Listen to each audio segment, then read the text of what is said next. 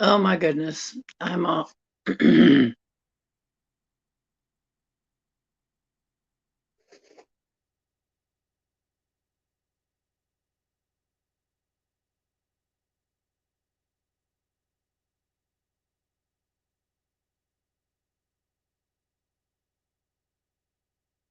Okay, so for this is welcome to Oceans, the Oceans Deep Blue.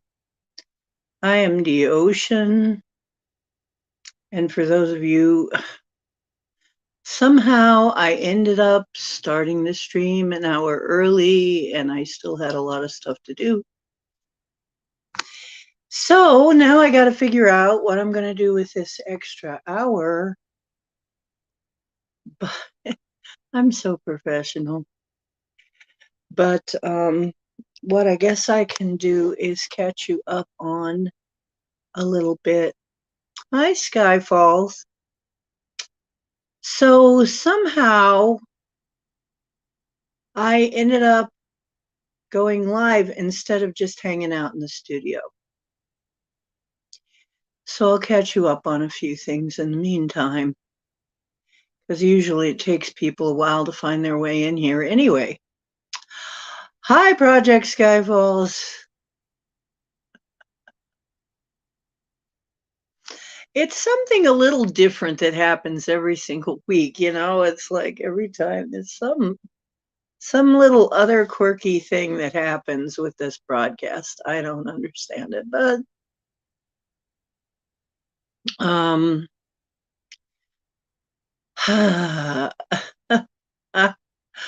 just letting you know that yeah, I am here early. So if you're not catching this, it's because you're probably going to come in at the scheduled time and not anyway.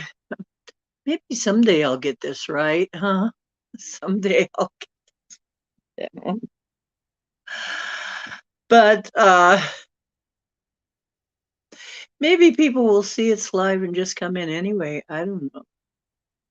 I was going to prepare a few things, but now I can't because I'm already in here. Um, it it's kind of crazy and embarrassing, but oh well. Anyway, um, last time I tried to do something serious, and when am I ever able to be entirely serious? It just isn't going to happen, right?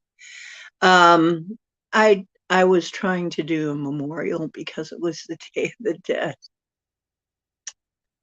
And I'm laughing because we got off on so many sidetracks. It's like, and then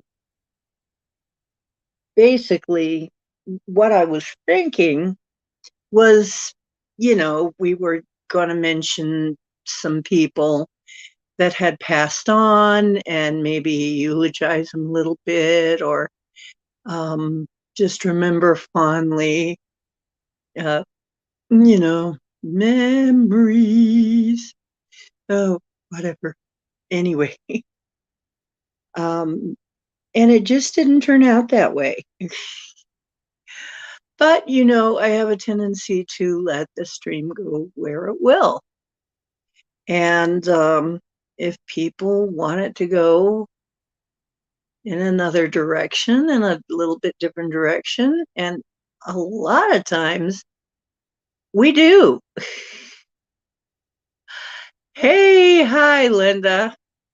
And a lot of times we do go in a different direction than originally stated. And the title, kind of, I'm trying to give a description, and it's just kind of, well, yeah, for a minute we're there, and then we kind of veer off into something else.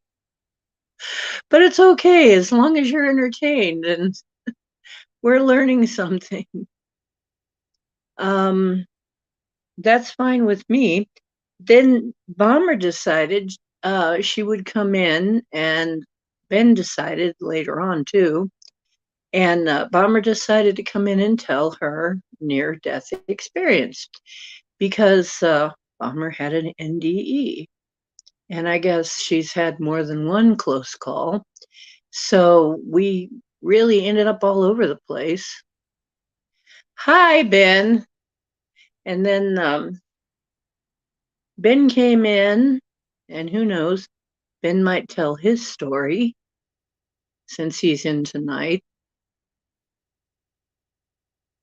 So, anyway, so we got 5 hours down last time, and still Bomber had not come to the end of her story. We just went all over the place. Kept getting, we went down one sidetrack and another. And it was funny because I frequently say every rabbit hole, you start to get to the bottom and you realize there's at least 5 or 6 more holes past the down. And we always, and we always take another path. So, oh dear, I'm sorry to hear that, Linda.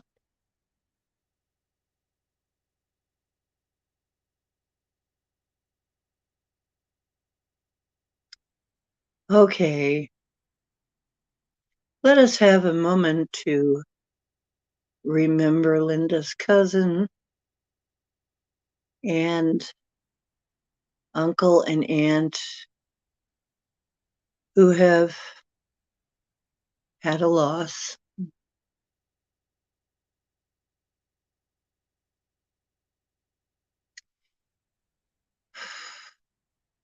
Um, so Linda's cousin, whoever you are, I hope that you crossed safely. And if not, let me help. And if not, I send my angels to talk to your angels to get you across safely. But I feel that you did cross safely. Oh boy, here comes Ben, and he's been up since 1 a.m. Oh boy, gonna be a night. Going to be quite a night, I guess. Well, I guess what we can do until Bomber makes it in, if she makes it in, we can have Ben come in and tell his story if he wants to. Do you feel like it, Ben?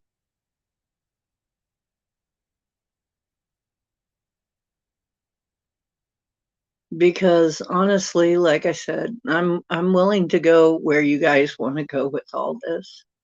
And if you see the camera moving in funny ways, that's because I don't have my usual thing that I use as a camera dolly. I have another thing that I'm using that's not really a camera dolly, but I'm using it that way.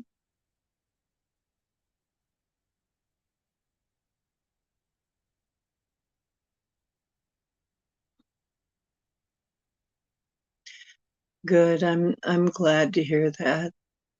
I I think it will be a lot easier. I haven't heard of many people getting stuck anymore.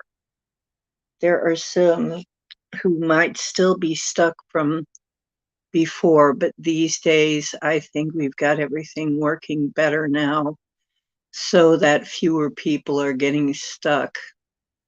And that's a very good thing. So um, I really don't anticipate very much trouble now that we have things working better. I don't expect very many people to get stuck. That and people are getting the word about life after life. More people know what that is like, and they're beginning to hear what really goes on after life. And hopefully that helps keep people from being stuck. And anybody who thinks that who is hanging around thinking you're going to undergo some kind of horrible, harsh judgment and be punished forever, I don't think so. I have not personally run into that. It seems like mostly the people that run into that are really of a mindset to allow for that. Um, I I don't really I haven't encountered anybody personally who had an NDE who, and none of these people that I've talked to are what you'd call perfect people, and not even me when I had mine. Um, so hey Pam, I am. How you doing? So it kind of leads me to wonder. There are motives, of course, for saying you've been to hell if you're coming on a televangelist show. I'm I'm just telling the truth here, you know. Or is it that they have that mindset that hell exists? I don't know. I really don't know what the reason would be that you see hell, because it seems to be so rare. So, but if you've led a fairly normal life, or even if you've led a really weird life, but you don't really have it in your head that you're going to hell, I don't think you're going to. I hear that there are places that will seem like hell that would fit that, um, because they're very disoriented and kind of scary because they're so disorienting because you're running around in a body in pretty much a bad neighborhood. But if you would ever find yourself in that situation, just remember that, try to remember that you can get out of that. Okay. You just have to remember that you can get out of it. That's not, that doesn't have to be a permanent place for you.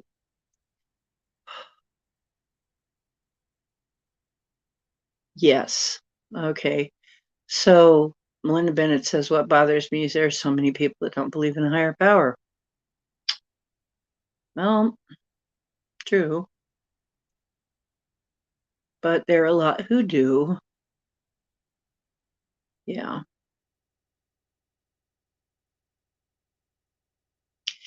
Well, yeah, and that's another thing is there is suffering here. This pretty consistently, this is the place where your suffering happens. Um, you suffer on the earth plane. I don't find a lot of people suffering on the other side. Some of them are not pleased the way, because their life was they felt their life was too short, or that they didn't do enough. I have run into people who kind of wish they could have done more, or maybe think, things a little differently once in a while. Usually, though, not in the ones who have crossed over. The ones who have crossed over have gone through the review, and apparently, once you go through the review, you know a lot. You know way more. You remember. You are given your memories back. So, but if you decide you're going to stay, come back and stay on this plane, your memories are then taken again. That seems to be the way it works. And I've studied this subject for many years, all the way, yeah, would be about 40 years now. I've been looking into these things.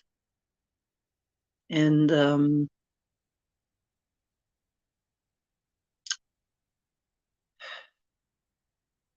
so basically, the other side is not scary. It's actually, there's no pain and no fear if you are crossed over. If you try to stay on this side, not so much. Often not so nice, not so good. Although some people seem to do fine. There seem to be some ghosts that are fine with being here. They don't seem to care. They seem to be having fun in their afterlife, being haunts. I don't know what the exact story with those are, but I'm guessing they're just finding it fun to be dead and disembodied. Who knows? I don't understand everything in this world. It is a very complicated. I was listening to Dolores Cannon today, and Dolores Cannon, of course, did so much research, and how she ended up doing research, and I might look into this, is regressive therapy. When she would regress people, she would find out all kinds of things. They would have all kinds of memories about life, what they were before, what it's like between lives, and those memories would come back.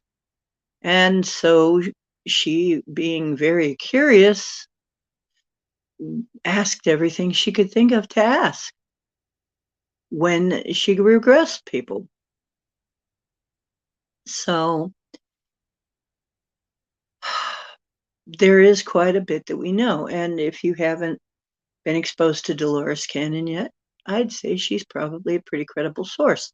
Now, of course, all this comes from the memories of people that she regressed.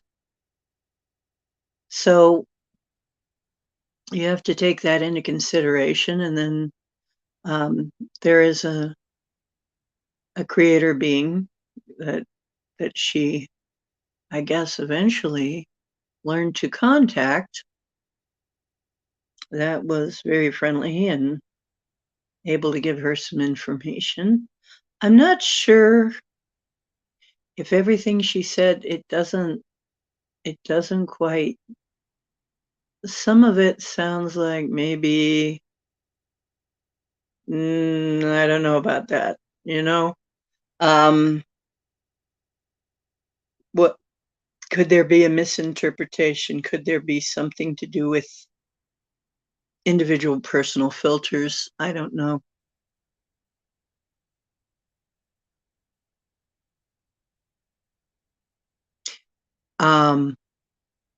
Yeah, there are lots of reasons why people stay around on this side. And I've run into quite a few, being a person who crosses people over. I've run in quite a few reasons people have, a lot of them. Some of them are just, I'm waiting for somebody. Some of them are, I'm afraid to go on, that I'm going to get punished. Some of them are, I don't know what's out there. Some of them don't even believe that, it's very odd. There was a story that one of my friends told me. Hey, just in case, how you doing? One of my friends told me this story about a friend of hers who passed. He was a bartender. He was kind of a hard-nosed guy. He was an atheist. She, of course, is a spiritual type person, psychic medium type person. So for years, they had an argument going between them. She tried to say, oh gosh, cowboy hair everywhere. She tried to say, hey, I hate to tell you, but there really is an afterlife. I mean, so many people see an afterlife, and he always had his arguments, how they argue, and how it seems like I tell you, a lot of atheists are just the most optimistic people. I've actually had one atheist tell me that people are just getting better and better because we're so much better than we were in the Middle Ages. It's like because we're not, outrightly chopping people's heads off and blah blah. And they're no, and that kings aren't allowed to do just and no, it's all under the surface now, pal. It's just gone underground. But she was telling me about her bartender friend that passed, and she saw his spirit leave, and she saw him, and he was still hanging around because he didn't think he was supposed to go anywhere. Hi, Richard Elmore. How you doing? Nice to see you. So here's this guy. He's an atheist, but he dies, and he finds out he's still around. Somehow he still exists. When he expected that he was just going to stop and that was going to be it. And it was going to be all over for him. And here he is still around. Now, what does he do? Well, Heather sees him and she says, talks to him, says, I told you, here you are. You're dead and you're still here. What did I tell you? There is an afterlife. He says, there can't be an afterlife. It's scientifically impossible. Here he is talking from the afterlife. So he's hanging around his body. And I mean, she goes to the funeral, he's still hanging around. He's laying pretty much on top of the casket, but he can't get back into his body, of course. He can't figure out. And as they buried him, he stayed there on top of his casket. She said, what are you doing? He says, I'm dead. This is where I belong, right? She said, no. And she tried to convince him to leave, and it took quite a lot of convincing to get him to actually cross over. That's how ingrained his beliefs were. He was so hidebound to this, oh no, this can't be happening. There is no life after death. Oh, he crossed over. And you know what, Pam? When they cross over, they can come back. They can come back and visit. They do it all the time. David did. David does it all the time. Once they're safely crossed over, they can pretty much do what they want. Don't worry about Brainerd. He already went and he's back. He's not hanging or he didn't hang around. He's already going, the process is already there. Don't worry about it. He's fine. He will be visiting you though. He'll be watching over you from where he is now. We have our ancestors watching over us. Yeah. My family comes to visit from time to time too. My grandma, oh gosh, my grandma's, I can see her right now. What you got to say, Grandma? She says, you look like you're doing pretty good for yourself, girlie. Yeah, I am. I'm actually pretty happy right now. I don't have anything too terrible going on. I got a few little issues, but nothing bad. Everything's pretty much okay. So I know that's got to be a shock to you. I still cook in iron pans, Grandma.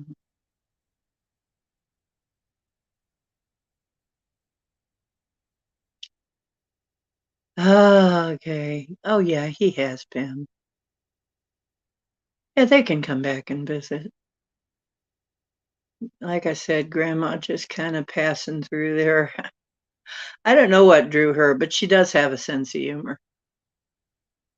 She does show up from time to time.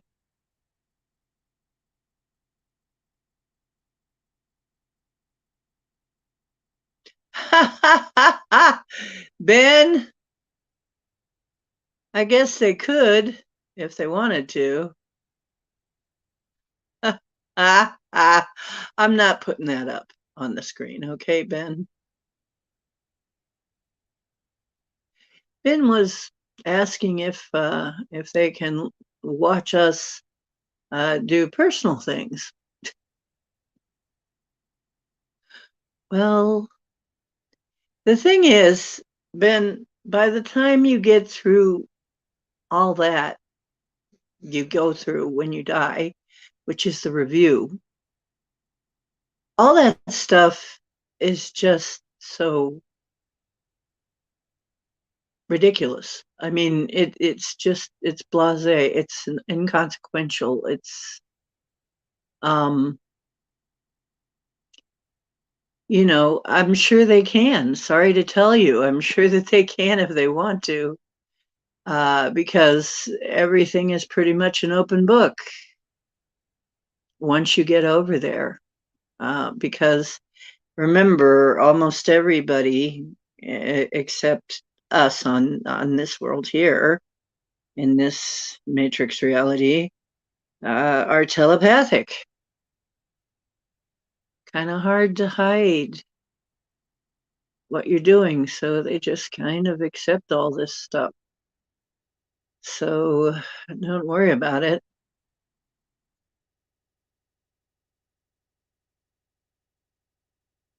I mean, I'm pretty sure nobody's standing over anybody and judging it. And if they are, they got no business doing that because they're dead and their time is up.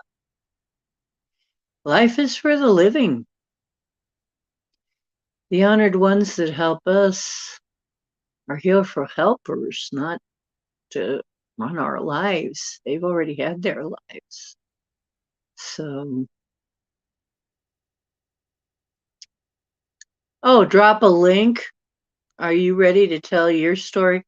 Now, Ben, when you come in, what I mean for you to do is tell your story about the Ouija board and the attachments and then what we did here.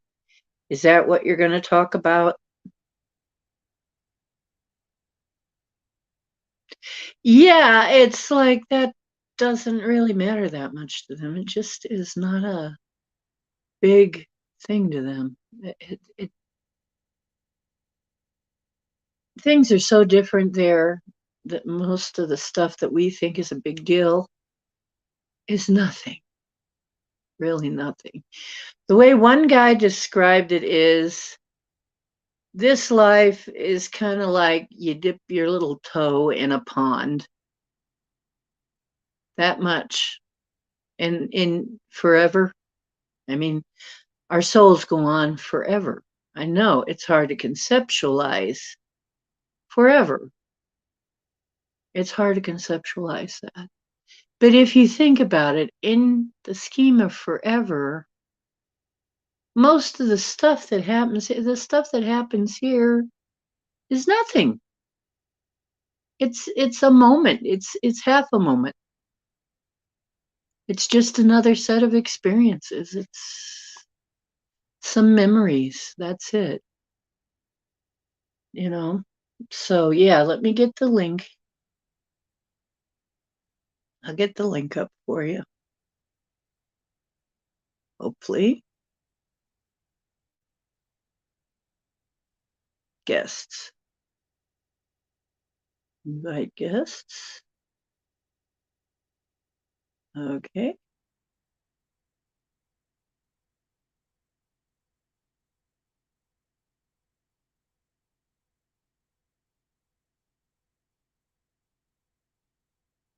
Oh, wait a minute. Come on.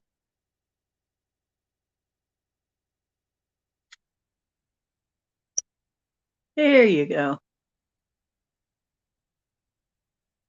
Okay. Oh, well, maybe she's covering her eyes, or maybe she just isn't looking. I don't know why they'd want to see that. I don't know why they'd want to watch that. But they realize you're still a human, so I mean, believe me, they've seen everything from both sides. I've looked at life from both sides now. But when you get the review, that's what happens. You don't just see your life. You don't just review your life from your viewpoint. You review your life from everybody's viewpoint that you touched. You see the whole thing. That is consistently what we find. So the review, and once you get through all that, like I said, once you get through the review,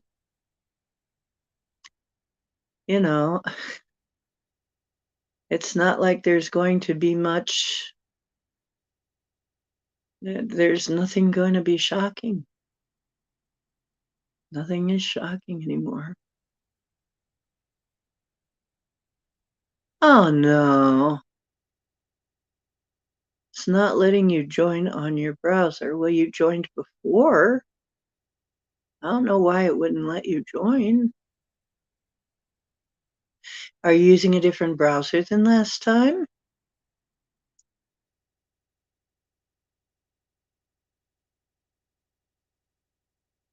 Yeah, because I did everything just like I did it last time, and you got in. So I do not understand. I don't know why it would do that. Like I said, maybe you need to try a different browser. Then maybe you need to remember which browser you were using last time. So if you listen to the Dolores Cannon stuff, it's basically we've been everything. And if you stop to consider all time as one, then you realize we are everything. So do we understand once we get there? Yeah, we understand the way things are here. We do, because we've been here. So, by the way, there were 3 waves of what she calls volunteers who came here to help this planet. And you all have characteristics of what she considers to be the volunteer waves. First of all, volunteers all are here to help people. That one of their things is they want to help people. That was like across the board. Many of them want to heal people. They're healer types, or they want to heal people, or they want to help people in some way. Most of them don't feel like they belong here and feel like their home is somewhere else. And most people want to go back home, don't like it here. Most of the volunteers are the kind of people who would put themselves out for somebody else, which is what we all did. So you came here to try and help Earth as a pure soul.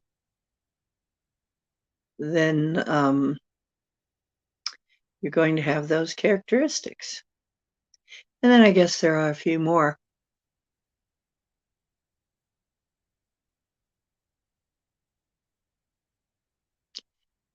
Yeah. YouTube may be going through some issues too itself, and so might StreamYard. I'm warning you, we're heading into election week. It might get dicey.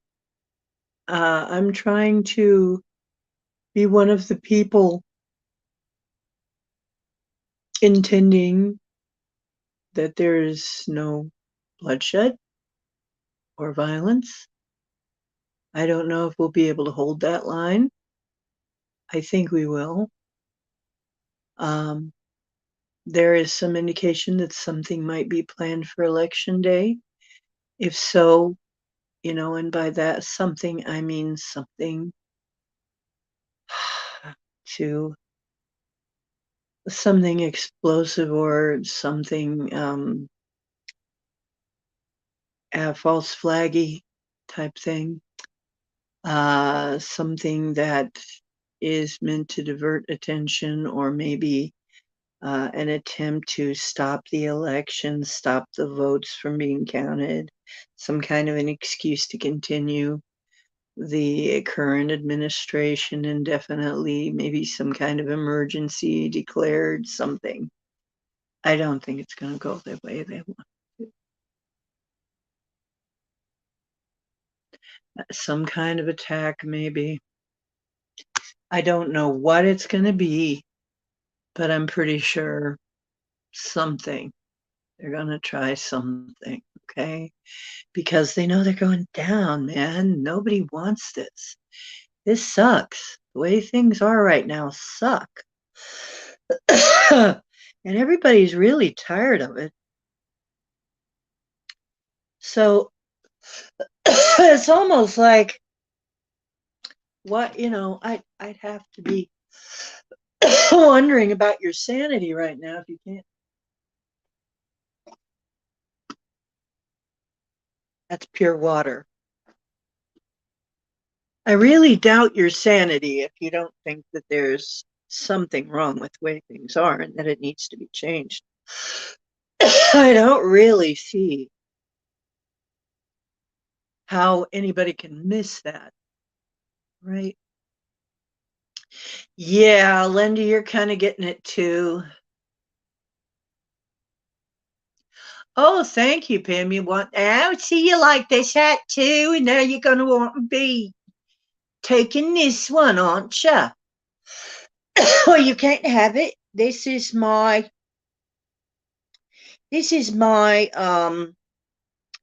gangster shaman hat. Thank you, Pam. Yeah, this is the one that I have in my gangster shaman picture.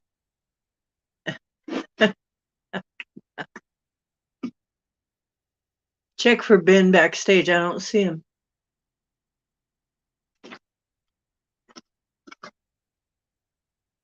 I'm looking. I don't see him. Let's see. Nope. Double checked. And then if Bomber doesn't come in either, then we're kind of stuck, aren't we? Boy, that'll suck, won't it? Well.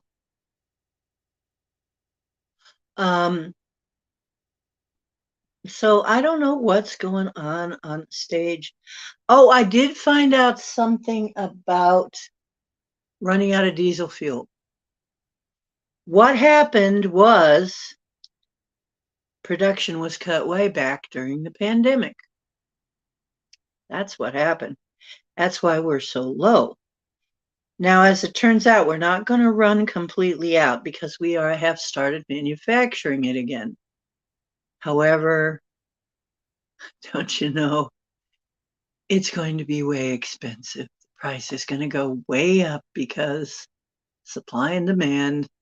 So it's probably going to be more expensive than regular gasoline now. Which of course is going to drive up the price of everything, and in some places may not be available. So everything's not going to come to a grinding stop, but it is going to disrupt things in general, probably raise prices, and in some places they will have shortages. So that's hopeful, not perfect, but hopeful. So I just wanted to correct that because I was a little concerned, because if they're not making more diesel, it's like, come on, somebody's got to be on that. But they are. So I double checked on it, and yeah, we are going to have some, but it's going to be expensive. Now, could there be some lack of truth in that story? Perhaps. It could be that it's just another way to jack up the price of fuel. I don't know. Um, it it wouldn't surprise me if that was part of the plan too. Um, it seems like right now the big emphasis is on making everything so god awful expensive you can't afford it. And people, and this is so ridiculous because this means that what people are really going to be worried about is how am I going to eat and stay warm and keep my family fed and keep them warm and keep a roof over our heads and be able to drive to work. That's what people are worried about. A lot of other crap. Not so much. You're going to try on all the hats? You may do that. You may do that, Pam. I hope I hope you have a big head because I do. My head is a little bit bigger than usual, so my hats are a little large on the large side. Some people they kind of, you know, fall down, but I have a feeling you'll be okay because the one hat the Dr. Zeus type hat is very tight, so I think it was maybe supposed to be a child size or something. I'm not sure, but um, and honestly, it's kind of funny. If you want to try on all my hats, that's going to take a while. I got a lot of cool hats. Yeah, you're right. You're probably going to want to try on every one of them. I have some of them on the wall. I have my purple top hat, a couple of messenger caps in bright colors, some, let's see, I have a sequin cap, a rainbow sequin cap, and a embroidered messenger cap, and my pink glowing neon cowboy hat. Yeah, you're gonna have a blast. Thanks. Yeah, I could do a whole show on hats, probably could. Just trying on hats and being what you would be in that hat. What would you be? Yeah. Well, and I mean, some of them are so cool. I still think the dragon hat that Lucid sent me is just awesome. So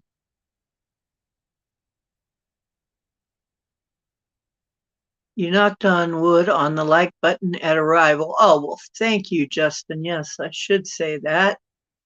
Would you please help me out by liking, sharing, subscribing, and doing all that stuff? And when it comes back up, leave a comment. It helps people find us so that more wonderful people like you can come into our chat and cause disruption and mayhem of a wonderful kind that we just love here. Y'all rowdies, so rowdy. No, you know what I love about you is you love each other. You do express love to each other, to everybody that comes in. And I am so proud to have you all watching my stuff. I am so proud to have you in my chat and on my station.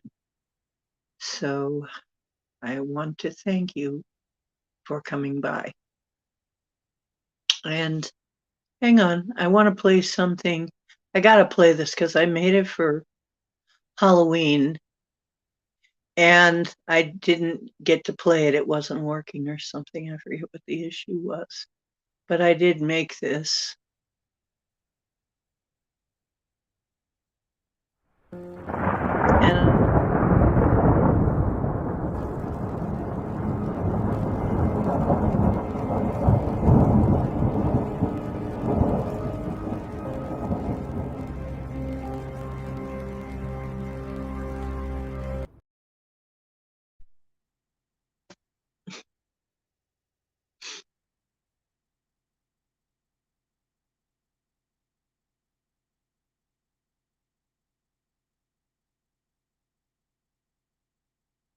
bunch of rebel rousers you are. That's right. Hello, Bomber.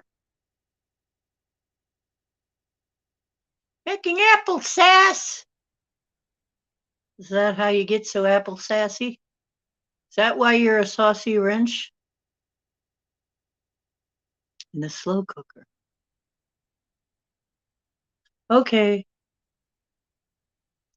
So we'll just keep talking while we wait. But Bomber is coming in to give us part deux. Your old Air Force lieutenant hat from back in the 1980s, and a writer's hat that a hat or costume made for me. Oh, applesauce. Yeah, you guys are the most wonderful rabble rousers, and I wouldn't have it any other way. We get distracted and go down many paths, and I really am fine with that. This is great. It's all that I could hope. Is sometimes it's even way more interesting than I ever thought it would be. You know, your detours that we take are even more interesting. It's kind of the scenic route, you know. It's like so many times we're taking this scenic route where, you know, before I was planning on going this way, the direct method, but oh no, we're going to take the scenic route. Well, that's okay. It's fine with me. I can handle that. Hang on. I think I have something else I can play for you too. Hey, here's my new dragon incense burner, backflow incense burner. As you see, he's breathing out smoke. It's really cool. Okay. Yep, that's my dragon incense burner.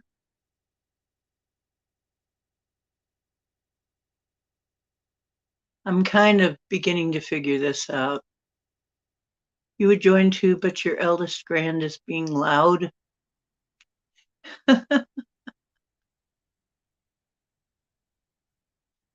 That's okay, Pam. We'll have you on sometime. I want to hear some stories from you too, Pam. You have some stories. Let's see what else I have in here that I can play for you.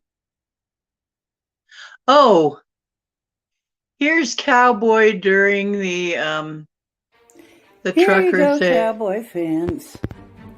Your daily dose of purness. Sweet, fluffy little white cat belly and purrs. And Cowboy just wanted me to translate this message to you, that he backs the Canadian truckers and everybody who's joining in, which is pretty much everybody. 100%. That's right. Go, truckers, go. That's what Cowboy wants me to tell you. And let's hope the whole wide world joins in. That's right. See? He agrees. There you go. Okay, have a wonderful day. Talk to you later. He's such a good actor. This little cat, he got some good belly rubs for that part. Hmm. And it's funny how he does things on cue. It's so funny.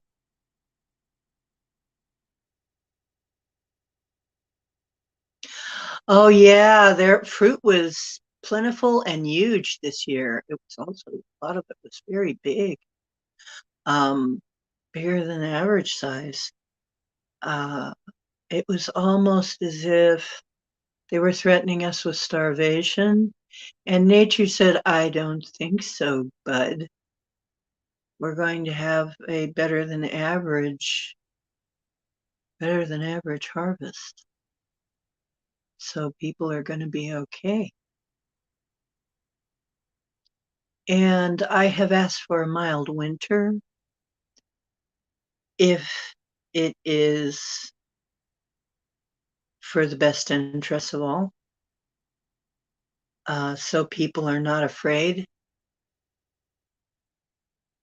I've asked for a mild winter so that people are not so strapped for fuel,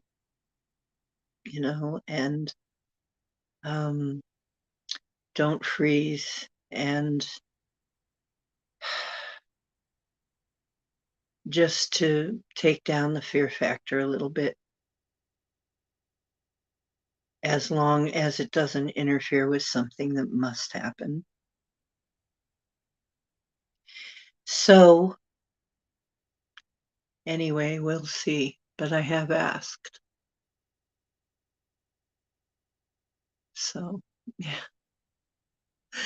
Pam, I know you have a big audience on Facebook.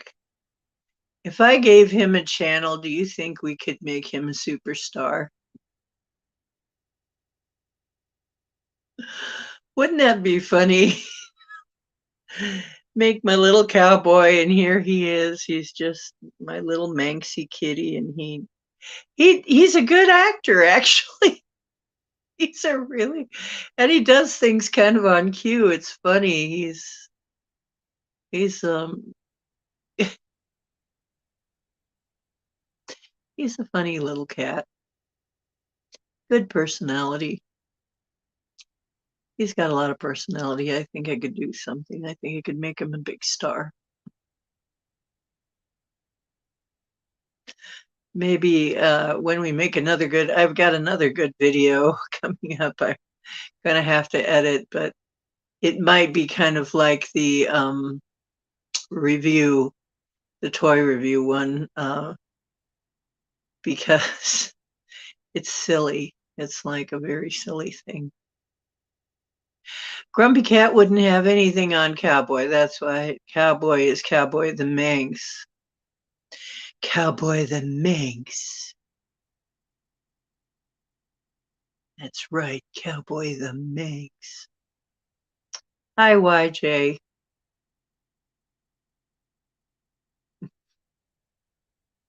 This is Cowboy the Manx. You don't know who you're dealing with. It's Cowboy the Manx. You know what that means? It means he's got no tail, man. You know what it's like to be a cat with no tail? Oh, you brought snacks. Good for you. He's right here. Have you come to watch too? You want to hear Bomber's story too? You do? You want to hear Bomber's story too? YJ Overlander is here. A Circle K and 2. Okay. With the snacks. Okay. So Circle K brought snacks. I hope you brought enough for everybody. James Oritz is in. Okay. Yeah. That's great. Okay, everybody is coming in now. We're just waiting for Miss Bomber to come in. Who is making applesauce? And yes, I started an early because I hit the wrong button. And the only other thing I could do is end the stream, which wouldn't be good. So I just had to come on and do it anyway. Well, you got all kinds of snacks? Cool. You have any gluten-free? Ooh, minus 15°C with intense wind. Ooh, that doesn't sound good. Chips, candy, and nuts. Well, I'm here in Kent. We have plenty of nuts. There is a reason the squirrel is our totem animal here in Kent. It collects nuts. Have a lot of very nutsy people here in Kent. More schizophrenics than anywhere I've ever been. Doesn't make them bad or anything. It just makes them, a lot of schizophrenia may be a sort of an ability kind of gone sideways. Because a lot of these schizophrenics are actually seeing things, just not things that are happening here on this plane. Things that are happening on another plane of existence, which is confusing to them. So it's maybe some kind of a weird bleed through. Fortune cookie Sunday? Oh my goodness. I've got fortune cookies. Before the end of the show, maybe I will get up and grab us a fortune cookie. Okay, and read it. So James Ortiz and Circle K, just in case came anyway. This is a really silly song. Oh yeah. I have been working on some songs. I got out the Casio organ keyboard. It's just really a little keyboard. And I've been working on some of my songs. So hopefully I will be able at some point to bring you some musical presentations. Music! I know you guys like music. Ah. Oh, having fortune cookie on Sunday. How lovely. I love fortune cookies. Okay.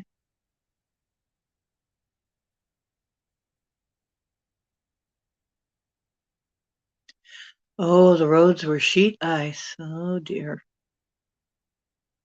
Yeah, I guess you would. When it gets really icy, I am very thankful to have the luxury of just staying home. If I have an appointment or something, I say, I'm sorry, but I'm going to have to move it. I just do not want to have to deal with the 3-letter word. Ice.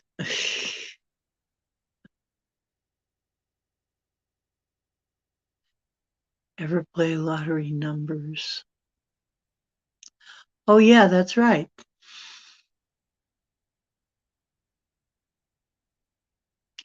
Yeah, you know what? Jason won Powerball, but he only won one. He won like $12. So he did win. He spent $4 on the ticket. So he made $8 all together. So he did win something.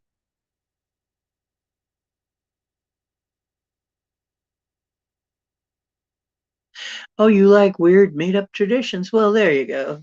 Everybody's got to have a family tradition. Sure sounds a lot better than some of our family traditions. Like sitting around a table and yelling at each other. That was ours. Yeah, win is a win. That's what I told him. At least you won something. A lot of people don't even win that. He is lucky. You see, the thing is, he does have kind of a gambling Jones, which he knows about, and he's trying to get a grip on it, make sure he doesn't overdo it. But he does kind of have a gambling Jones. But the thing is, he's fairly lucky. He has won money. He has a tendency to win a lot. Not often a lot of money, though, for some reason, not a lot of money, but he has a tendency to win bits here and there. Sometimes a couple of hundred or something. Yeah, I might try it someday. Again, tried it a couple of times. Yeah, win of any kind. He won't be on tonight. He's working. You eat pizza on Christmas Eve. It's a tradition. Well, there you go. That's a good tradition. I might join you in that. Maybe I'll make Christmas Eve pizza night. Sounds like a good thing. Oh, great. I want to go to Hawaii. That would be fun. Gonna get a private island so that we can all just sunbathe and play in the hot tub. That's what I'd probably do. I'd get myself a big private place and just invite all my friends over, and then all we do is play. Do whatever we want to for the rest of our lives. Steak on Thanksgiving, yeah, that's good. Steak on Thanksgiving. I've had meatloaf on Thanksgiving. Sometimes, actually, I've seen people get very creative and form the meatloaf in the shape of a turkey.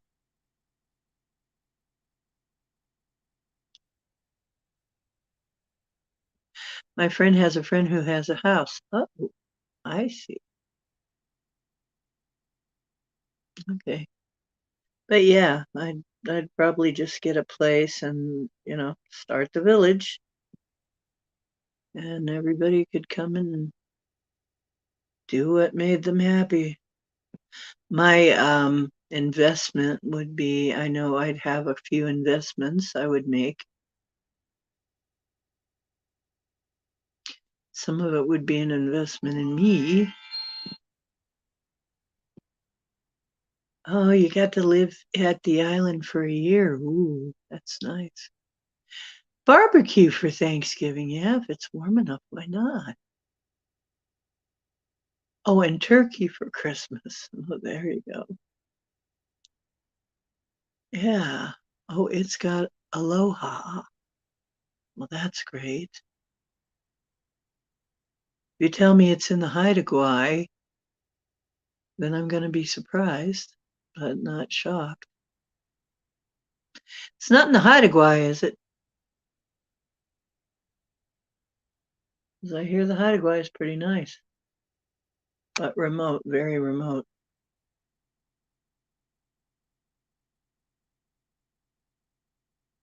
It's got aloha.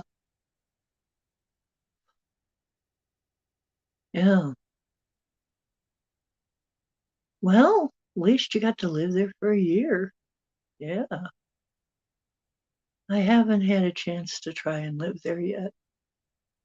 I worry a little bit because there is this body of water between there and the mainland, and I always like to think I can leave if I don't like it. And that way I'd have to fly.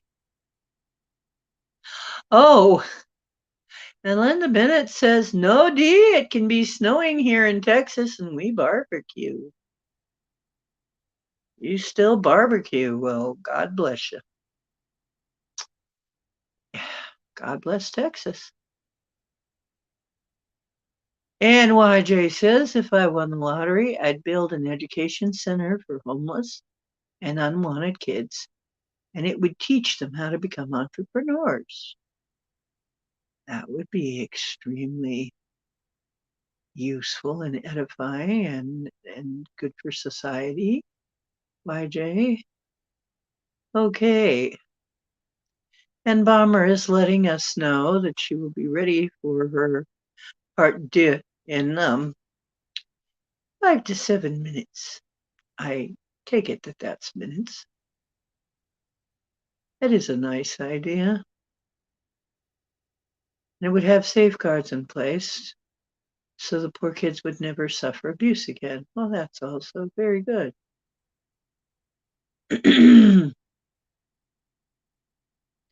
Oh, barbecued a whole pig for Memorial Day. Yeah. Wow. Yeah, barbecue some places is the way to go. You know, sometimes, weird as it is, Ohio, sometimes we have not, like 70-degree weather in January. We never know. We were barbecuing, out barbecuing for the millennium, for the turn of the millennium. It was one of the warmest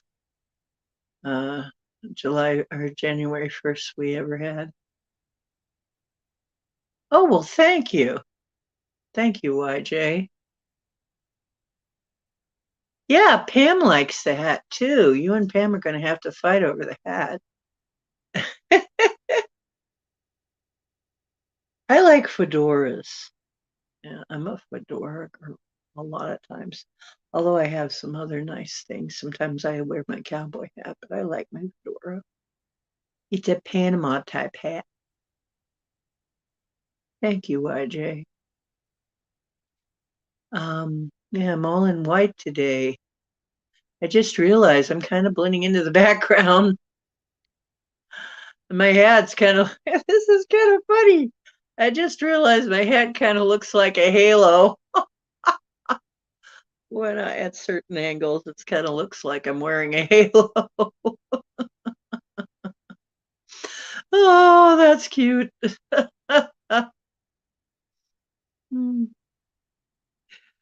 Okay, well, that's nice because I'm not wearing any makeup. You know what really amazes me is some of these makeup artists that I see on the shorts, especially, where they start out one person. By the time they're done with the makeup, they're somebody else entirely. You would never expect, you know.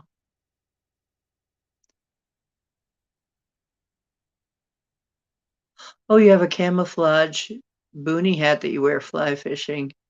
Oh, yeah. I think I had one of those at one time. No, it wasn't camouflage, it was army green. That's right. Ham sandwiches! Ham sandwiches! Ham sandwiches ain't bad, though. I go out, you know what? At Aldi, I found they have this brand called Never Any Uncured, which means unsickened ham, honey ham. It's like already sliced and boneless, and I'm like, okay. And for those of you who don't know, curing ham is really curing anything, cured meat. It is disgusting how meat is cured, and they're calling it cured. I would think you should call it sickened because it really releases toxins into the meat. I'm not going to go into the details, but ew. So I actually found a place now to get uncured ham, which is great. So, and it's pretty good. I have to say, it's delicious. It's pretty delicious ham. So, wait, Aldi's is actually turning out to be a pretty good place. grilled ham and cheese sandwiches with sliced mushrooms. Here comes the food chat. Circle K says, I haven't had ham in ages, and here's YJ. Ham and cheese with sliced mushrooms. Oh, I love mushrooms too. We have a farm. We can get them fresh from the farm. I made a wonderful mushroom soup. We had a Halloween get together that really wasn't much of anything here in the building, but at least somebody tried. But I made a wonderful all organic mushroom soup, and it was the bomb. And from fresh mushrooms, fresh from the farm. Doesn't get much fresher. Yep, right off the farm. It did not pass through a supermarket. None of the ingredients were trash. Grilled ham and cheese with mushrooms. That does sound good. But bread is not in the cards for me. Well, there are some kinds of bread I could use to have bread, but it's funny how it just doesn't taste the same. The breads that they have that are G-free, just there's something about them. I can't get used to them, so I just leave off the bread altogether.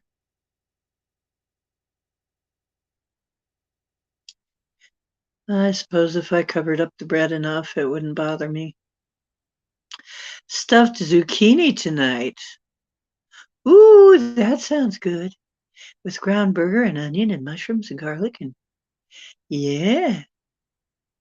Stuffed zucchini.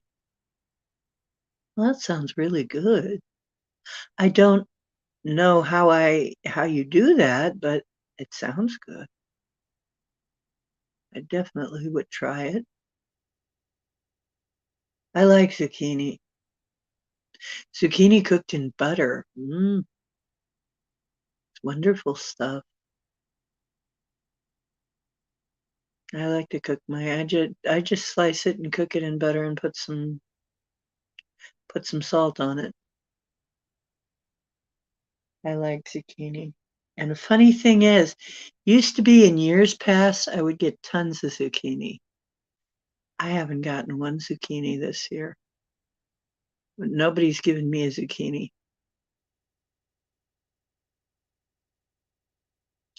Nobody gave me a zucchini this year. Yeah, it sure sounds good. I want that recipe. You made homemade chicken pot pie, Linda? Oh my goodness. I want to make some homemade pot pie. The store doesn't have mushrooms. That's sad. A lot of empty shelves, and yet other shelves are full. Ah. Well, that sounds really good, Pam. Oh, yeah. You're in the studio. Hey. Okay. Well, wait. Add to the stream. And you should be in Speak, Bomber. See if we can hear you.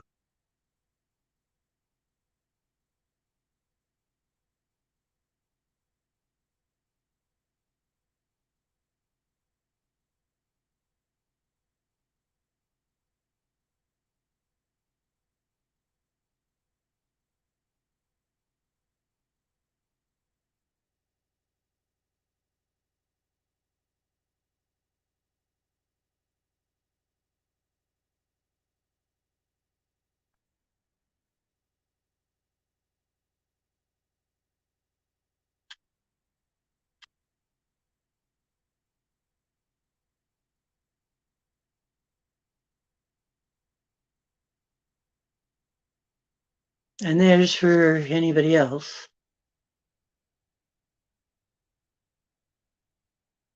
Ah, I love zucchini. Here we go, food chat. Food chat is a big thing. Burger, put the butter cubes in the zucchini and stuffed it. Zucchini. Yum, yum. Ah, okay. Boy, that is making me hungry because I haven't had dinner.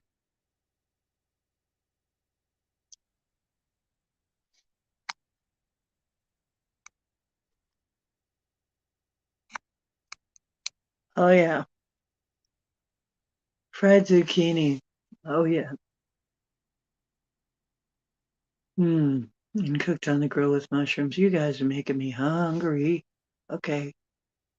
Let me see. I think Bomber's coming in again.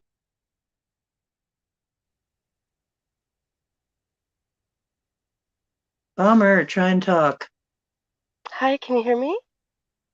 Yes! Yay, we got Yay, it. we did it. Hi, everybody.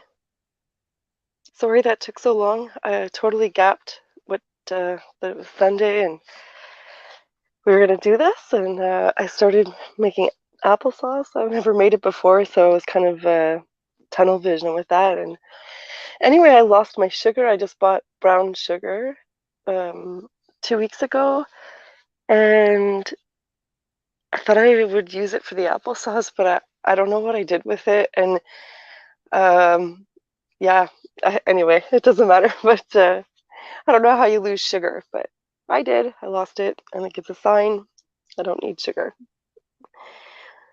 Well, yeah, I mean, apples are pretty sweet, so. Yeah, and I tasted a little bit, and it was pretty sweet. So it really did. It doesn't need sugar, but I would like to know what I did with the sugar. I don't know where. How do you lose sugar? I And don't it's not. know. It's Maybe we can remote view it later. yeah, maybe. I lost my headphones too, but I found those. Uh, I'd lose my head if it wasn't attached to my neck. Oh, ooh, we'll have to make sure it's bolted on really good. Yeah, duct I have tape, some spare, I have some spare crazy glue. Yeah, and there's always tuck tape. duct tape, tuck tape. Uh, I think if Duct tape and crazy glue should do it, girlfriend. yeah, if if the We'll duct put a tape little Bondo didn't on. work, Nobody'll never know. yeah, Mhm. if the duct tape didn't work, you're not using enough duct tape. That's right. Red Green taught us well. Yes, yes. He's School of Red Green. that's right. Him and MacGyver Yes, yeah. taught us Paper clips and rubber bands and whatever else is in your pocket lint. stuff. That's right. If Um, you can't make, you better learn how to make things out of random stuff lying around the place, right? yeah, exactly. So I Innovative. was I'm curious. explaining. I saw some comments in there, and I read something that YJ wrote about the orphans, and I'm curious how long YJ has known that he's a psychic. Because I was just having this conversation with my mother about orphans last night and orphanages, and our conversation, which was many hours long and was very deep about many different topics. Um, 5 hours. yeah, and one of them, like that conversation about the orphanages, it made my brain kind of go wondering into other things, and I'm sorry, I'm finding it difficult with the headphones. I'm just going to take one out. Um, yeah, James Ortiz says you can make brown sugar with sugar and molasses, which is true. But anyway, yeah, I lost my sugar though. That's the only thing. Um, Linda thinks you have a spirit keeping you on your toes. yes, and Linda is right. Actually, the last two days, and off and on leading up to this, but last night was really intense. After my conversation with my mother, my wild cat, she kept coming and like she was she was laying on me, but in a position not like super relaxed. She was laying like in her protective position and guarding me, and I didn't feel like there was anything negative around, but I was seeing things in my peripheral vision. And she was watching something or things moving around my living room and all over, and um yeah, it was really like I could feel the energy, but and I could see in my peripheral vision movements, but I couldn't make anything out. And yeah, it's there's definitely stuff going on. And Thought yeah, I'd I've show been you, little cowboy. kept on my Keep toes. you Oh, I in saw Cowboy, the video, our little freedom fighter. I mind. love that. I love that. That was great. Yeah, he, Supporting the truckers. Yep. he told me, I swear, he told me to do it. I bet he's got a lot of personality. He does. He has a lot of personality. He's a very different little cat, but then what do you expect? He's my cat, right? Yeah. Anybody Yep. who's going to be one of our pets is going to be a little different. Yeah, the apple doesn't fall far from the tree. Or the applesauce. YJ, let's see. YJ says we have to heal the earth, and it starts with healing the children because they are the future of mankind, our children's well being. All of them should be mankind's biggest investment. You could Yes, run yes. on that Thank you. Thank you. platform, This is YJ, sorry, say that right? again, Mama G. Can you repeat that? I said you could run on that platform, YJ. Yes, absolutely. And I'm glad that he mentioned that because I kind of got sidetracked there with my brain. But um so last night I was having that conversation with my mom about orphanages, and I said you don't really see any publicity on orphanages. Like, I don't watch the news anymore, but I am 99.9% sure that they're not publicizing. They're not going into orphanages with cameras. They're not. It's not very. What's the word? Like they're not being. Not Um, trendy right now, is it? but it hasn't ever really. They haven't. Not They haven't topical. been translucent with what's going on. It's not probably the word, but and I was telling her about, well, like I don't really want to get into that topic because it's pretty dark, but about the um, child trafficking and stuff like that, and um, those kids are not protected and they don't have advocates, and I think we need to be more involved as a society in our orphanages to make sure that those children are protected. That they've people need to be held accountable because there's a lot of stuff going on out there that it could be prevented if there was more people involved. But it's not made public really, like that they don't want people to get involved, I guess. But anyway, it's basically what YJ was saying, and it's kind of interesting that like that I was really thinking deeply on that, and then he mentioned it. So I think that YJ's psychic. I'm just throwing that out there. Not he probably already knows that, but Well, I tend to concur. But I also realize, but at the same time, that most of us, we have a connection between us, and it would not be really surprising if we'd all be having similar thoughts at a similar time. absolutely. Even like I know there's people, I don't know about right now, but there's always people lurking, and there's the ones who aren't really speaking much in chat, and I wonder sometimes like what are they thinking? I'm sure there's people sitting back and going, "What the F?" And then others are likely sitting there and you know kind And of, so glad that they heard somebody else have a similar story to their own. yeah, verbalizing what they've experienced or what they feel, what their gut's telling them. And I think That's it's really why we important do that we speak like this and communicate, as openly as we feel comfortable with also being mindful that of our to protect ourselves online. Yes. Yeah. Yeah. Of Yeah, course, well, I'm showing my real face and using my name. So, yeah, you have no boundaries at all with that. You just no holding back there.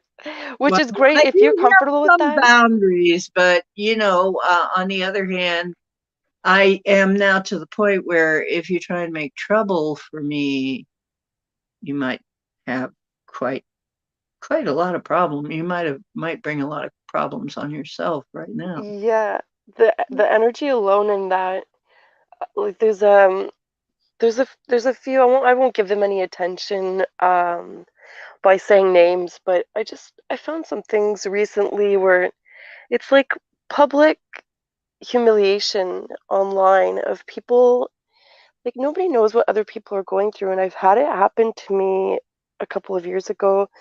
It's devastating, and I'm seeing this happen, and I know the people involved, and not personally, we're not friends, like we don't hang out, but I know the people involved, and it doesn't matter if we know them or not. They're people, they're humans, and I don't know, I don't even know why I'm saying this, but I think it's important that when we find our tribes, that we connect and you know build the strength in that. There's a lot of power and strength and energy in that.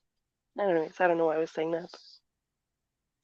I don't know, but YJ is saying the problem is that orphanages have always been basically abuse centers where sick people take advantage of them. It's the Exactly. mhm, Yeah, unfortunate. exactly. That's what we were talking about. That's what my mother and I were, because I was sharing a lot of the things that I've learned recently. Um, And Linda and says being public was what's happening to our children. Well, of yeah, course not. If they were, people would be, on the warpath with pitchforks and, yeah. you know, storm the And I castle. and the people in charge, it's the people who are actually running this place, or the middleman, I'm not sure, but the quote unquote leaders, you know, um, they're the ones that are benefiting from this. The things are not as what it's not what people believe. There's it's those people that a lot of society trusts to have our best interest at heart. They're the ones that are benefiting from child trafficking and the They're the ones pedo that are the rings biggest and screwing up. They're screwing up the worst, I know. yeah, exactly. Trouble. Exactly. Um, Oh, I'm getting a message right now about eggs. Okay. Sorry. Anyway, YJ is talking about the age of Aquarius, and probably we're having collective thought and how deja vu is hitting really intense. And this happened before this conversation or was destined to. And that sounds like you got some good weed there, YJ. But no, I'm teasing. Actually, yeah, I think a lot of us are, well, we're going to have similar thoughts because we are a soul group. So it would not surprise me. that's right. We're all, and that's like what we were talking about last time, how we're all connected, and it's not just through our verbal communication. It's on a spiritual level, an energetic and deeper connection that we all have. Mm-hmm. And like it's that the messages get passed energetically and spiritually, so absolutely. I'm curious what everybody thinks before we say what we think, because like I don't even know if I want to share that, but if I'm curious what people believe deja vu is, because it's one of those things that everybody kind of has their own idea of what deja vu is. And yeah, I'm really curious what everybody in the chat feels about that, and then we can discuss that. Oh, definitely do that. I did a couple hours ago. I don't know. I'm telling you that, but I'm a little puff a couple hours ago. Up on the hill in the dark. Like I don't know what it was like up on the hill in the dark. Anyway, Um, okay, so, well, seriously think that the loss of the magnetic field is making everyone more psychic, plus the weird part of space we're in. This is Circle K. yeah, and I think people are becoming more aware of what we're putting in our bodies, like the toxins, the chemicals. And the more that we learn and the more we share, the more people will become connected to that the the white light energy. So it's just like the closer that we all come together with that, um, we can all learn together. And there's so much that we know we're doing that we can do better. But if we're all actively um, learning and trying to learn as much as we can, and just trying to be better people than we were the day before, I think that's a really important um, important way to keep up with that. I don't know, my brain just keeps all over the place. Having brain farts. I seriously think that the loss of the magnetic field and that part, I hope you guys know, is that yes, our magnetic field is actually growing weaker, which is not a great thing because we really need that. However, it is causing more of a bleed through. Mm-hmm. And everyone is getting more psychic, and the weird part of space we're in, and she is right about that too. We are in a kind of a weird part of space right now, and maybe someday we'll cover that. James Ord says, I haven't had deja vu in a while. Oh, James, Outlander says, what do you think it is, though? Even though you haven't had it, you've had it in the past. What do you think it is? and Overlander says deja vu is possibly the intersection points between fate and chaos as our soul Contracts play contracts out. play Yeah, out. YJ I, Overlander is always writing a freaking book. You know that? I love that. We'll put That's like, all of the comments of YJ Overlander together and it will make a lovely book. yeah, yeah, yeah, absolutely. It's so funny that Honestly, when I read his you're like comments, such I a was like, writer. it's like he's hearing my thoughts. It's weird. Yeah, yeah, me too. I mean, Overlander is almost always on the same page as me and says things before I can, Yeah, yeah, usually. absolutely. It's so Both of connected. them. Yep. Linda says deja vu happens to me when I have dreamed of something and it happens. I have had that happen all my life. And I used to have that happen a lot when I was a kid. Oh my God, that happened just, it drove me up a wall. And it was just stupid stuff. It was mundane stuff. It wasn't anything even important. And I made it stop because it just was useless. It was just annoying. I'm convinced as well that the reduction in the magnetosphere is having an effect on our psychic ability. Why J is agreeing with Circle K. James Ort says intuition, and Circle K says I don't think about it much. I tend to overthink anyway. Okay, I have moments like that too, overthinking. but I've noticed increased psychic abilities with my friends. Well, yeah, we are heading into a time when that's going to be more common, I think.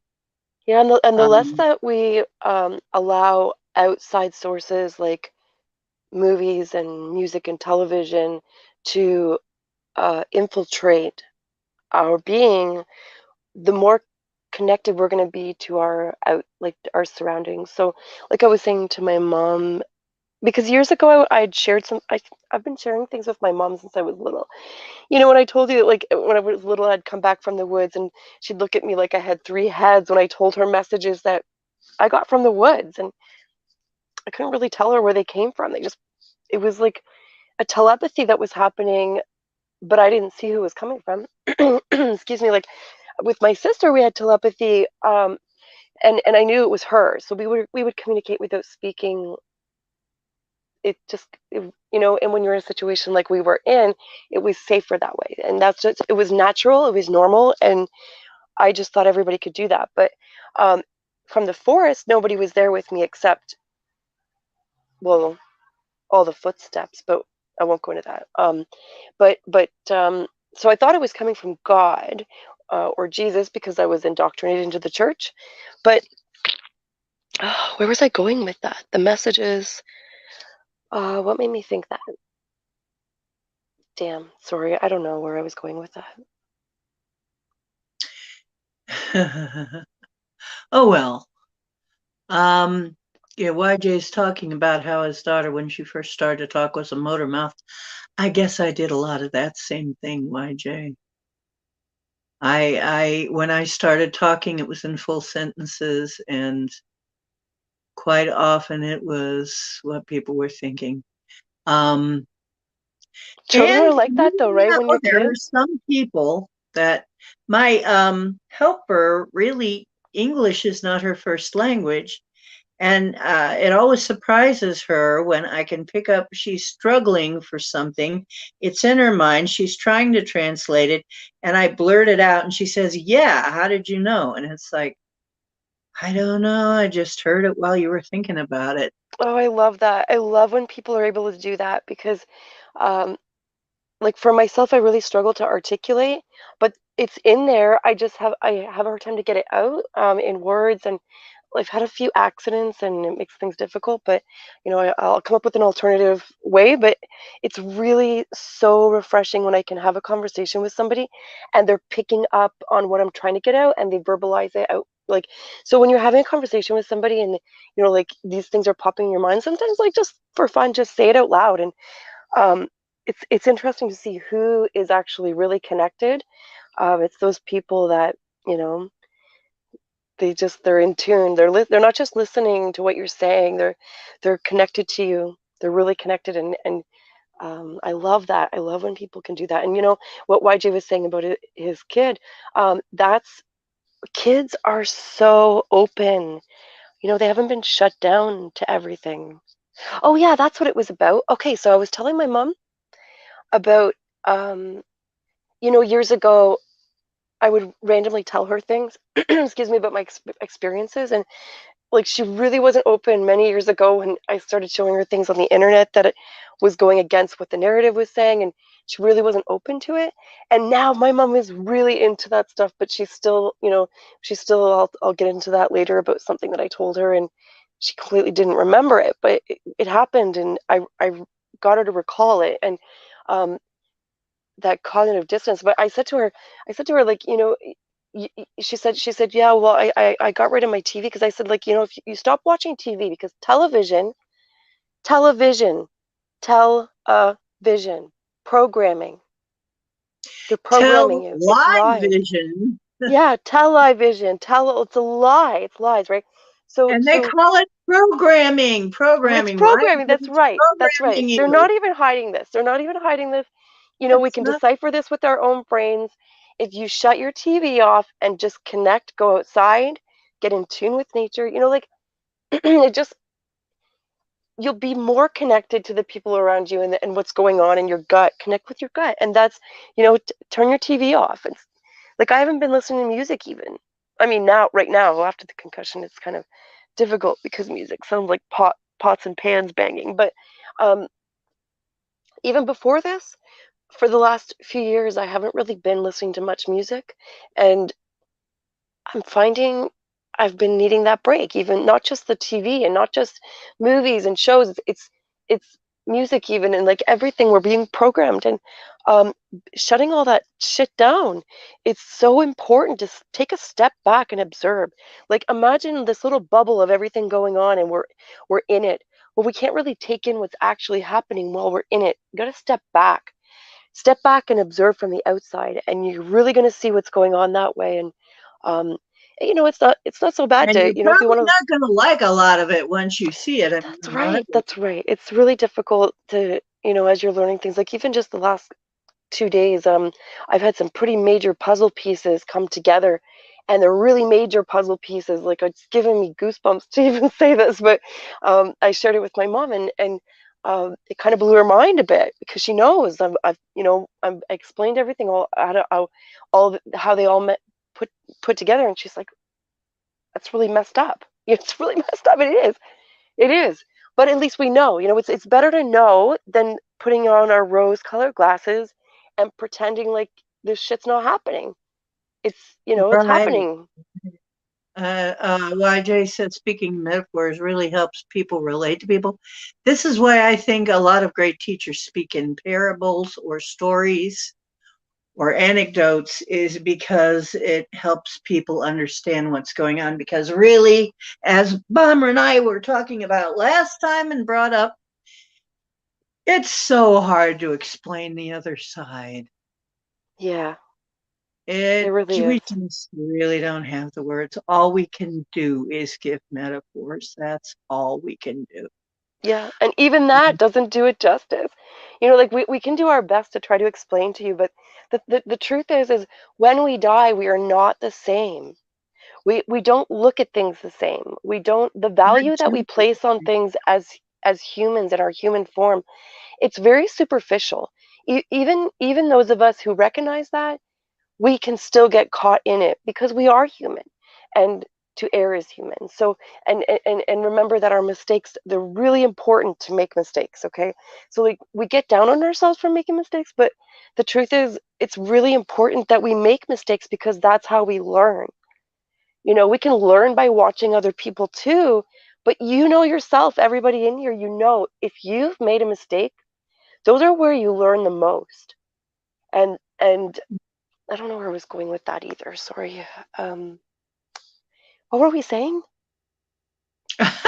You were going to tell us about your NDE, and I think maybe you need to start telling us about your NDE again. Yeah, that's not a bad idea. Did we get through the comments? I wanted to see what people were thinking about deja vu. Did we get through everybody? Oh, we pretty much heard from everybody now. Everybody put in something, I think, about their idea of what deja vu was, and I read them off. Okay, let's talk about death. It's like that. So let's talk about death, baby. Anyway, Talk about you and me and yeah, everything in the afterlife that may be. Let's yeah. talk about death. Oh, YJ, that's such an important quote. The only thing necessary for the triumph of evil is for good men to do nothing.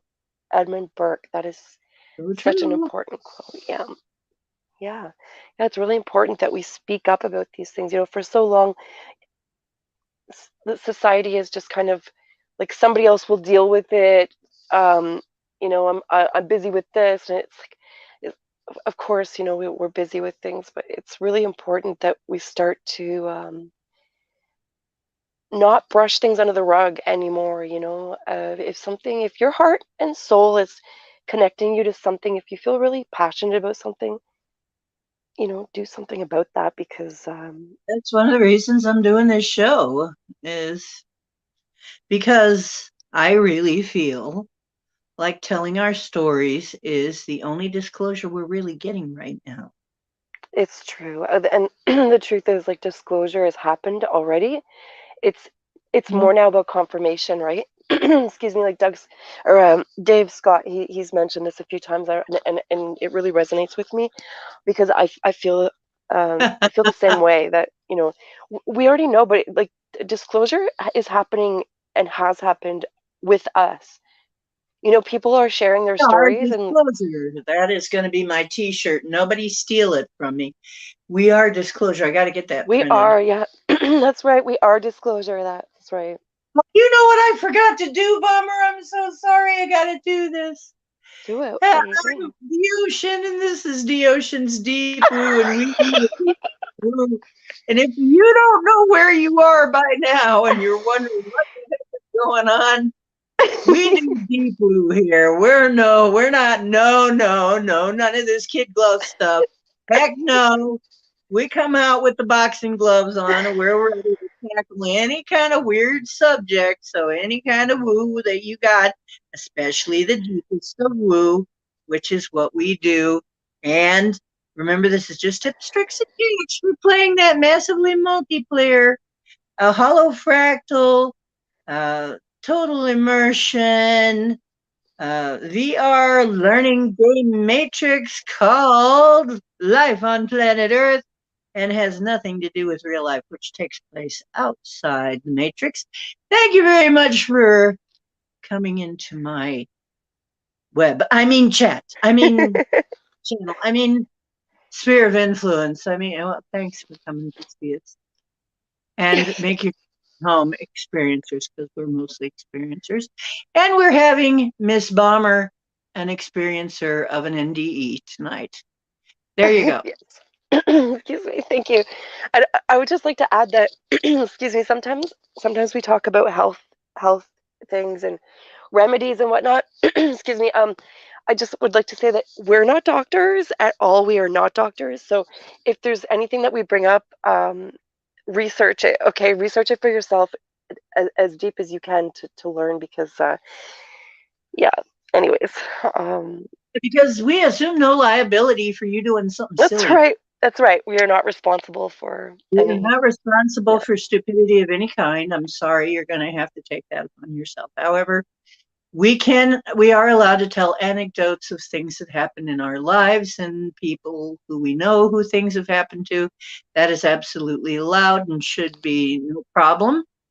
So as long as we're telling it in the form of an anecdote and not trying to make any kind of a prescription or treatment or whatever out of it, Right, then and it's we're based on our own experiences. So everybody's going to have their own experience, and that's really with everything that we talk about. We're all having our own Hey, B experience. is in here, eh? Hey, hey, hey. Oh, hi, B. Yeah. Hey, B's in here, eh? Hey, hey, boy. Yeah. Show is making a difference. Ideas are coming together as we speak. We're lifting each other up, and when we come away from this, the ripple effect resonates outward. I hope Yes, so. yes. I hope so. This is my hope. This is why I'm doing this. Is that at some point you have to. I used to be afraid too to show my face, afraid to say what I, as myself and all of that. I used to be all of that. Uh, Now I am told, and I have to trust, I'm told that I'm going to be okay, that it's okay for me to do that, that it's finally okay to show my face. It's finally okay for me to be who I am and come in here and say what I say, and that I'm being watched over and that will be taken care of every step of the way. And I have faith in that, and I believe that because it's been proven to me that I will be taken care of. So it's a step of faith for me to do this and a labor of love. There you go. It's felt. It is felt. We feel the love for sure. And I know I can speak for everybody here when I say that we really appreciate this channel and channels like yours that are sharing people's truth. You know, it's not about what's in the news or I'm sure like we bring that stuff up too, but um, sharing people's encounters and experiences, it's really personal and it's kind of sacred to me. It's very sacred. You know, I find like I've been online for years, like we all have been online for years, and I don't have that push to like disclose my face or um, my details, like my personal details. Well, not that. It's not what I'm trying to say. Of course, I do feel the push to share my personal details, but to remain anonymous just for my own protection. Tell And your story, but remain anonymous. You feel a push to tell your story, but also you feel you must. I totally understand that because for many years I was the same way. Okay, I would tell people my story, but I would not show myself. I would not give my real name. So I totally understand. And it's not always safe at the place where you are. And remember, we need to meet people where they are and not have any false illusions of being somewhere else. right, because we're all having our own experience. Mm-hmm. Everybody's not at the same place of development. I mean, I have to be almost turning 65 now. I'm just about to turn 65. I've had many years. It's been since 12 when my last contract, uh, my big contract ended. And so I've had some years now to settle into it. And actually, but it still took me years to get over the fact that I had been under that for so long. Do you And mean a spiritual contract? yes, And we'll go over that. And a lot of us had to have a contract to come in here, Yep, had to there's a few agree contracts, and to it limitations to come in here. Yeah. yep, and and you don't make those you don't just put that together on your own. Your soul family, your guides, your angels, your ancestors. It's all, and the creator. It's um you're all in it together and deciding, like, your soul family, even the people in your family. I don't know if it's too soon to get into this. Like, I'm gonna go right down that hole, but um you're all deciding your roles together, and what the major crises and struggles are going to be, which is ultimately life lessons. um and yeah, so just to clarify what you meant by contract. Yeah. And so the contract that I was stuck with was pretty scary for a long time. And you know what, though, to us, I'm pretty sure it's sort of like, hey, mom, look, I can ride the bike with no hands. You know, Yeah, yeah, the I do harder it know. is, harder we are. It's like, look what I got this far. I'm 65 years old and I'm not dead. Ha ha. Neener, neener, neener. Look what it's all Let me see if I can jump over this big thing over here with my bike and no hands. Yeah, right. pushing it to the limit. Yeah, Right. Yeah, that's us. We're daredevils. We're the crazy freaking daredevils. And the longer you stay, the more of a daredevil you must be, I guess, because it's like it gets kind of crazy as it goes along. But anyway, oh, and YJ says, isn't it amazing how, as people are awakening, the false antithesis of it is simultaneously being pushed as woke? I have thought of this. It's everything is opposite. This is the inverted matrix. Like I said, I keep that's why we call it the inverted matrix, is because it's inverted. Everything is backwards, inside mm. out and upside down. Yeah. What I noticed during the Freedom Convoy up here in Canada, um, we uh, we don't say, like, we're not woke, we are awakened. Like, you're gonna see these people all talking about being woke, and excuse me, it's not about Woke being is woke. broke, Those It's actually. woke Woke is is broke, we are awakened. Okay, like, we're aware of what's going on, we see the we are truth. awakened. We're not the weakened. We're the That's right. awake. Yeah, that's right. Woken is broken, and awakened is where you want to be. So, and it's funny that you know, that they're the biggest sleepers. The wokes are so asleep to everything. But it's not really by, like, Weird. um there's a whole brainwashing happening. Like, mass formation psychosis has been happening for years, Yeah. and just so everybody's aware, because we're all experiencing this right now. Like, we've all been a part of this. So you're all going to have family and friends that during the last couple of years, everything's been shaken up. And mass formation psychosis, if you look into it, um, this was used during times of, like, we're gonna, without going too much into detail, World War II, and why people did the things they did. Um, thirty It's a percent dictator's, one of the dictatorial ways of going about subjugating people. Right, and it's happening. It's been happening on a mass scale. 30% of the population could not be brainwashed. Okay, we are not susceptible. So if through this whole thing you could see what was happening, and you were not buying into any of it, you are part of the 30% who could not be brainwashed. There's 40% who were brainwashed who still have a chance to come back from it.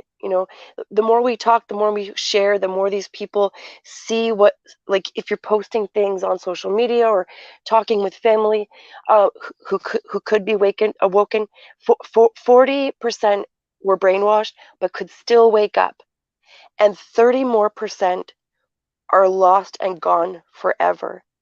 And those people, it's not the deciding factor for who could be brainwashed. It had nothing to do with intelligence. There are geniuses and brilliant people out there who were brainwashed. It had nothing to do with their level of intelligence. So we can't hold that against them. There was no control of theirs or ours. If you're part of that 40% who has woken up over the last two years and went, holy crap, I didn't see all this happening right before my eyes. Good for you. Good for you. There's still a chance for you.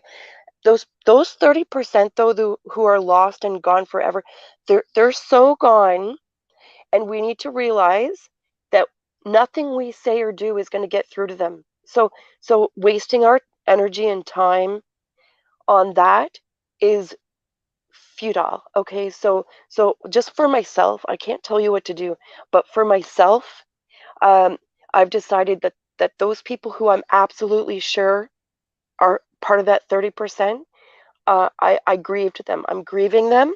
So there's like a mass grieving happening because it's not just one person, it's a bunch. Um, and these people are close. You know, they can be your brothers, your sisters, your mother, your father, your aunts, uncles, best friends, friends who you have been your best friends all your life since you were little. I, and there was, you can't bring them back. Those 30% who are lost and gone forever are it's a shame. It's a travesty. Like, it's horrendous what has happened, and people need to be held accountable for this. But for us to process this, it's really important that we understand what's taken place. And there's going to be people out there who say this is hogwash, this didn't happen. But if you're part of the 30% who could not be brainwashed, you already know. You've already looked into this. You already know it's true. And those of you uh, who are on the fence, listen to your gut, because it's really true, that your gut is going to tell you that what we're saying. If something doesn't resonate with you, that's fine. Just move on to the next thing. But this is real, and it's really sad, and it's heartbreaking what's happened, because it's happened all over the world. It wasn't just here. And everybody around you, when you're out and about, like, just show kindness, because everybody's hurting so bad. Everybody's lost family and friends, and continue to. And it's going to be a long time for us to heal from this. But it's really important that we all come together and connect in love, like unconditional love and kindness towards each other. Anyway, that's my little rant. No, that's a good rant. And I'm going to answer, I believe this is probably a question from Project Skyfalls. When you realize your contract was over, when did I realize, or how did I realize? Is that what you mean? Because, and by the way, Your greetings and contact favor will to never be. you. Sorry, go ahead. So, greetings and favor to you, David Castle. And Oh, hi, David. David Greetings and Castle favor. came in, right? And I will answer that in my case, and I'm going to let Bomber answer it too. In my case, it was 2012, and I felt it go, and I actually had a discussion about it, and found out that it was over. It was I'll actually tell that story sometime. How about that? It's kind of a long story. I'm going to let Bomber tell hers because she's being interviewed right now, okay? But yeah, I'll tell you that story eventually. Okay? Well, I'll just say for the contracts, just so people are aware, because I don't know if this is for you as well, Mama D, but for myself, um, I don't keep track, excuse me, of any specific contracts, because I have a lot going on in my life that I'm trying to sort out. Um, but but the contracts are not, like, there's always going to be contracts. Like, so what Mama D's contract being over, like, that's not all. There's lots more. Like, what, once your contract is up for good, you're gone. Like, you'll be taken back home. So she's got more contracts in the future and ongoing. Right now, it's all part of that I'm gonna say plan, but it's not. Plan's not the word. The chart. There's that's one specific contract, but uh we have multiple parts to the contract, I'll say, as just from my understanding. Yeah, I have been clearing out and breaking my contracts, that all of the negative ones I have been clearing out, because now we are at a point where we can start to clear. At least I am at a point where I can clear out all of the ones that were not planned by in my best interests. There were what I was talking about. Bomber was not the ones that the gate. I just have to say it this way: the gatekeepers um, wanted this to be in effect, and I'll talk about it at some point. What I mean by that. But it was sort of like an admission price that some of us paid that were in the waves. And I was talking before you came in about how I was watching Dolores Cannon earlier, and I we love Dolores came, Cannon. right, we came in waves. She says 3 waves, and we were volunteers, and we came in to help, and we have families back home and friends and lives and nice, you know, situations. But we came in to volunteer to help. And in order to do that, there were contracts made. So just to put that, just to give a little bit of background to that, okay? So in order to be able to do this, we had to, um, let's put it this way: if you're a very powerful soul, you're going to come in with limitations. Because, well, no, I better not get into that. I better, because that'll be a whole nother thing. Yeah, we We can try to get definitely. back in here. We're trying to get back. Now, look, mass formation, we talked about, Paul talked about mass formation. Mass formation We talked psychosis, yeah, it's a big so brainwashing that's happened on a mass scale.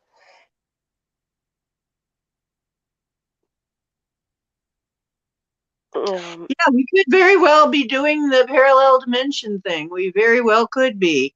I believe that too. There is a very good chance that, well, and according to Dolores Cannon, and actually the way I believe myself, is somewhere there in another dimension, this is all happening differently, and there are so many other dimensions. I mean, reality spreads out in all directions. So really, and we were talking about this, it's like a tree. Does a tree just grow in one direction? No. Just past and future? No, it spreads out all over the place, right? That's the Yeah, way life spreads. That's the way a cell grows. It's mycelium. round in a sphere. And so basically it goes all over the place. So basically you've got situations, versions of you who have done it every which way, who have gone through this life every way that can be.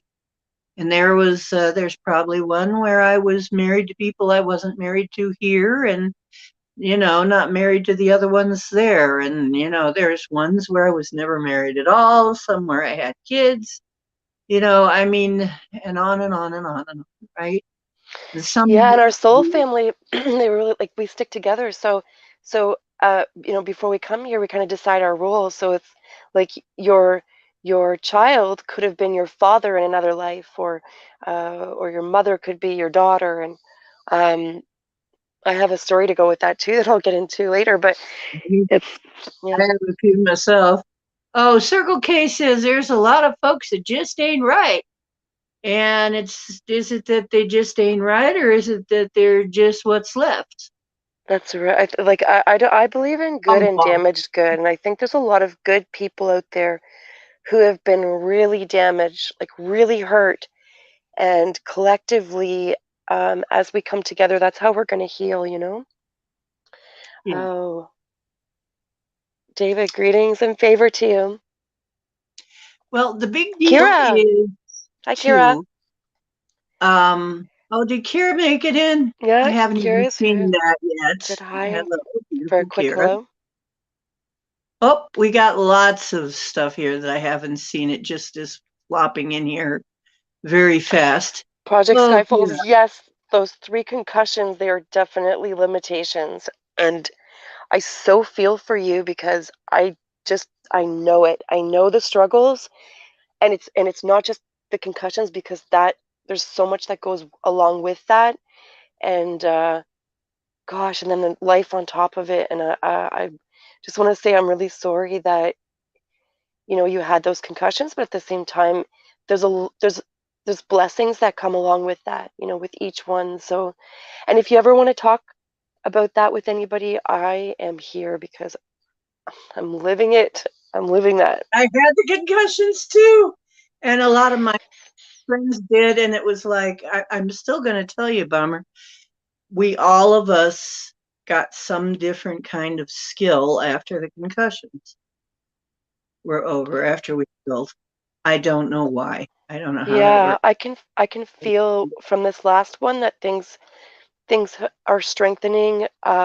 There's things that are falling apart right now, and things that are coming together, and I can feel the energy with it all, and I'm just really in tune without knowing exactly what's going on. I'm just really in tune right now, and it's it's intense, but it's kind of bittersweet. It's that yin and yang, right? The excuse me, the good and the bad. So I've always had this kind of explanation for Why for do that. you're kind of silly right now? Do you know that you're being kind of silly? Silly. Yeah. But that's okay because I make jokes like that. Now I must be off on you. My celium, Anyway, your go ahead, celium, Bomber. our Keep celium, going. our celium. We are Groot. We are Groot, everybody. We are Groot. Ah, ah, ah. Oh my God, I love you guys. I've lived on French my whole life. I we still we haven't. love you. We love you. Yeah, and Circle K. I've lived on the Fringe my whole life. Me too. Yep. Yep. And it's Oh, so funny because just when like you when well, because we're continually waking up, right? We're not done here. There's If people tell you they're done, like, they're not done. If you were done, you wouldn't be here still, because that's not how it works. We don't get to choose. I mean, of course, we do get to choose if but it's not. There's a whole thing with that. But if you're still here, you have a purpose. that's right. You still have lessons to learn.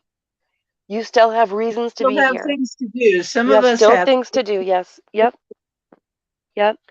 So no matter how things dark to things do. get, there could be people lurking and listening right now, and no matter how dark things get, because things are really bloody dark right now, and we get it. We're all in this together, and I can just Red assure Green you said that that too. Remember, we're all in this together. that's right. Red green. I seem to quote red green a lot and not even think. I Yeah, know. yeah, we're all in this together. It's true though. Yeah, you Mhm. do. You get to love whatever and whoever you want in whatever way you like, whatever way you wish. Mhm. That's live free. Yeah, and I have nothing against that. If really, if I gotta say it, it's just that don't force me to adopt um your values. Or Well, that was like in a chat as earlier, long not in as a you're chat, not but forcing me. in a Yeah. comment section earlier. Somebody said something about Allah watch over. Like, I was watching the some MK Ultra video jury thing, and in the comment section, somebody said, about like peace be with these people, right, that have suffered, and Allah be with you, and two people I caught in that comment section responding to this person saying it's Jesus, not Allah. It's like, look, don't tell people what to believe. Yeah, it's Okay, Allah. you are free to believe and call the creator or your higher powers whatever you choose. Nobody can tell you who or what to believe. Even as we're sharing with you our experiences, yours might be completely different. In fact, they likely will be. And that's okay. Everybody's going to have a different experience, and we all have different perspectives and perceptions, and it's really important that we do. If we all had the exact same experience, if we all had the same mindset and thought process, and you know wouldn't that be a very mundane world to live in?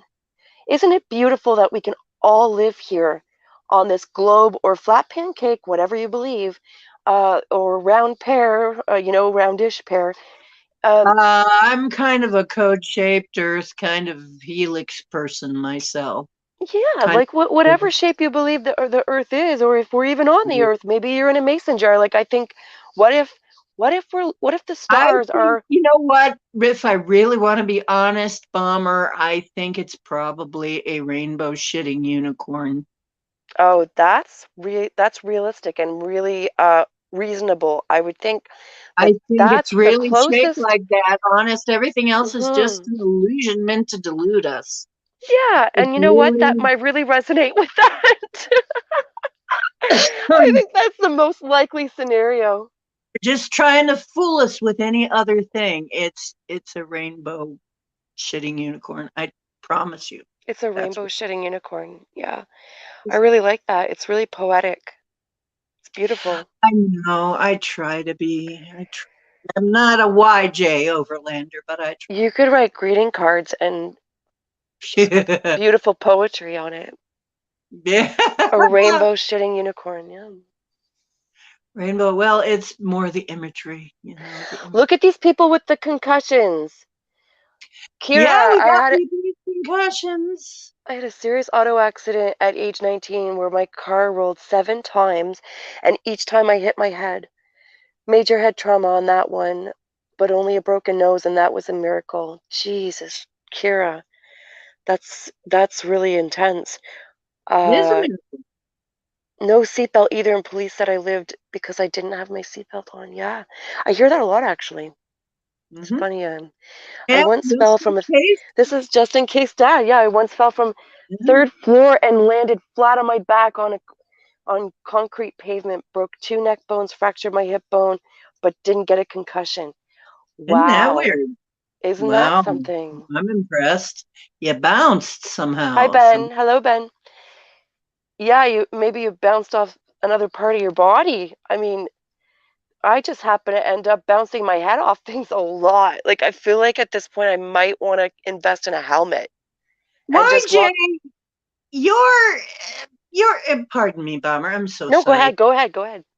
YJ, I have to tell you, your office back home is probably right next to mine, and I have a feeling we have lunch at the same commissary every day. Okay, Sometimes even just being here to observe what's happening is purpose, though. It is through our awareness and that the maybe the rest of Akashic you records are too. written. Yeah. Marilyn is in. Hey, Oh, good Marilyn. morning, Marylana. Good morning. Good morning. And Excuse me. Ben is back in. Ben is back Yes. in. Hi. Hello, Ben. Hi. How you been, Ben? What we need to do is just being. Yeah, being. Oh, a rainbow puking unicorn. Well, I'm sorry, YJ. Okay, here's where we got to break ways. That's a deal breaker. I guess it's What? just What not did I miss? a A ra- a rainbow ra- puking unicorn instead of a rainbow shitting unicorn. It's just, Oh, yeah. That would be no, a but nice you know image what? on the. That'll be a nice image on the card. Like We Mama can D is gonna preview make it, greeting cards because she's so poetic. That would be a nice image to go with the poem. right? Um, and Marilena says hello, Bomber. So, Hello, uh, Marilena. and Kira says the circumstances around the accident were freakish, including an angel that appeared after the accident that nobody said they saw but me. And Uh, so, Kira, Kira, one day you should come in here and tell your story. right, Kira, it sounds like did you die? I'm waiting to see. Because Did you have a near death? somebody was in the light with me and I didn't see who they were, but they had a male presence and it was something separate from source energy, the light source that I was in. There was somebody there, which I'll go into when I start telling the second part of the story, but um, I wondered if that was an angel and I can tell you Yeah, what my gut told me who it was, but I don't know. So Anyways, yeah, I'm just wondering if Kira passed on, and yeah, that'd be great to have Kira on to talk about that experience because and anybody, if you've had a concussion, if you had an accident, and you can remember Yeah, strange Kira experiences said with that. Kira said she was out briefly, and the paramedics said they revived me. Yeah, that's like me. Yep, yep, Well, oh, they didn't revive me. That's right. I revived myself. I just revived. yep. Same I was here. on Well, top of the steering wheel with the steering wheel in my chest, and I pulled myself up off of it. I literally pulled myself off the steering wheel. I shouldn't have been able to do that at all.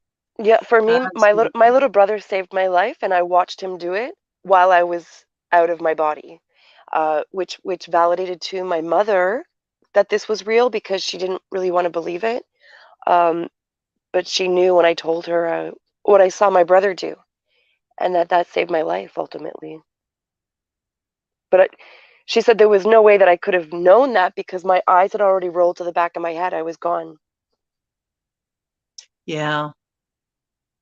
My mom was so afraid because when I was a kid, I would do that on purpose. And I know I was doing something when I did that. When I'd roll my eyes to the back of my head, I was doing it on purpose and there was something or other I was doing. But she would stay up all night and watch and shine a flashlight in my eyes to make sure I wasn't doing that. But I was actually doing something and it was a good thing. And now I Is don't that know what. while you slept or during your accident? No, this was when I was a kid. Right, Uh, but were you sleeping during that time, or were you just sitting there, or like, was it during an I was accident, trying or? to. I was trying to meditate. I'll have to explain. I was trying to make things change. Even then, I had my ways of changing things. I didn't know not everybody could do that. It scared me. Yeah. She thought I was gonna. She thought I was maybe dying. And I remember one night she kept me awake all freaking nights, shining a flashlight into my eyes to make sure that my eyes weren't rolling back in my head because she was thinking I might be dying.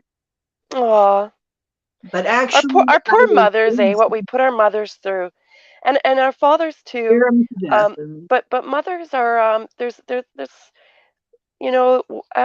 I'm not a mother personally, but I can really relate as a woman.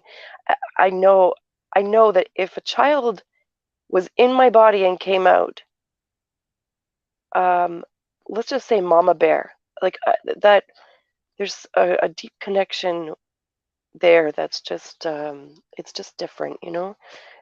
And I just our poor mothers, what we put our mothers through, unintentionally, of course, but it's it's all part of the life lessons. oh, little cowboy, he just reached his paw out. He's on his back with his belly up. He just put his paw out and hit my arm like, you know what? While you're listening to all this, you could be rubbing my belly. You Yeah, know, let's get some belly rubs going on there. right. I'm bored, Mom. Rub my belly. Multitasking. I'm busy. Okay, love. These, yeah, the out of body visions are really cool. Yeah, it's dark here, and it was nice out, even though it's fall. To 11 answer your it's questions. 11:20 p.m. here where I am in Canada. Yeah, I'm here Um, too. Hmm. and so Time I zone. believe that means it's 4:20 somewhere. Just throwing that out there for Yeah, anybody. it must be 420 somewhere. Yeah, It's 4:20 somewhere. it's always 420 somewhere. Yeah. Um, That's like Pam in the other chat, in the SOR chat. She's so funny because it'll be just random times at any given time. It's like it's 4:20. that's She's right. Tonight is daylight savings at midnight, and it rolls back to 11 p.m. So it'll be 11 p.m. again. Then when is SOR oh going my to be goodness, on? is that tonight? Is that right now? Yeah, that's tonight. Oh dear. I don't know why they don't change that back to not being a thing because God, it's It's obnoxious, annoying, really. isn't it? Yeah, it really is. Spring and fall, I just both of them are just it used to be fun because I remember we would go to the bars and the hour would fall back and we'd have an extra hour. And it's like That was great. That Oh, was so I awesome. just But realized, my gosh, I realized that's what happened. My one clock was saying it was an hour later. That's how I ended up being on an hour early. I looked and I would swear that it was time to come on, and then I look at my phone and it was different. It's because my phone had flipped, but my clock had not. That's what happened tonight. Thank you. I thought I had another maybe time slip or something. Thank you very much. Because I came on an hour early by accident. so does that mean in another half hour, 40 minutes, it's going to be 11 I'm in the o'clock? future. I'm in the future. It's 11 o'clock 21 right now. I'm in the past. Sorry, I guess. No, am I in the Right, future? but The past? have the clocks already switched, or they're going to switch in 40 minutes? They've switched. Mine has switched. It's 11:22 and my phone is saying it's 11:22 and my clock is saying it's 12:22. Okay, My so clock is we've not. already fallen back then. Okay. We've already fallen back. So. Oh, Marilena has got 2222. There's some angel numbers. There you go. Have 22, 22, 2, have a 2. little Google of that, see what On your resonates and connects. 2. And 11:22 is also cool because that's two master numbers. Oh, and Kira's got the 11s going on. I love those angel numbers. And for anybody who is not aware of angel numbers, and this is not a science, but it's, more of a spiritual thing. If you're seeing numbers that are coming up persistently, um, that's not the word, I don't think, consistently. Um, excuse me, it doesn't even have to be the 1111s or the double twos, or it doesn't have to be doubles. It could be, like 149 or It can be 129 just over. this number you're always seeing, and it's kind of like your guide giving you the elbow, Yeah, going, that's "Hey, right. You're getting wake up!" messages, and they're letting you know they're there. Your guides are there, your angels are there. And a fun little thing you can do, you can go online and Google the number. Like, let's say your number is 1111, which is a common one. Go on Google and just type in, or DuckDuckGo, or whatever engine you're using, And just and say, "What does just, yeah, number mean?" 1111 angel numbers. Yep, meaning, and to decide which one you're going to click on. Don't read everything. Just listen to your gut. Click on the one that you are drawn to click on, and then scroll through. You don't have to read the whole thing. Just, it's going to be really long. Scroll until your gut tells you, okay, stop. And listen to your gut, really connect, and think about what you were thinking about the moment that you saw that number.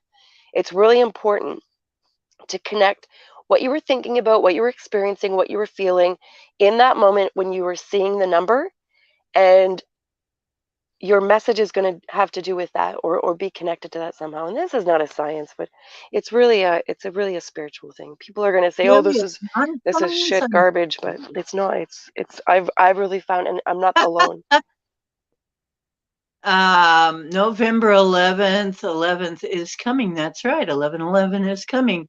And for those of you who don't know the meaning of 11/11, a long, long time ago, there was an author named Solera who wrote extensively about the 11/11, and the original one was way back before the millennium.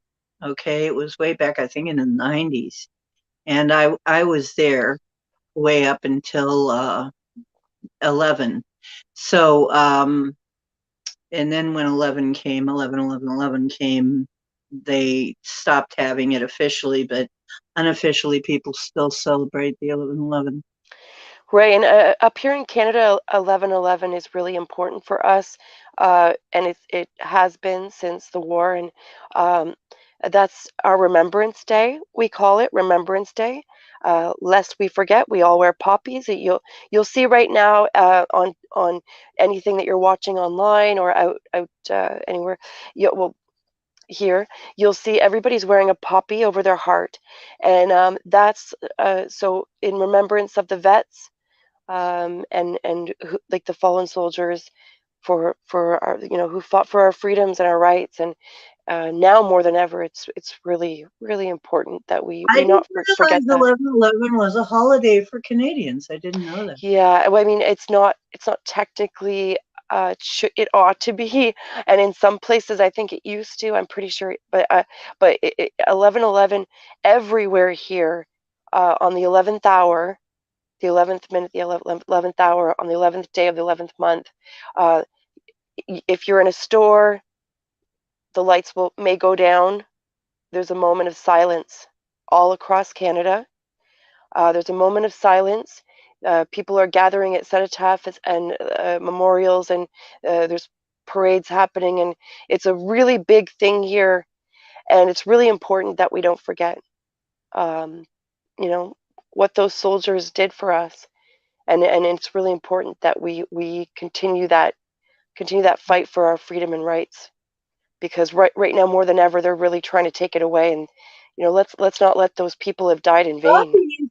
You know why poppies? You know why poppies? Opium. A lot of Yeah, it people. was in Flanders Fields actually for the 11:11. For us, it was Flanders Fields, and it's a symbolism for all the blood that was shed. Because in Flanders Fields, the poppies grow between the crosses row on row that mark I can't remember, but at one point I had that memorized. It's a poem, and I really recommend that you all go at some point and look up Flanders Field's poem. It's a beautiful poem, and it's based on the war, and the you know it's all the bodies that were found, like all around them were poppies growing, red poppies, and it was just symbolism for the blood lost. And anyway, it's a really big deal And here. and also, as somebody else pointed out, and I didn't know this either for a while, is that the other meaning is poppies is the opium poppies, because back then the only thing they had to help your pain was opium. Opium is what they quite frequently used to help pain, and a lot of people became addicts during that time too, during that war, because of course war kind of wears on your mind. And even Sting wrote a song about that. um, and the line is poppies for young men, death's bitter trade, all of our young lives betrayed for the children's crusade. And it's a dark time in history, a very dark time in history. And so it really has a dual symbolism. It symbolizes blood, and also the fact that the horrors of war and the horrible things that war does to us. Because if you think about it, in every single war, it made addicts out of people. Every single stressor, every time we get a lot of stress, and then there are things. Now we've got people more scared than ever of everything, and now we've got an opiate crisis. I would like to try opium actually on that topic. Now that we're talking about it. Not get addicted or anything, but I would like to try it just for the experience. But I'm one of those humans that would like to experience everything. So, anyways, if there's children listening, drugs are bad. Okay. Mm-hmm. Bummer, Anyway, have you figured out what hybrid or happy that you have the most of? Well, I think they mean what kind of hybrid are you? David, would you mind rewording that, or elaborating on what you mean by that? Because um, hybrid or happy that you have the most of. I'm not sure what that means. Yeah, YJ, that's when the war ended. Yeah, that's right. The 11:11. Where have all the flowers gone? Yeah, that's another song that's kind of like that. Oh, Linda, were you lost? Were you somewhere else? I know Oh, we're wow. Linda couldn't find us live. I hope you didn't find us dead. well, Linda, I Oh, lost my brown sugar, so we're all in brown this sugar. together. I lost a whole pack of brown, like I don't know what I did with it, and I've been doing really stupid things since the accident. Like I put things in places, and then it's just gone. I just don't know. And then I'll find things in really weird places, and I think, did I really put that there? Why would I put that there? And I don't know. Like I just can't even think where I would have put this bag of brown sugar. Anyway, doesn't matter. I mean, doesn't matter. We'll sing Yeah, for bars of brown sugar and maybe do remote viewing later. it's also important not to let the remembrance of our grandparents become a cloud for our vision of the totalitarianism that's taking hold while using it as a green curtain. Yeah, it's A true. green curtain. And you know what? That reminds me, I have a green curtain somewhere, and I could do green screen. Yeah, You we have a know big one what? happening right now. I may put that up right here behind me. Maybe I'll have a green screen. Maybe that'll be the next thing I'll try. Um, Oh, just in case Dad has to get up in a couple hours, I feel like I should probably get out with it with the will you? Will part you part B. please start to tell us what happened with you? Yeah, okay. Do we? Does anybody remember where I left off? I know I left off, and I had died. Like anybody who's coming in here who's missed the first part, um, I died. A stupid accident. I won't go into all of it, but if you listen to the last show, you'll Refer hear the to the first part of first it. one. Refer to Yeah, last time. refer to last video. It's not titled part one. It's Oh, I'm gonna have it to was decide. about remembering our past Okay. our loved ones. Yeah, and So just a little recap. I had an accident, a stupid accident, but it was something that had was meant to happen, I suppose, because it's part of the plan that I planned before I got here, I guess. And I just can't imagine. Sometimes I just sit and think, like, I'm why did sleepy. I plan that? Why would I put that in there? But I get it. I get it. There's a lot that came back from it that was really important that I learned and knew. Uh, it's just all the limitations that it puts on you after. It's really frustrating. But um, yeah, um, it would just make you nauseous and itchy, Bummer. Uh, what would And make me nauseous and sleepy. itchy? Oh, the Opium. opium. The opium. Right, right. Well, I mean, I don't really want to be itchy, but or nauseous, um, but I live with And a lot of people fall asleep. Yeah, it puts them right into some kind of a. Anyway, you have nice. Anywho's, yeah. I'm curious about because David had a question up there, and I'm just waiting for him to repost that before I get started. Do you know what kind of hybrid DNA you have the most, or do you get dream messages or fractal displacement experiences? Okay. All of the above, except I do not know. I don't know what hybrid I don't know what I am. I know my blood type. It's not the one that everybody says is the one. That's whole um that whole DNA thing. I think that's been over exaggerated about like those people who have the DNA that gives you special. It's not. I don't have special DNA. I mean, maybe I do, and then I don't. But I just have regular blood type. Like it's not. It's a common blood type, and I know there's stuff going on there, but it's not. I don't think it's. I don't think the DNA really plays as big a part as what people think. But I could be wrong. I really don't. I don't know anything. Okay, I'm just gonna. Yeah, focus. I know I can't. Sorry, I smoked a little bit of weed earlier, and I'm struggling to focus. But um, the um,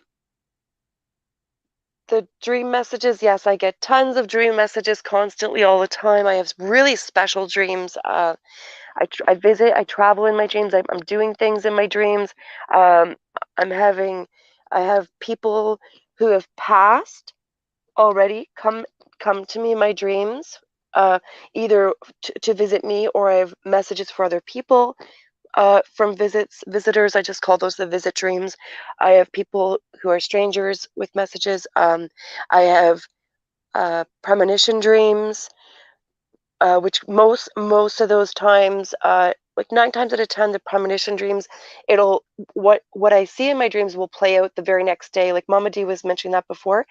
They'll play out the very next day, or within the next 24 hours or so. And those are kind of they're fun and annoying and at the same time. But There you go. It's just like because it's mundane. It's not like they're big things like, oh my God, this is so elaborate and meaningful. It's not like that. It's just crazy shit that messes with your head. It's like, wow, this is really happening, guys. And the best part is if you tell somebody about it straight thing in the morning, and then they're with you while it's all playing out. I've had that happen, and with my best friend, and that was really funny. Um, because it wasn't just a normal day, and it was all unexpected. But I told her about it straight off in the morning, and anyway. Um, so dream messages, yes, I do, and fractal displacement experiences, yeah, everything's. I'm having a lot of crazy experiences. That when I say crazy, I don't like to use the word crazy because it kind of devalues what it is. Like, I think the term crazy has a really negative connotation to it, and um, it's we're not crazy, okay? Like, if you want to say you're crazy, yes, we're crazy, but we're crazy in a beautiful way, and but not in a negative way. So if you hear me say crazy, I really don't mean it in a negative way. It's just like mind blowing, you know, stuff that goes against what we were taught is normal. And to me, there is no normal, and that's normal. Like, no normal, like there's not being normal is normal, if that makes sense. The unexpected, expect the unexpected, you know. Anyway, I'm blabbering. Did we get through that question? Was there okay? So can you still hear me?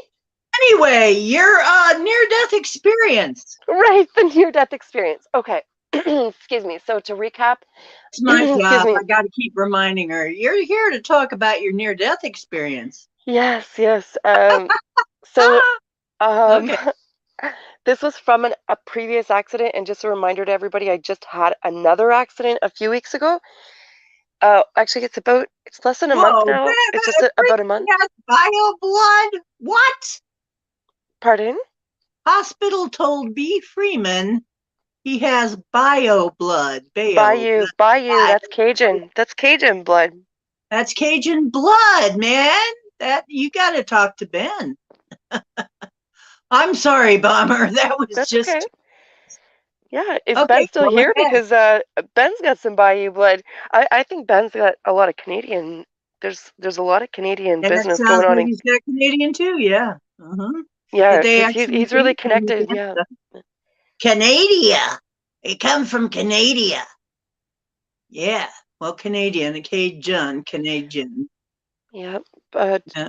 David says, do you get dream experiences or messages with short 8 to 10 seconds dreams? Yeah, absolutely. They can be really short, quick. I can be having a dream where I know it's a dream.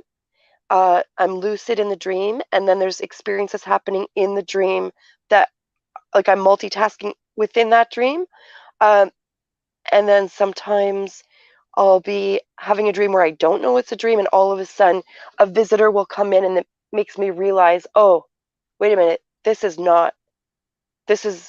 a dream, because this what's happening right now is a visit. Um, there's a lot. There's a lot. It's hard. It's like we'd have to have a whole other show just on dreams, but um, Right. But your near-death experience. yes. So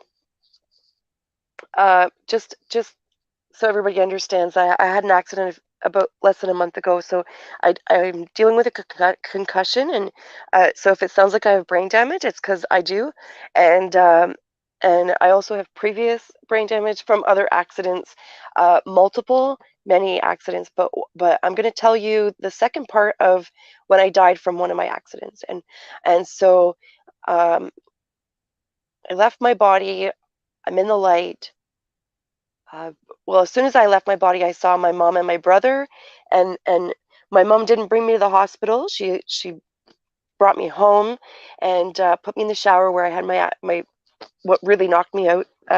But the whole thing before that was really so complicated. But um, so I leave my body. I can see my mom and my brother, and they're trying to warm my body. I'm frozen because I've been on the ice for a very long time, and uh, I wasn't dressed for it at all, so there's nerve damage in my hands, and that's just the way it is now. So, um, after seeing them and my body, I remember looking at them and thinking like, oh, don't worry about me. I'm fine now. Like you know, because they were putting a lot of energy into my body, but my body didn't matter at all.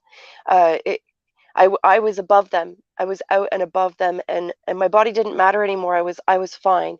And I remember thinking, um, that trying to send that message to them, like, don't worry about me. Don't go to all the bother. I'm fine now. But I was already out of my body at that point, and they didn't understand that I was gone. So um, they continued to try to warm me up by putting blankets and stuff on me, um, and eventually my brother did pull out the hair blowy dryer thingy, the blow dryer, and put that on my head to heat up my body. And I think, and ultimately, that's what saved my life, I think.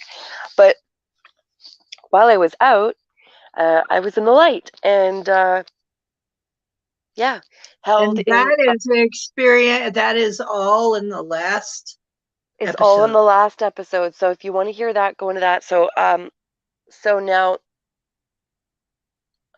when I woke up, because Now, at one yeah, now point we're doing part two is waking up. we c'est partout. Waking up dead. Or wait a minute, So waking up not dead.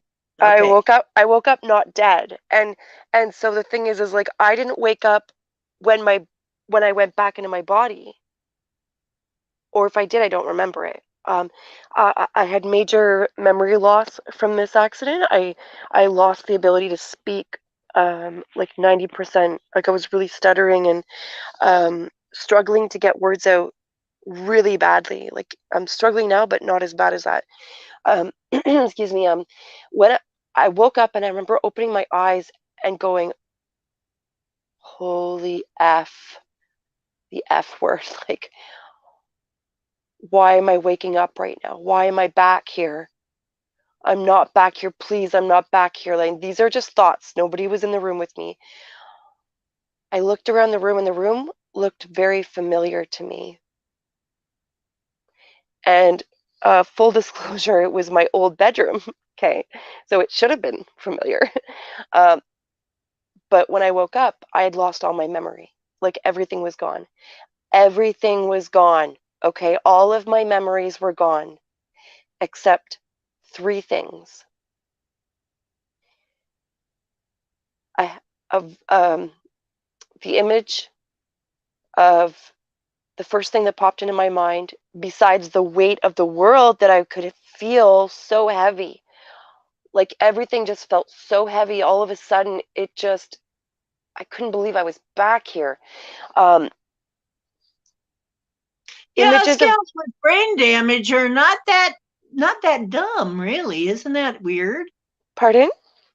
Scouts with brain. Oh, just some YJ commenting on you're bright and articulate for somebody with brain damage, and it's like for some reason Oh, most oh, friends with brain damage that have, yeah, oddly enough.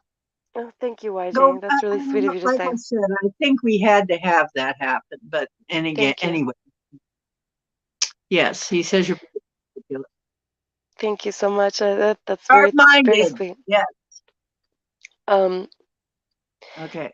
so, um, what was I saying? So I woke up.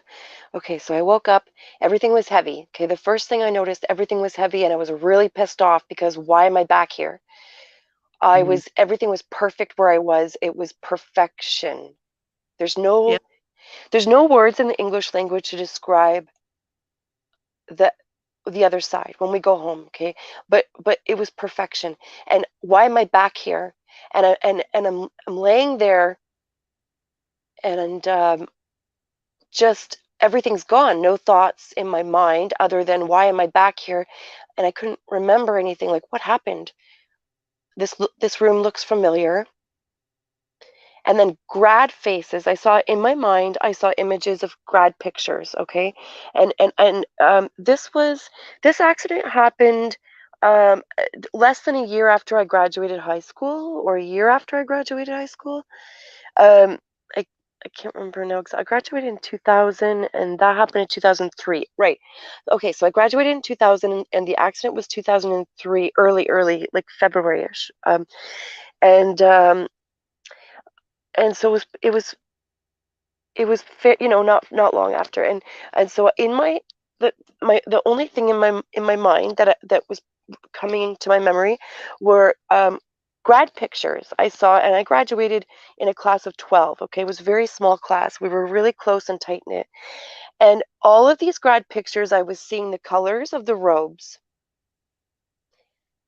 the black robe with the gold sash or the thing that comes around the neck thing. Um, but I couldn't see the faces. The faces were all gone. I saw the grad pictures and the colors of the robe, but no faces except one face in all of those grad pictures that were popping up in my head. I saw one face, and it was one of my best friends, and he had just been killed a few months before. Just a few months before my accident, he had been killed.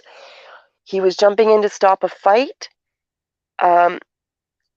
I have to be careful about the information that I share now because it's really important that I remain Well, anonymous online. And don't share um, it then. Just go on but with it's the but it's story. important. It's important that I share this without giving too much. But also, it's important that you know this part. So, a few months before my accident, one of my best friends um, died. He was killed jumping in to stop a fight where our other friends were being jumped by some drunk arseholes.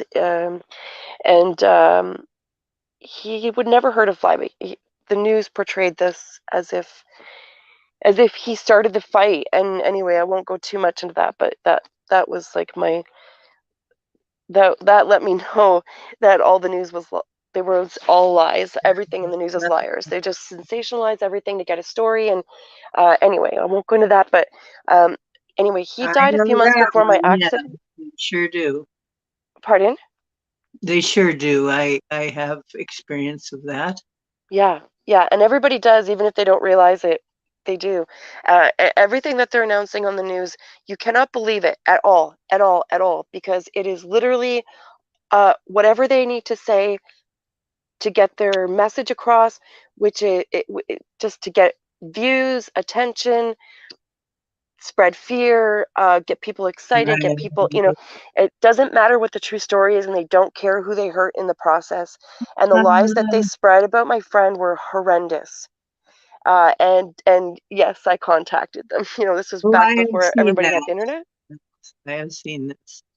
Pardon? Oh, and yeah, I have seen this phenomena. Oh, by the way, um, Circle K is talking about the gray. I do have to remind you there's more than one type of gray. Whereas the negative grays are not funny, they're little automatons and don't seem to have much sense of humor. There's another form of gray that has more pear-shaped head that does apparently have a sense of humor.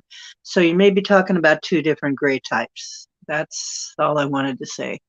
They were bringing up grays and whether or not they have a sense of humor. Well, some of them do, apparently. Go ahead, Bomber. And so your friend was jumping in to stop a fight and he had died, and he was one of the few people that you actually did remember. He was the only person I remembered. The only person, possibly because you saw him on the other side. Right. So, like I mentioned before, when I was in the light, there was somebody in the light with me, and it was a male presence, and it wasn't the light itself. So the light itself, the energy source, I was separate but in it. Like I was not the light, but I was a part of the light. And there was an energy within the light with me, like a separate entity who was male.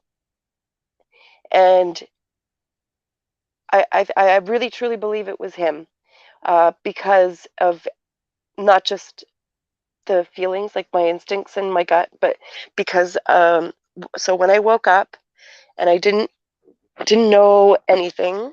I knew the room looked familiar, but I was really pissed off that I was back here because I didn't want to come back here. Like I wanted to stay there. And sorry. It's okay, dear. I know what you mean. It's such a beautiful place, and coming back hurts. It does hurt. It hurts a lot. Yeah. It's like I had everything for a minute there, right? And now I'm back here.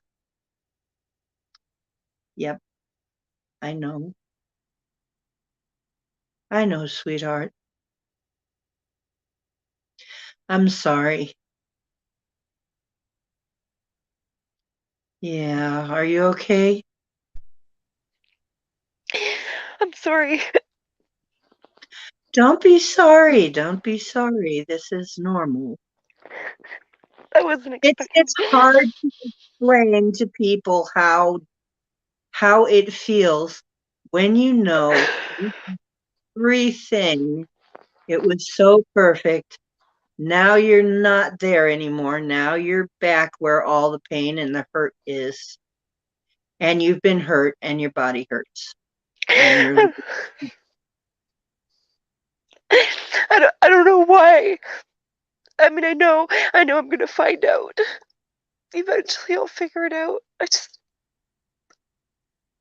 didn't want to come back. Then I wasn't given the option. No, I don't remember being given the option. I know other people say that when with their experiences they were given the option to come back, and I wasn't. I don't remember being given that option, and maybe I was. I just don't remember. But I'm sorry, guys. Um, let's, just give me a moment. I'm just gonna have some water.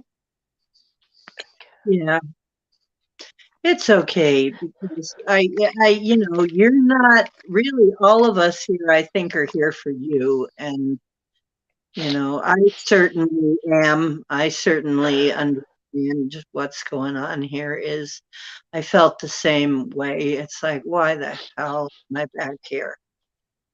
Why So was it's I thinking? it's so heavy here. Like it's physically, when you can feel energy, like some people are more sensitive to energy, and when you can feel energy and you can feel literally the weight of the world. Especially I think it's exasperated by um when you leave your body, there's actually a physical weight. Um Not just the emotional part of it, but um you know Absolutely. when you leave your body, you are not, there's no physical part to you. Like there's it's a totally different, it's like turning a banana into a whisper. These are two different things. It's not even the same. Like you can't compare a banana and a whisper. Like when you're whispering, it's not. But that's what it is. Like this is why it's so hard to describe. Um, so when you And come back, mhm. when you So when come you back, came back, everything was seemed to be different. You had no memories. You could only remember one person, and he was passed on. well, like I just want to go back to like when you're on the other side, um, you're weightless.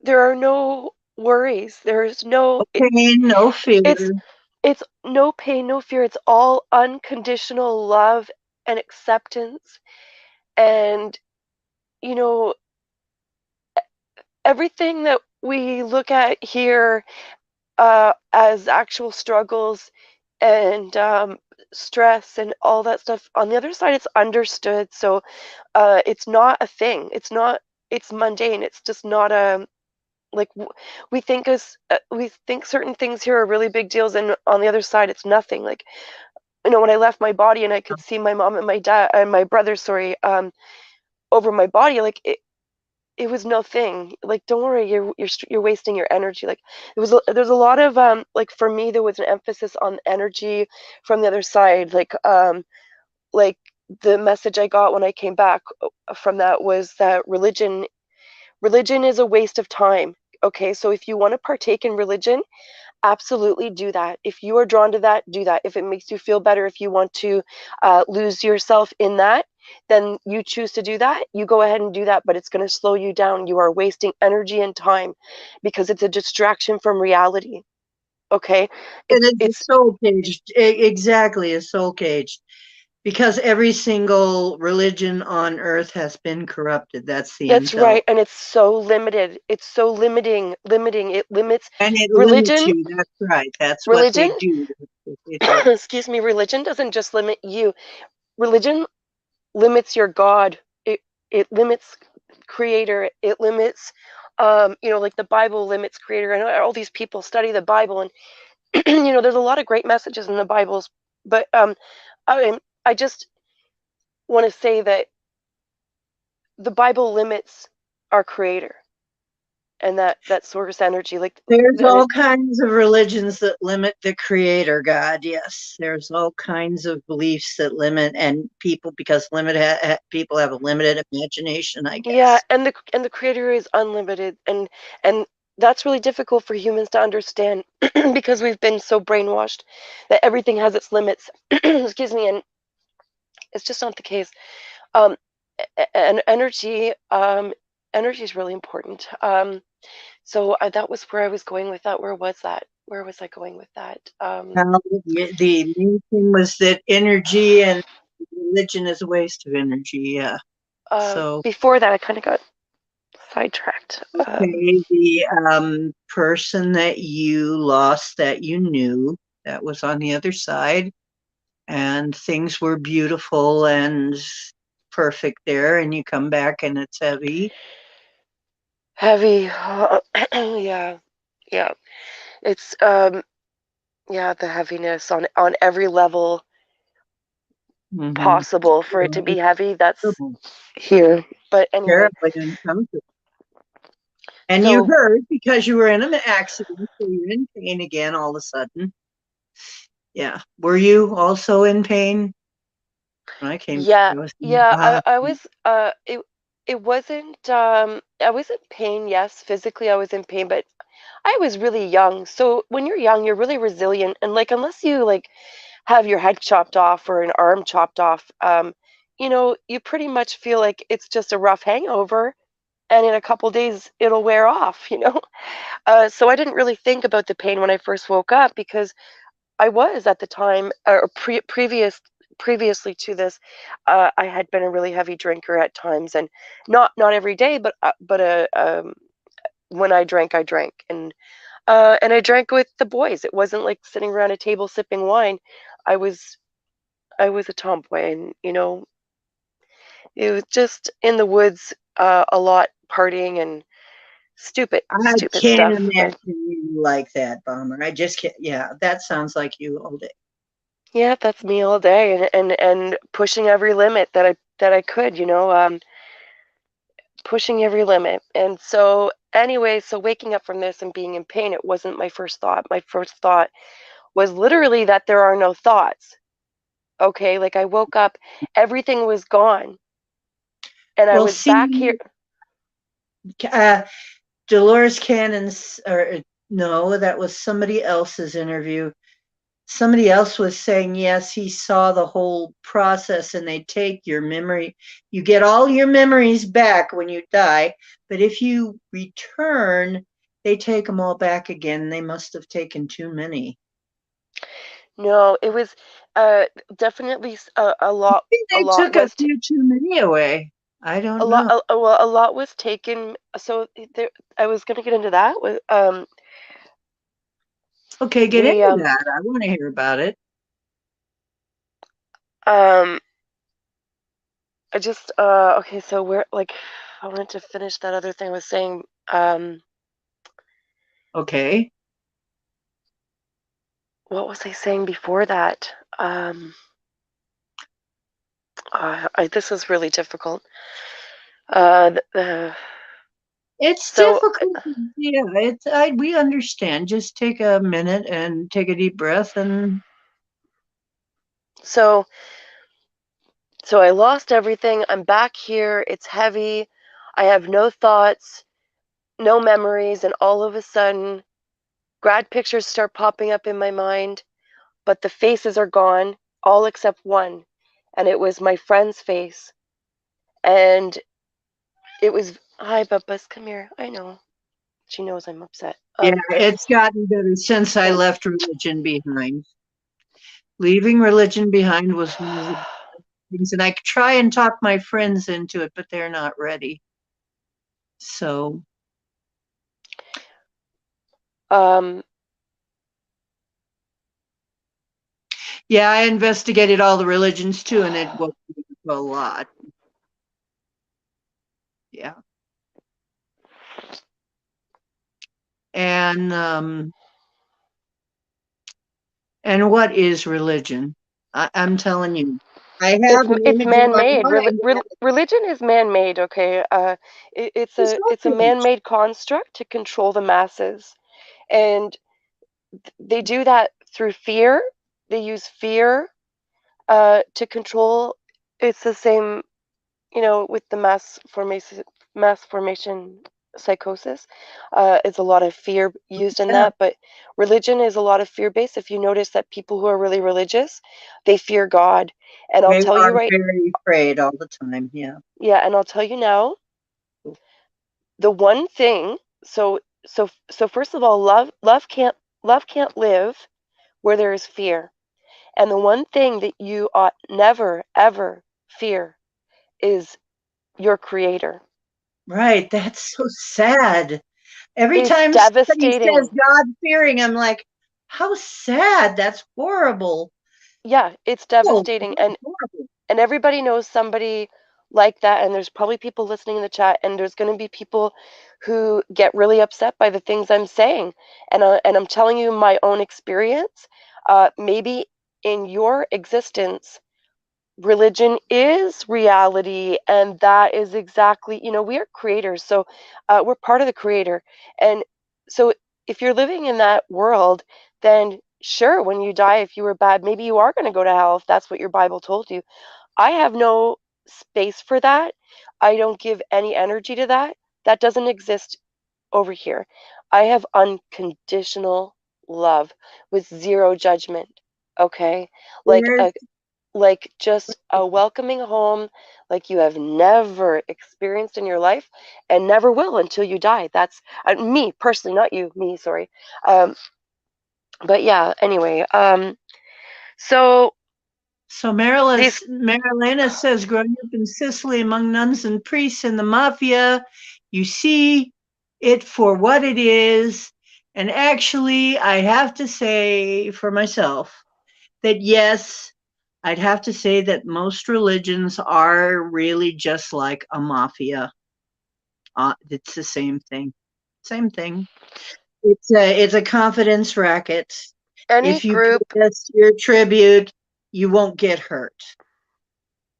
Yeah, it's any this. religion where somebody's standing up and preaching to you um above the crowd, like, this is control, this is a power trip. It's just a I don't know, I can't come up with these words. I better just talk about the experience and get that out, because I don't think I'm going to be able to get it all out Experience. if I I get don't. the experience because we're sidetracked. I'm sorry. Yeah, You know what? And in some cases, I'm even helping you sidetrack. I'm sorry. I'm trying to keep you on track, and here I am. But I'm finding it really difficult to it has focus. such great thoughts. It's like they Yeah, have such great experiences and thoughts. But yeah, it's hard.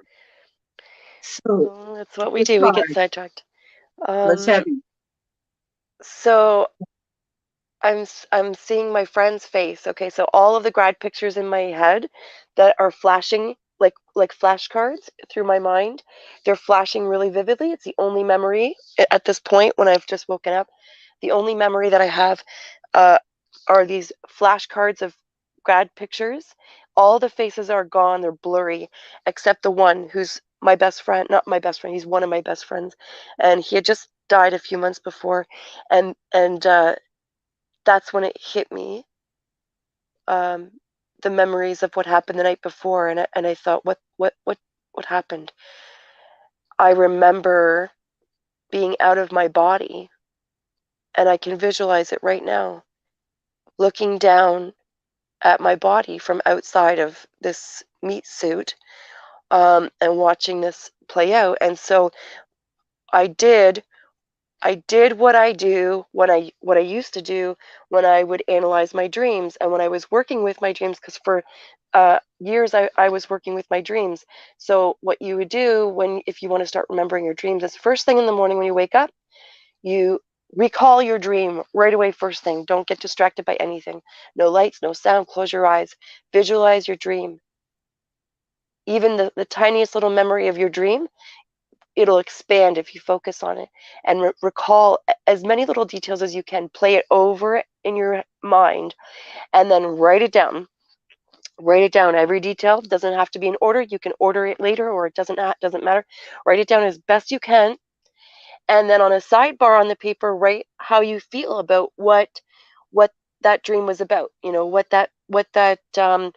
what you felt like that meant, or if you're going to analyze it, whatever. If you're going to play with your dreams, just know that you can't take it back.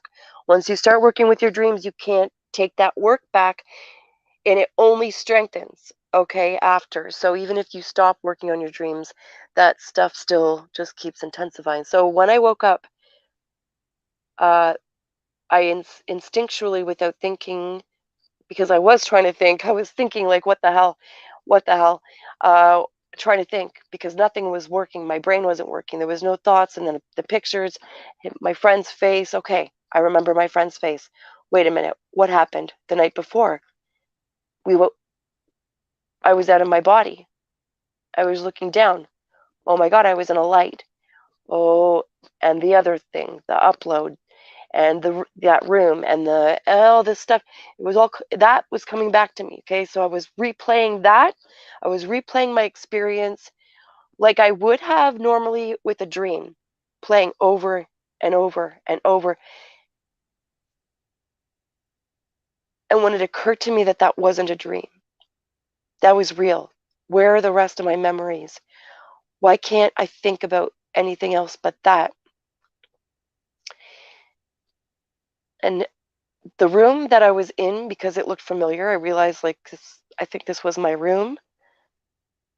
I got up and I went out into the kitchen, and my mom was in there, and she was like, "Oh, how you feeling?" And I this so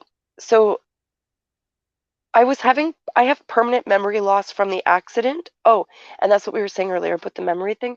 So I have permanent memory loss from the accident, but I also have memory loss that I wasn't uh that that was given to me. So because all this remembering when you die, it all comes back to you, the remembering. Like, oh yeah, I knew all this. Well, you're not allowed to remember all that when you come back here. So when I came back, a lot of that stuff I wasn't allowed to remember, and a lot of it I wasn't able to remember because of the accident, and I had permanent memory loss. So that made it difficult. Um, but there's so much that we're not allowed to come back here with. And so that's really exciting too, because I can just tell you, like, the other side is very real. It's not what you think, and it is really freaking fantastic. It's very exciting. So be excited. So don't fear death, okay? There's a lot of people walking around right now. Most people right now fear death, okay? And if you get nothing else from my message, and anybody else who's passed on, if you get nothing else from our messages, please do not fear death. Do not fear death. Don't ask for it, okay? If unless you feel like that's what you need to do. But like, we're here with a purpose. We have reasons to be here, life lessons, things to learn, things to teach. We're teachers as well as learners. So it's really important that we go through all this stuff, because we're taking all this information back to this mass group consciousness, like source energy. We're here to learn all this stuff and bring it back, and we're just basically everybody's getting spiritually stronger and smarter, more intelligent. The more that we learn, the more we will learn, and the more we share, the stronger we'll get. But it's really important that we are here and having these experiences and learning from them. Um, but where was I going with that? Learning things. Oh, lordy, lordy. Yeah, it's okay. So I went out in the kitchen. I'll come back to it if it comes back to me. I went out in the kitchen and my mom was out there and she started acting like everything was normal, asking me she's doing the dishes or something. Not. And I just sat down and I looked at her and she was talking to me and all I could think was, "This is my mother. This is your mother." Like, okay, that realization that this woman who's talking right now, who, by the way, her words weren't meaning anything to me.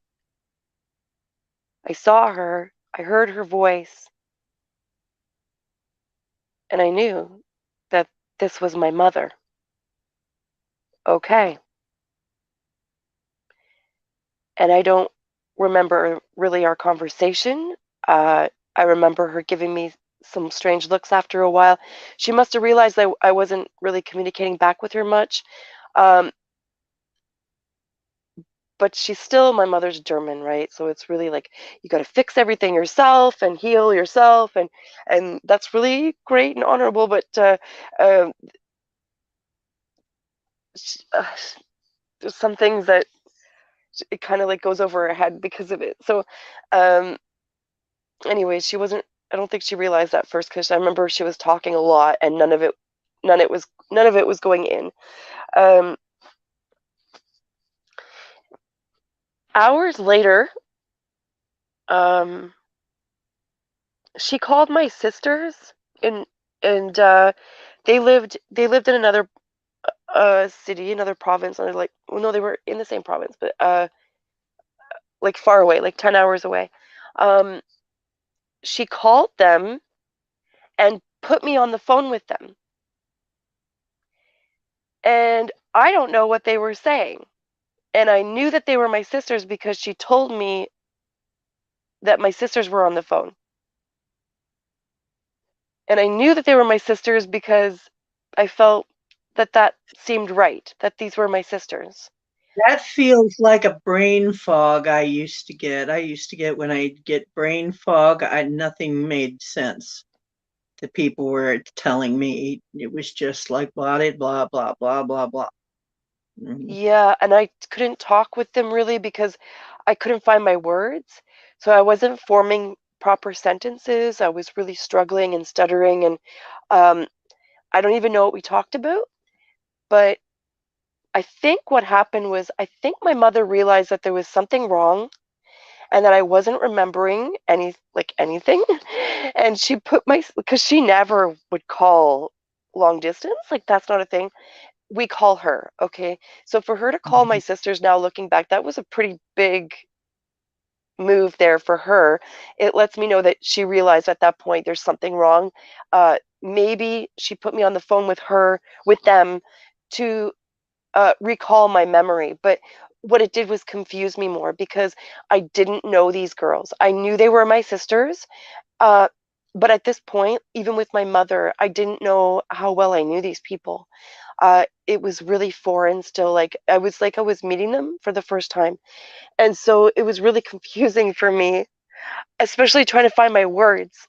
And um, anyway, that night, my boyfriend showed up after he was done work, and we were going to go back to his place that night. Um, and he realized something's majorly wrong. So he's like, "You need to be at the hospital. I need to get you to the hospital. Like, why hasn't anybody brought you to the hospital?" He was really upset, actually. Excuse me. So we decided we were going to stop in the village and pick up a movie for after the hospital. We could go home and just watch a movie. And Oh wait, sorry, I'm not reading I'm just gonna stop for a moment and read the comments because We're way backed up on comments right now. okay, let's do that and we'll Way come back backed to up. this. And I Okay. want to say to YJ, yeah, I might be able to do something like, we might be able to do something like that. Oh, that'd be so cool. Yeah, We'll discuss that. that'd be fun. Um, yeah, we have people, wow, the comments, you're also bright. Thing is, you're on to something that's some information. Yeah, some information we can't bring back. Difficult to leave, but talking sleep, better doze off while you get about 2 hours. You can always replay it just in case. And thank you so much for coming, Yes, sweetheart. thank you for Have coming. a I'm sorry wonderful this took day. so long to get out. Seems, yeah, everyone will probably be a shade of brown when entropy does what I'm not sure about that. I have a funny feeling about that, but I'm not going to go into that right now. Um, okay, I'm kind of caught up now. Okay. So so my boyfriend picks me up and we stop in the village on the way to the hospital to pick up a movie, um, with plans to watch that after the hospital. Um, Going into the dépanneur, which is it's like a thing in Quebec. Okay, it's just a convenience store, but uh, they sell liquor. Okay, so it's like a what you would Ah, what oh, it's kind of like a 7-Eleven, but not so fancy, but it's just like a convenience store, like an old-fashioned convenience store, and they sell liquor and beer. That's what a dépanneur is. And so we stopped there, and on the aha. way in, Um, um, if anybody's got a chance, can somebody help me with the back pain? Because it's like I'm getting stabbed again. I don't know why. But it's really bad. oh yeah, Oh, let's visualize that. Let's it's on visualize the that right gone. side by my spine, by where my tailbone got broken. On the base, on the left or the right? It's on the right side. It's like just up from my tail, like across from my tailbone, from where it's like right where it where those dents are in your hip in the back. Ah, So let's all focus our energy and clear that out.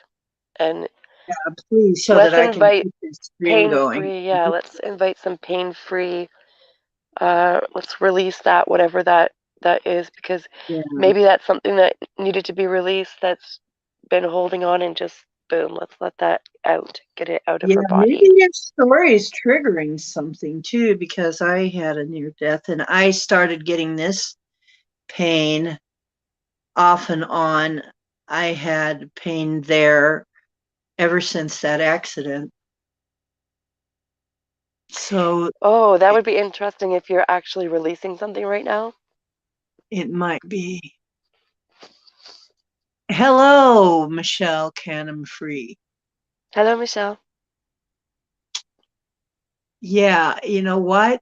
Maybe because we're talking about this, maybe I'm gonna finally get to release that. That would be nice. It would be really nice if I can finally release. I'm ready to release this. Okay, I we're gonna feel release like it. I've done everything I can from having this horrible pain in my back and from it stopping me from being able to do things. I think I've learned plenty from it, and I think I'm about to be done with that. And if it's a contract, I declare it null and void. I rip it up, I dissolve it, and I burn it. It is gone. That contract is over. Deep breath.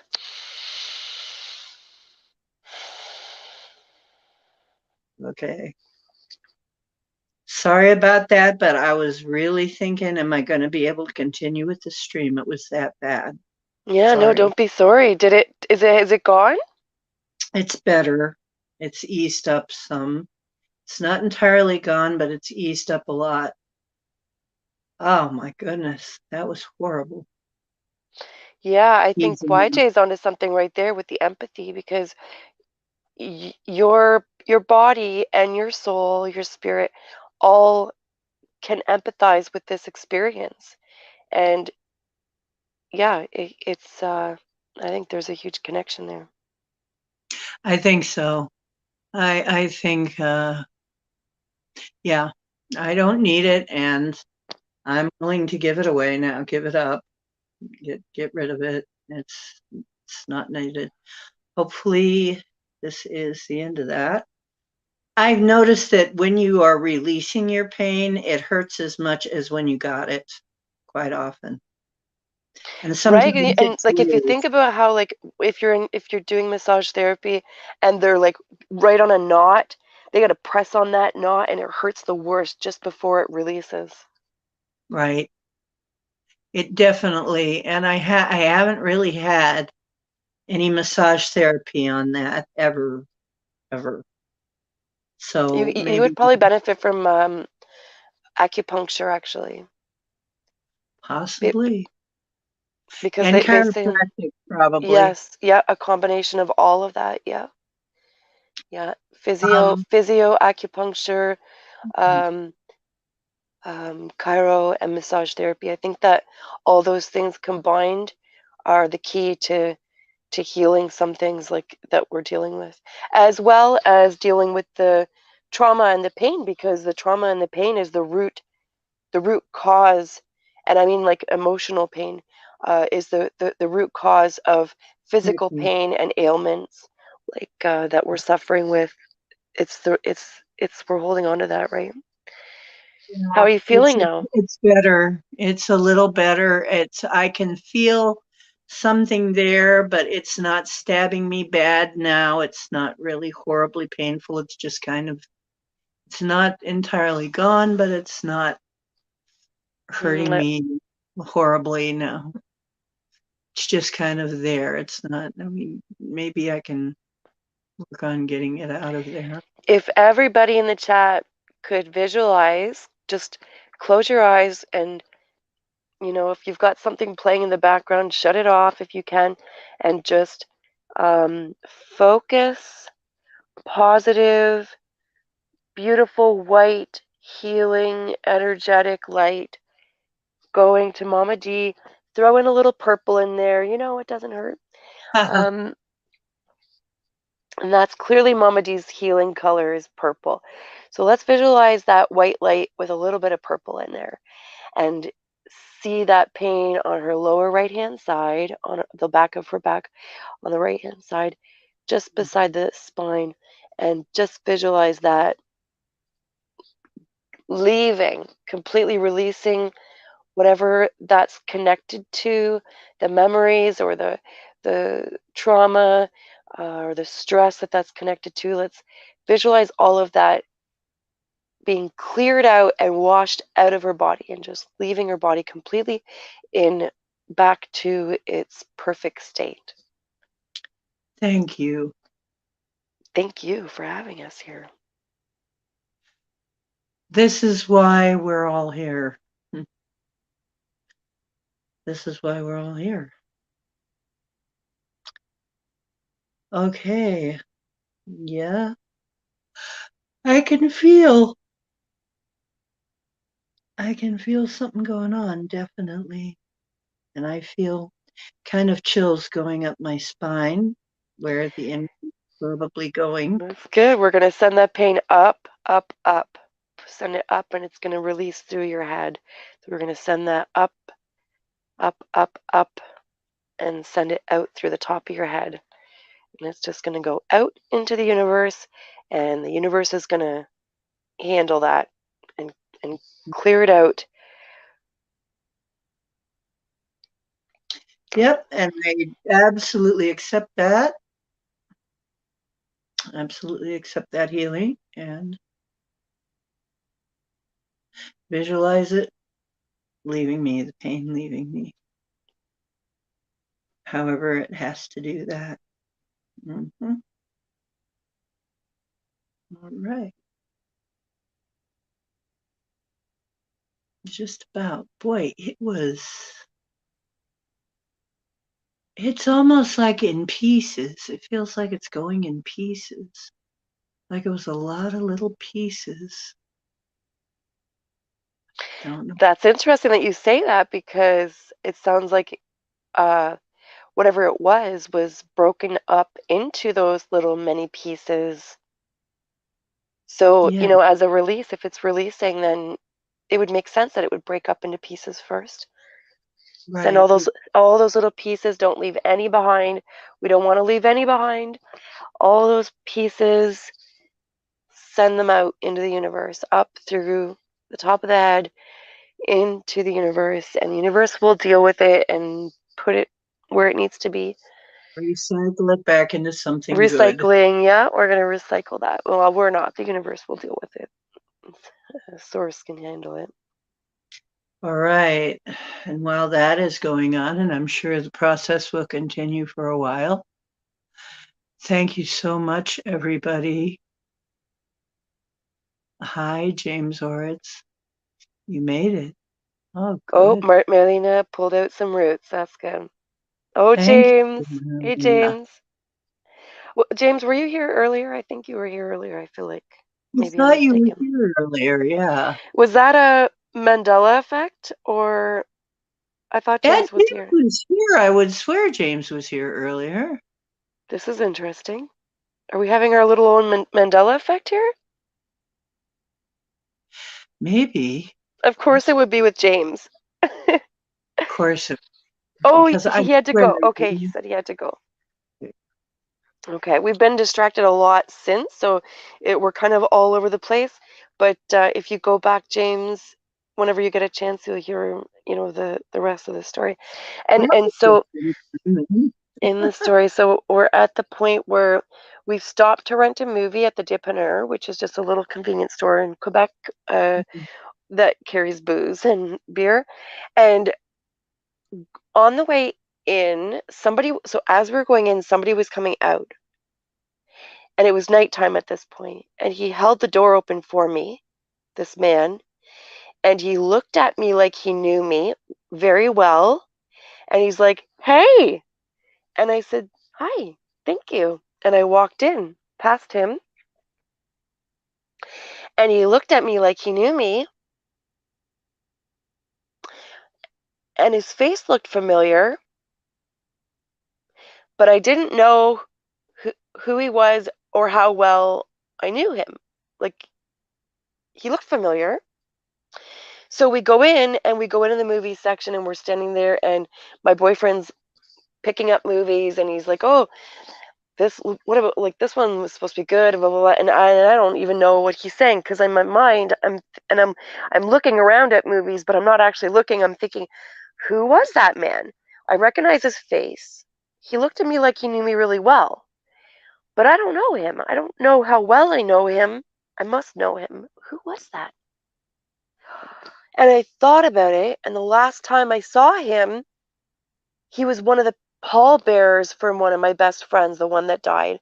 They were cousins, and I knew him really well. He was on my school bus. He was not anymore. He was one of the older graduating guys. Um, but, you know, he, we lived in a tiny little village. Everybody knew everybody. This guy was, I knew him, but in the moment, I didn't. I didn't remember how well I knew him, but I knew the last time I saw him, he was carrying my friend's casket. And the truth is that they were cousins, and he lived on the next mountain next to us, which was our neighbors, but next mountain. And yeah, he looked at me like he knew me really well because he knew me really well. And Well, yeah, yeah. that was upsetting because I thought, is this my new reality? Like, who else am I going to see that I don't know? Anyway, so we went to the hospital and that was stupid, but we went, and he had, my boyfriend had my best interest at heart. He genuinely cared. Um, that it was the hospital that was stupid, not my boyfriend at the time. He was great.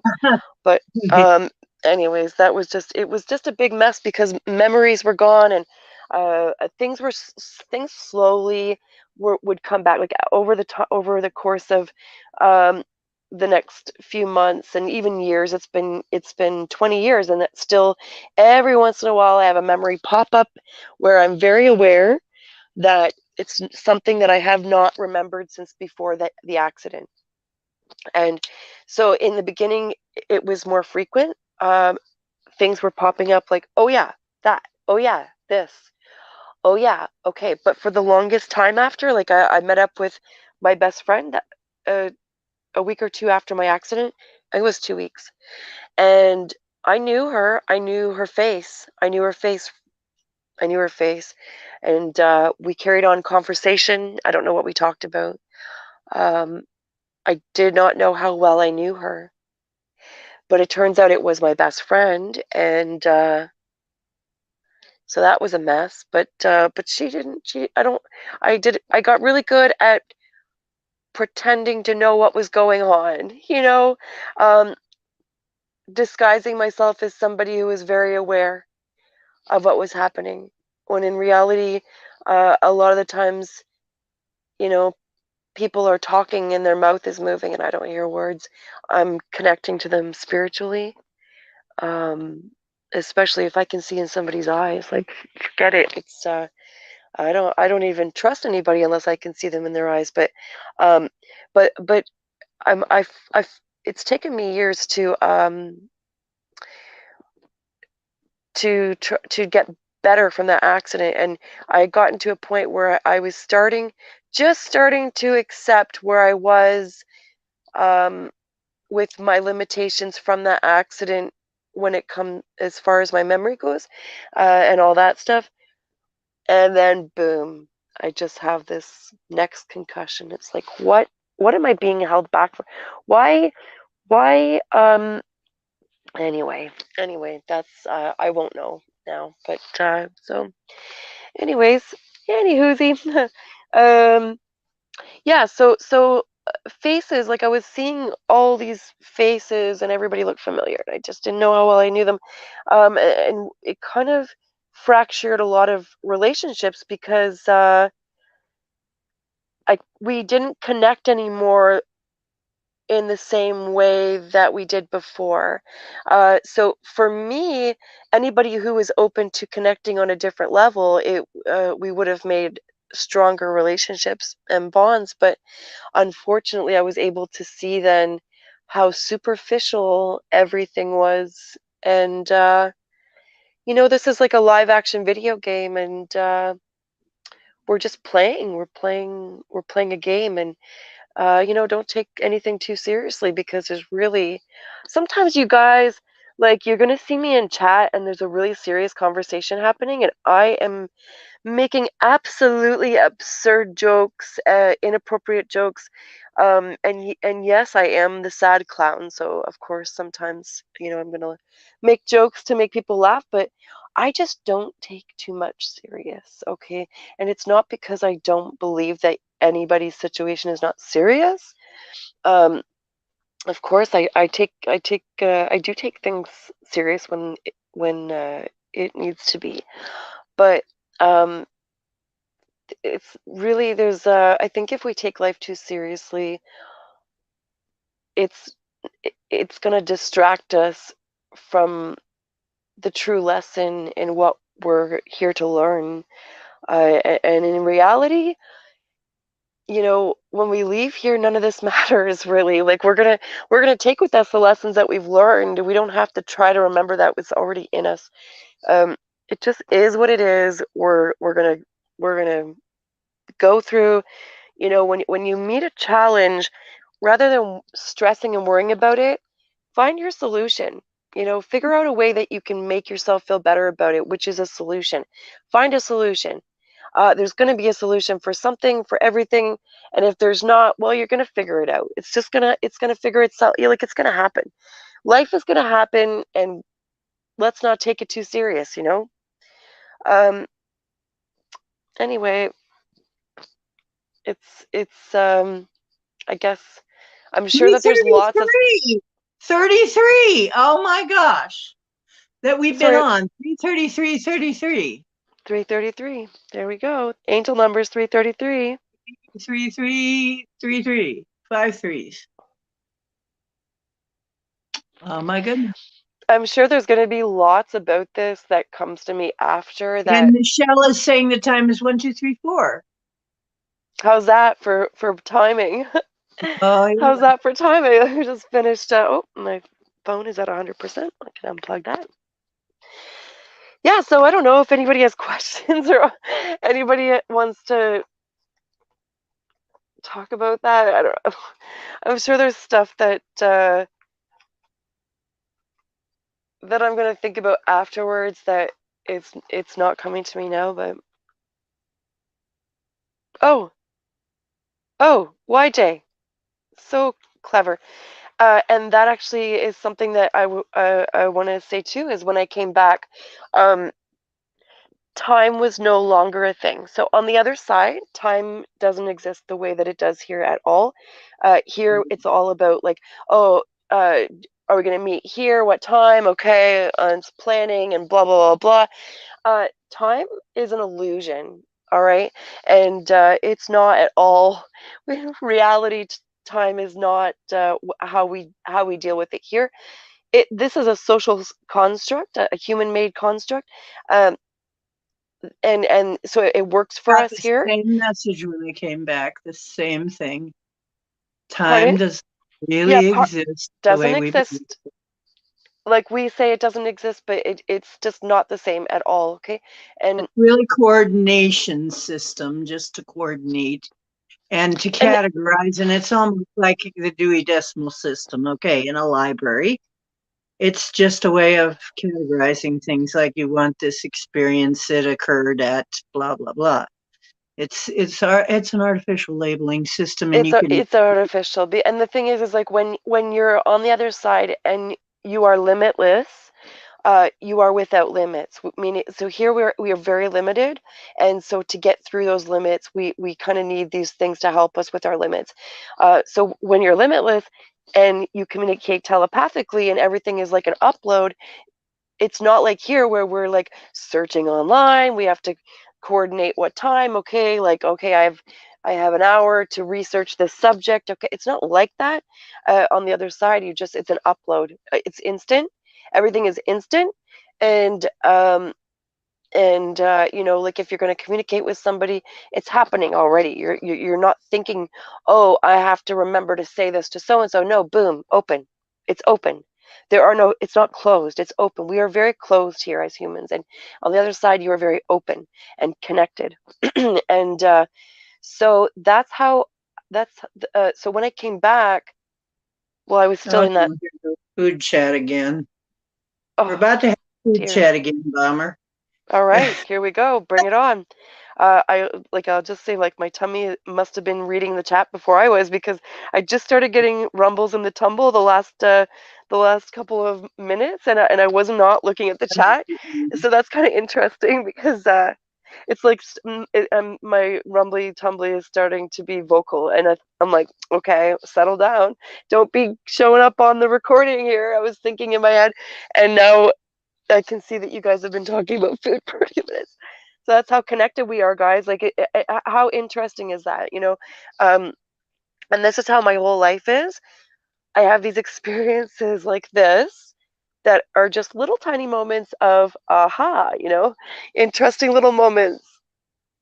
Um, so when I came back, I was very much still in that space of openness, spiritual openness, and that light from Creator was still around me, and I was very connected to Source. Um, as humans, we have all these distractions that distract us from being connected, and after my accident, I could still feel the light around me. I knew that I was still held in that light. I just couldn't see it here, but I was in it. And just now, as I said that, I just saw a flash in my living room. So that's interesting. Um, I get a lot of stuff like that here, especially when I'm on doing the show. all of a sudden the screen will just get lighter, and yeah, I get these flashes, just very weird. Like it just happens. Yeah. Here, Well, there's another one. right. So are these our angels trying to show us that they're here, validating this moment where we are talking about being connected to the other side? This is what I think, because I've had this happen so many times. It's my cognitive dissonance will tell me that it's my rational and logical and reasonable side to say it's a health issue, that it's something physically happening to my body. Maybe my sodium is low, or sugar is low, or something. Maybe I'm having a brain aneurysm, like whatever. It makes physical, rational sense, but no. But no, because if you have when you have these moments and you start piecing them together, um, the first time I had it happen, I had opened a book, and I had just said to something to my friend. um it was something about angels. It was my friend who communicates with angels. We were talking about something about that, okay, communicating with the other side. And I opened my book, and at that point I was still kind of in denial about my own abilities, even though she kept saying, like, you need to Oh, accept I this because want a hot tub so bad, Circle K. I want to be in a hot tub so bad. That helped me so much. That's me, Circle K. That's me you're picking up on. I want a hot tub so bad. I want to be in a hot tub. Anyway, go on, Bomber. I'm sorry. Circle K is talking about hot tubs.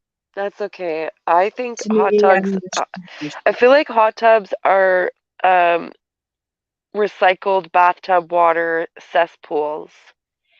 So I don't go into hot tubs, and like I understand people who have them, the appeal of it, and I could just visualize how it helps my amazing it back feels, because so much. I It have helps me been so in hot tubs, but my my inner germaphobe, I just can't. People, like, the idea that all these people have bathed in this hot water, and it's like a soup of recycled dead skin and cells of meat suits of multiple people. Anyway, that's my Okay. inside voice. Don't listen to that. Enjoy your hot tubs, okay, guys? Um, and Bomber, let's and go on. David Castle has a question. Uh, sorry. and it is question: do you try to notice the differences when in a different place, planet, or dimension? Yeah. Actually, I'll revert to the dreams here. When I'm dreaming, I can just allow it to be a regular dream where I just, I don't realize I'm dreaming, or I do know I'm dreaming. But if you're in a dream and you come upon on your any kind of technology that you're used to, like your phone, okay, so pull out your phone if you're in a dream, or look in a mirror, and you're gonna see that you don't look like what you're expecting you're gonna see in the mirror. Or you open your phone and it doesn't look like what you're expecting to see on your phone, trying to use it. That's when you're going to realize this is not just a dream. You are lucid now. That's where the magic begins, okay? Because that's when you can start to have some pretty crazy experiences. But um, the difference is when I'm in a different place. See, I call my dreams are in it's the other place. So I'm not sure if that's what you meant by that, but planet, I don't know about other planets. I'm not one of those. If I've been to other planets, that is so suppressed that, you know, I'm sure I have. I'm sure there's a lot going on that we don't realize. I hear like I hear people in chats and conversations online. Uh, I'm listening. A lot of people are saying that they have memories, that they are having experiences now of traveling to other planets. So I don't disregard that at all. Okay, so if you're experiencing that, I don't disregard it. For me personally, I don't have memories of other planets that I'm aware of. And keep in mind that a lot of my memories uh, are because of my traumatic brain injuries, my memories are difficult to access. Okay, so even my childhood is gone, but my childhood was gone before my accident. Most of it was gone before my accident, due to trauma from my childhood. But my accident really took a lot of my memories. Okay, and even just in conversation. So, yeah. I'm sorry if that, yeah, did that answer your question? Dimensions. Oh, dimensions. Okay. Now that I do go to different dimensions in my dreams, and quite possibly those, I'm quite possibly I'm putting all those experiences into the term dimensions when really it is other planets. I don't know the difference there. I'm not looking at signs there that say you are here. There's no maps. Okay, I'm not seeing a map that's saying you are here. But I know when I'm there that I'm in another place, and I call it the other place. And there's several other places that I go to. Um, and this is not during my waking hours. This is when I sleep, and when I sleep, I'm doing more in my sleep than I'm doing when I'm awake. Okay, so I don't know if that's your question, if I've answered it, but to try to notice the difference when in a different place, planet, or dimension. Yeah. So maybe I am traveling to planets. It could be. It could be other things. There's a lot. Like as humans, okay, as humans, like we don't know anything. I don't know shit. I don't know anything. Okay, I know nothing. I know nothing. Humans are so limited. I We don't know even realize nothing. we're not. I know nothing. There's things in front. We're only seeing like, I don't know, what is it, 10% of what's actually around us. There's colors we can't perceive. There's like, we just don't even know Stuff what's going is on moving around too us. darn fast for us to see, like a fan Yeah, blade. yeah. And a fan blade is very real, and you can get hit with it if you try to go, but it you can't see it when it's revolving fast enough. It's Because so funny that you say that, Mama D, because as you're saying that, I was looking at the fan. Like, I look up at the fan, and you're like a fan blade? I'm like, yeah, like a fan blade. It's like, that's how connected you are to I this. was Yeah. talking to my friend in a chat one time, and I was in a position, and I had this light in my friend goes, yeah, and I got a question. Why I'm sitting here in the dark. Why do I have this light hitting me right in the eye? And I Oh my said, goodness, that's me. I have that experience too, all quite frequently. Can you say that like what your friend was saying that to you, that they're experiencing this? Right. Well, I was sitting somewhere, and I did have a light kind of in my eye. I did have a light hitting me kind of in the eye from where it was sitting. But she was sitting totally in the dark talking to me, trying to figure out why she was sitting there feeling like she had a light glaring her right in the eye. And I said, because that's me. I Hmm. just haven't gotten up and moved the light yet, and she's like, oh God, that's annoying, will you please handle that? I think there's something more to that. I think there's something with that light experience, because I am often in the dark here in the evening. I like to sit in the dark, and I try to go with the natural light cycles. It's because I was trying to reset my circadian rhythm, which I kind of screwed up lately with after the accident. Um, but I'll be sitting in the dark, and I close my eyes, and when there's like a flashlight, and you close your eyes, and it's like you know it's there. Like I'll close my eyes, and it's almost like that, but not the same. It's not like you can see the light moving. I just feel like there's a light on me, this very bright light. And now that we're having this conversation, I feel like that is source and our angels, uh just like, hey, I'm here, you know? Because they're always trying to let us know they're here. Uh and they're helping us no matter what, okay?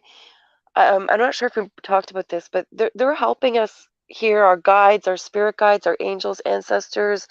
Um they're helping us no matter what. But if we can take a moment and acknowledge their presence, acknowledge that they're here, it gives them more power to help us even further and more than they've been able to. It's like connecting that other side of the line. Like they're reaching out, and we're not reaching out. So if you reach out, okay, and connect to them, you're strengthening that connection. They're going to be able to help us better that way. So do reach out and let them know that you know they're here. If you go in the woods and you speak to them, or you speak to them in your mind when you go to sleep, whatever, it doesn't matter. Time, whenever, wherever, it doesn't matter where you are. You don't need to be in a church to connect to your higher powers, okay? The location doesn't matter. The time doesn't matter. What you're wearing doesn't matter. None of it matters, okay? Take the time, the moment that to connect and acknowledge. You can contact and connect to your loved ones who have passed, any of your ancestors, your spirit guides, your angels, source.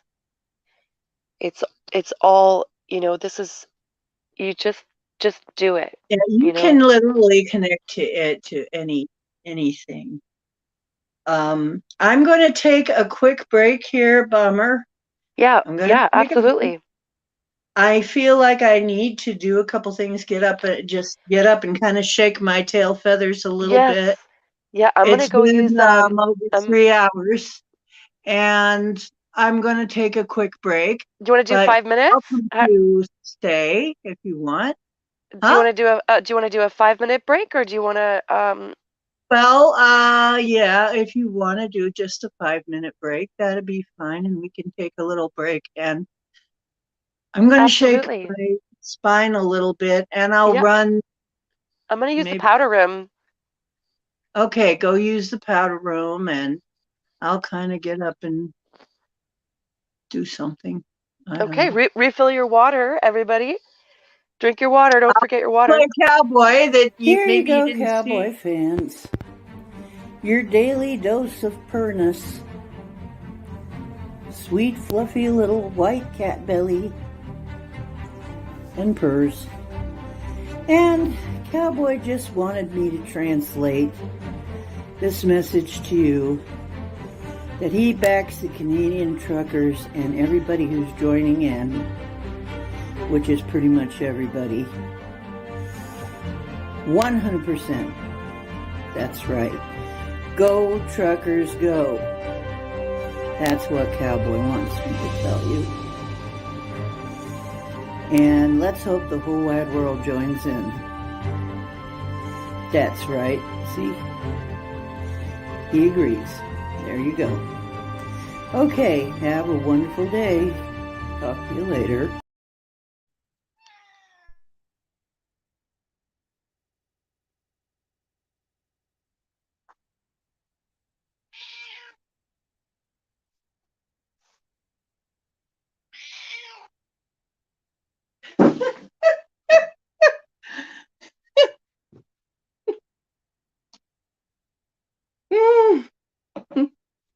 Mm, you funny kitty, you. Yes, that was you. That was you. Silly boy.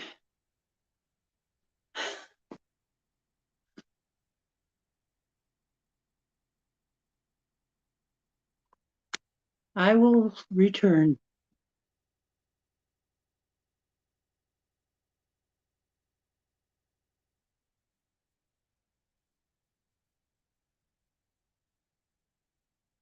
Ow.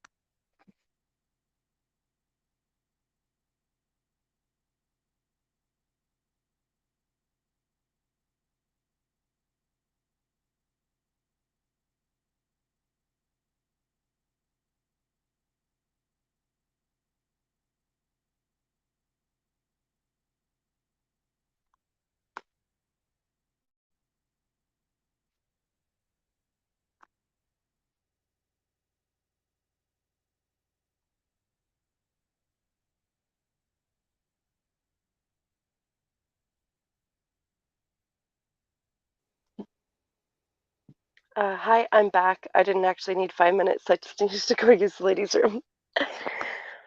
I'm not sure if everybody's still here, but anyway, I thought that was kind of funny because when that cat video ended, so while that cat video was playing, my cat was talking to me very vocally, and as soon as it ended, my cat was still vocalizing while Cowboy was vocalizing. I'm wearing headphones, so my cat can't hear that. Those are kind of funny for me to hear both. Okay. I'm about Oh, back. Mama D, you're here. Okay. That was quick. Okie dokie. Yeah, Cowboy heard himself and was meow, meow, meow, meow. Oh, my cat was over here talking too, and during the video, of course, it was muted, but as soon as it unmuted, um, she was like just talk, talk, talk, talk, and Cowboy was talk, talk, talk. It sounded like they were Mhm. communicating with each other. It's funny. Maybe one cat was saying to the other cat, "Oh, you're really cute online. Maybe you're Yeah, pretty. You did that yeah, very well, Cowboy." yeah. Hi, Bubbles. Oh, she's here for snuggles. Oh my gosh, yes. Water is important, and Vital, absolutely. vital. Yeah, I especially probably don't drink enough. and if you're fasting, anybody who's fasting, make sure you're drinking that water. Oh, baked potato and sirloin. Oh man. James. Oh, James, why'd you say that? James. Oh, apple. Oh, Ah, okay. I'll be right back. I need to go check on my applesauce. okay. You be right back then.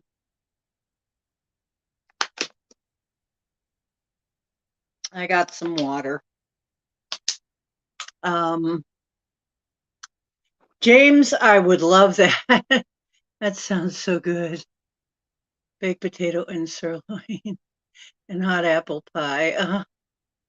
Oh my gosh. I have purified water and I tested it and it comes from a pitcher. I have a special pitcher. It's an alkalizing pitcher. And I'd say if you don't have one, you save yourself a lot of money if you get yourself one. And you got to make sure you get one that can handle um, chlorine and stuff and fluoride and all that and get it out. But there are pitchers now that will just not only clean your water, but alkalize it as well. And when I test my water, I can use it right into the fishbowl without any fishbowl conditioner, water conditioner. And it's really very pure. So I drink a lot more than a gallon. I was drinking way more than a gallon a month, honey. I got into trouble one time because I was drinking too much. I needed water badly. It's a long story. I'm gonna take another quick break here. Something is coming up here. I'll be back, you guys. Don't worry, I will return. And I'll tell you the minute I return. I better check on something myself. I have something I I'm just forgot. back. My applesauce smells amazing. I have It's the some first. on the stove too, so carry it, Bomber. I'll be back, okay? Oh man, yeah. This is the first time I've ever made applesauce. I've always wanted to make applesauce, and I've had opportunities where I had enough apples that I could have, but I just didn't do it. I thought it was going to be a bigger job than it was actually is. So without even looking into it, and that's kind of if you want to do something, look into how to do it because it might be a lot easier than you think. Applesauce is so easy, and so I have a slow cooker, and I'm doing it in the slow cooker. It's so simple. Um, Man, and it smells amazing in here. And if you're hearing noises, I live with a wild cat. She is completely feral. I'm not saying wild like she's crazy. She's actually feral. Um, and she is doing something right now. I don't know what she's doing, but she's doing wild cat things. Feral cat. I don't know.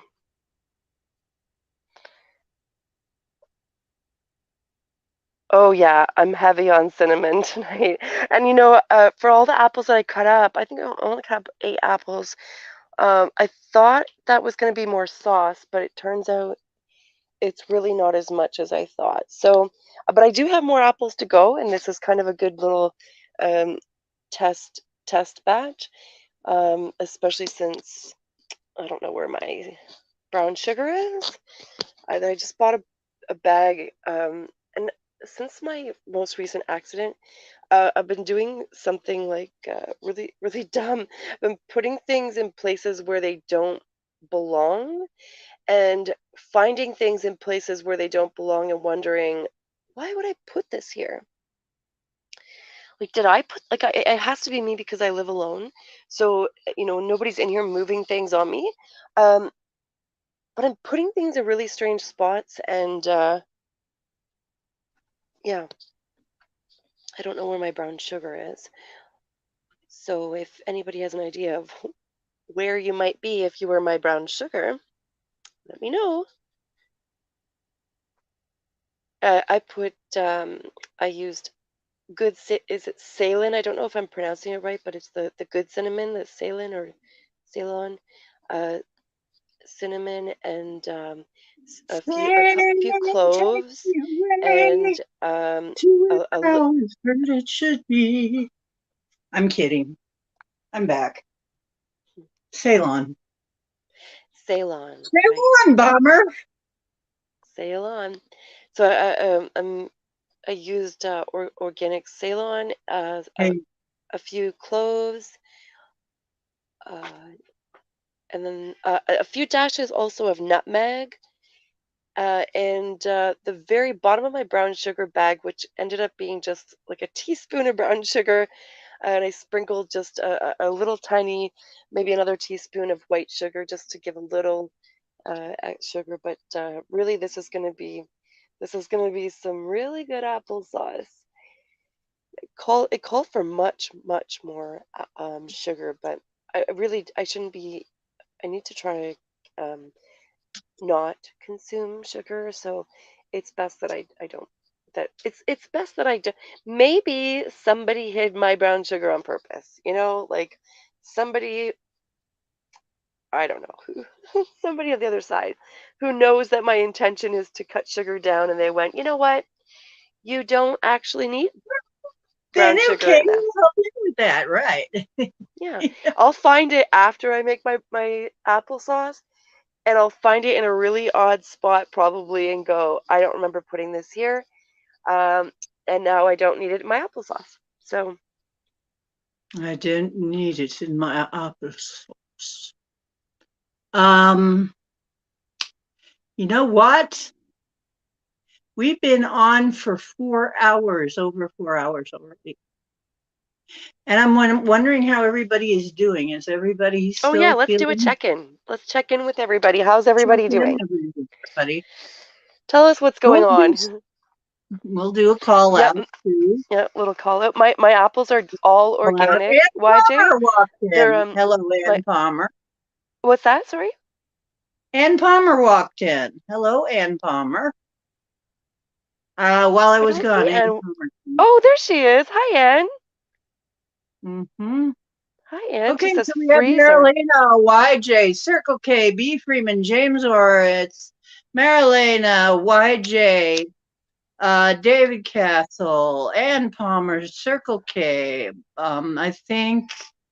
I think that's everybody right now. We're missing Black Dragon, but other than that, people are here. Oh wow, SOR just is SOR finished? No idea.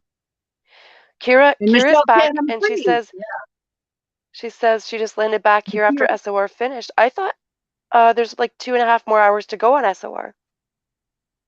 And I want to apologize to Duke and Dave because I know that there's a few people here where we would be over there, and we've missed both chats, both streams. So just for little Well, old what are you me, going to do thanks this time? thanks for being here and listening to my gibberish, everybody.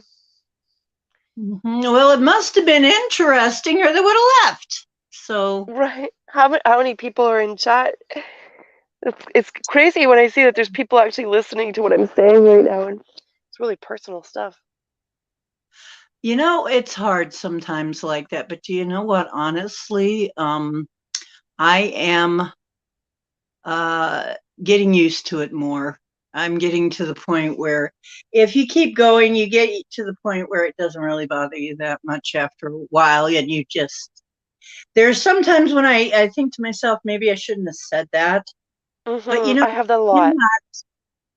you Mama, can't Mama double. D, that happens to me every day. My friend, she laughs at me because we'll be out, excuse me, we run into strangers, and you know, I always say hi to everybody because I'm just I'm like that. Like I'm from the Maritimes in Canada, and friends are just, or sorry, strangers are just friends we haven't met yet. So I will look everybody in the eye, and I like to know what kind of energy is in my space.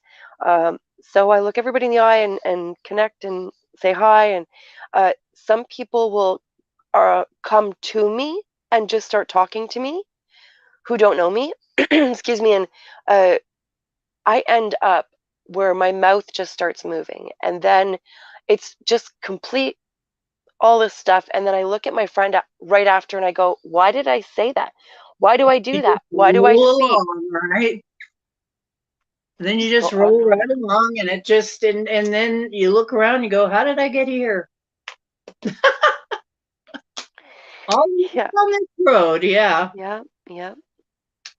hmm Well, here's the cool thing about it, Bomber, is that as long as what you're saying is interesting, people will listen. So I True. found that out is that I guess it's interesting because people listen. So True. yeah, I wish I lived close enough to look you in the eye. Yeah, I wish I could look all of you in the eye. I would love to invite. You What know was what that we about need? the eye? Sorry, I missed that. Oh, Uh, yeah, Kira. Yeah. Oh, YJ, thank you. That's nice. Thank you. That's and nice to Pop hear. says, "Did you check your freezer?" I think she means your. And Palmer, my freezer. Oh, we can't talk about what's in my freezer. I'm just kidding, by the way. I don't have any bodies in there. You don't? Not anymore. I'm so disappointed. I'm That totally would be kidding, the by the next way. show. Anybody, I don't want to trigger anybody. That would be the next show. Doggone, I was here. I was in my mind lining up the show, Bomber. Anyway. Oh, it's -15 where YJ is. -25 with the wind chill. Oh, winter is coming. It's pretty cold. Is it sweet? Oh, tango apples. That's a nice temperature. Mm. I don't know what that is because I'm a Fahrenheit lady here. Oh, So it's a nice temperature, but I don't think that your fibro would like it. probably not. It's Arthritis, fibro, anything like physically, it's something like our cold temperatures in Canada. Um, if you're not used to it, like there's a major adjustment to our temperatures, the heat and the cold. Because I grew up where it's really cold, like growing up in a place that regularly would hit -40, -50 Celsius. Um, that's where you step outside and your eyes water and then freeze, like the come water here. freezes, so you have icicles coming from your eyelashes, and and then like You're lively. yeah, Yeah. it's normal. That's a normal thing where the air hurts your body. But putting when I moved here where I am now, it gets really hot in the summer, and it never really gets cold enough for me here to really give me that good cold, and so it's taken about 20 years where I just kind of, I guess I'm starting to acclimate, but still there's days where I go, oh my god, I miss that cold. He just clawed me trying to claw tried to get the cord for my phone that fell out, and he started chasing it, and he just got me. Itty bitty claws, you great big claws. You've got great big sharp Hmm. claws. Here, let me dangle this instead. You're in a mood to play, huh? There you go. Oh, YJ, I want to see that. I don't know if I'm sub to you. Mm. Minus 47 Celsius for a week. Yeah, that's what I was raised in, weather like that. And Yeah, that that's not for the faint at heart. That's I call that like it's apocalyptic cold. When you're outside and you just like you have to protect everything. Like it hurts, but it's a good hurt. I mean, it to put your body through something like that. You expose yourself to this discomfort. Um, it's like the extreme elements. It really does something in your body. It builds you different. You're built different when you can handle that. you know, Marina thinks she wants to experience snow. And there are a lot of people, and I think you should, but I do have to warn you, it may not be all that you think it is. It may not be quite as wonderful as you think, because you Well, can you get know, all though, kinds because some people are heat people and some of. people are cold people. And Marilena, last year I shared a lot of, I think it was last year, maybe it was the year before, when I was going on my really early morning hikes up the hill. I was sharing a lot of my winter pictures with her, and she even put them on her screensaver on the back of her, like the background on her computer. Uh, that's how much she's connected to the winter, and I think Marilena, I uh, it know a it lot would of be an people who adjustment for sure, but I think she would really like it. I know a lot of people who think they'd like snow, and then they Yeah, get here and she they might experience change her. snow. Yeah, she may change her mind. Because it's pretty, it looks pretty, and it's really different from what they're used to, and they never had that. Yeah, whatever. You're whatever. Yeah, I open your freezer and stick your head in there yeah, and just stand just there and stand there imagine being outside for hours in that. Yeah. and breathe deep. Yeah. Silent coming up soon. Silent something coming up soon. Our dancing daughters. Kira's leaving. Got to go to bed. Love you, dear Kira. Yes, we love you, Kira. Thank you So for much coming for in. coming. For everybody Thank who's falling asleep who isn't speaking and maybe listening, I hope you have very sweet, exciting dreams and safe travels wherever you go in your dreams. And may you only be surrounded with entities and spirits of good intent. I will second that. I will second that. And I am finding that this group is amazing. Really, this is an amazing group, and you are all amazing people. And I have to say, you are all so.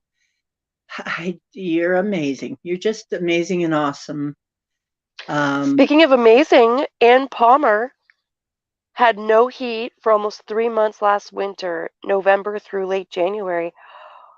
ooh, Wow, we wouldn't I had no we wouldn't heat for survive a here probably in that, while. but um, yeah, that is amazing. And you One know, for year. anybody who's going to be dealing with um, no heat or lower heat coming up, the important thing is to keep your extremities covered and warm. So as long as your head is covered, not with a crappy little hat, like get yourself a good toque, um, and keep that heat in on your head always. Put your toque and then put your hood up, okay? Wear mittens if you need to wear extra. So if mittens versus gloves, mittens you're getting your own body heat in the mitten, where gloves, it separates your fingers, so you're losing that. But it's really important that you keep your hands covered and protected, whether that's one or two sets of mittens and gloves, mittens and then gloves, or gloves and mittens, whatever. Um, and and then your feet you need to be wearing. Socks really will make a difference. Socks will It make a makes big. a big difference. Wear a pair of thin cotton socks underneath or whatever socks underneath, and then wool socks on top, where you're double layers of socks, and a good warm pair of boots. Make sure that your feet are warm, protected, and comfortable. That and extra layers, always layers. In survival, they'll teach you it's about layers. So you can always, as you warm up, you want to take layers off, right? Take a layer off, but you can Because only you don't want to sweat, because the sweat will, when you get back out, when you start sweating, that can actually be detrimental. that's right, that can So, kill you. Yeah, that can kill you. And so as you start to warm up, take a layer off, but not your mittens, not your shoes and socks, or your toque. Where you know, if you're wearing like a thin shirt, like let's say you're wearing a tank top, a t-shirt, a sweater, and an extra hoodie on top, and then your jacket or a vest or whatever, you know, dress in layers so that you can, as you start to warm up, start to take a layer off or add on if you need it, but keep your extremities covered and warm. Your head, your hands, your feet, and then your arms and I'm with legs. you, Circle K. I live in my Uggs too in the winter. I live in my Ugg boots, and they're floosy, fleefy, fluffy fleece on the inside. And I recommend them thoroughly because fleece is warm, very warm and soft, and you really want that. And the Ugg boots also give you lots of room for your toes, so Extra that, layers, yep. Wear lots of layers of socks. yeah, with your socks, and then you put on your Uggs, and it's like, ah, so nice, so nice. Michelle, toque, winter hat. Yes, sorry, toque is a winter hat. That's right. That's what we wear up here when you see, if you hear the word toque, and that is the proper spelling for toque. That's what I Canadians have call a winter no hat. Yeah. idea what I had no idea exactly what a toque was, but Oh, I if you Google toque, you'll see an image of what it is, and it's we live in them up here, and there's some people will wear a toque all year round. My little brother, he wears a toque all year. right, yeah. You need really good boots, and you need Yep, yep. Good a good warm hat. socks, good boots. And a muffler is really helpful too, Yep. or Any some layers? kind Any of layers? gaiter. Just remember layers. Keep your layers and your extensions, your extremities warm and covered and dry. Dry is important. Oh, Michelle says she's from Canadian too. She's from Canada. Yeah. Canada. Y'all, you are from the Canadians. Okay. And she's That's free. okay. She's free, and that's important. It's basically a beanie. Okay. Okay. Grew up in a drafty, creepy old house. James Hort says he grew up in a drafty, creepy old house. Are you sure you weren't living with the Adams family? I just got a new pair. Make sure they were real sheepskin. I would love to have real sheepskin. I really would. I had some of this stuff. People got rid of this stuff. They took it. People took some of my best stuff. I've had I that had happen. real sheepskin that I could sleep on when I was cold. Oh Damn. wow. I'm really jealous of YJ. I'm gonna go back to his comment there. He said all my blankets are duck down duvets. It can be minus 47. He means Celsius, by the way. And my bed is super toasty warm, and I have a sleeping bag for minus 40 Celsius. Keep it in the It's like Jeep. a dance. Duck down That's really duvet. smart. Do the Very, duck very smart. Now down duvet. I want a duck down duvet, and I want a good sleeping bag for minus 40. I had to get rid of my sleeping bag because it was just not it was just a waste. It wasn't a good sleeping bag. Duck down duvet. I think that has a ring to it. Maybe I'll write that. The duck down duvet. Yeah, I like Duck that. down Duck down duvet. Sing duvet. this song. The duck down duvet. It sounds real Yeah, groovy. yeah, You Mama like it G. in the winter. Yeah, write a song for the Canadians, please, because that would be, And you can it's throw a not for the toque in Canadians. there. Duck down duvet with your real wool toque. It's Oh, like a Canadian survival guide for the winter for everybody out there in the world who's going to be going through some cold winter here, with the shortages that or the alleged shortages. Um, we won't go there, but okay. anyway. You know what? It's like, let's just put this sucker to rest somehow. Somehow or other. Now, I know that something, because we're discussing some mundane stuff, so I think I can throw this in now. Hmm.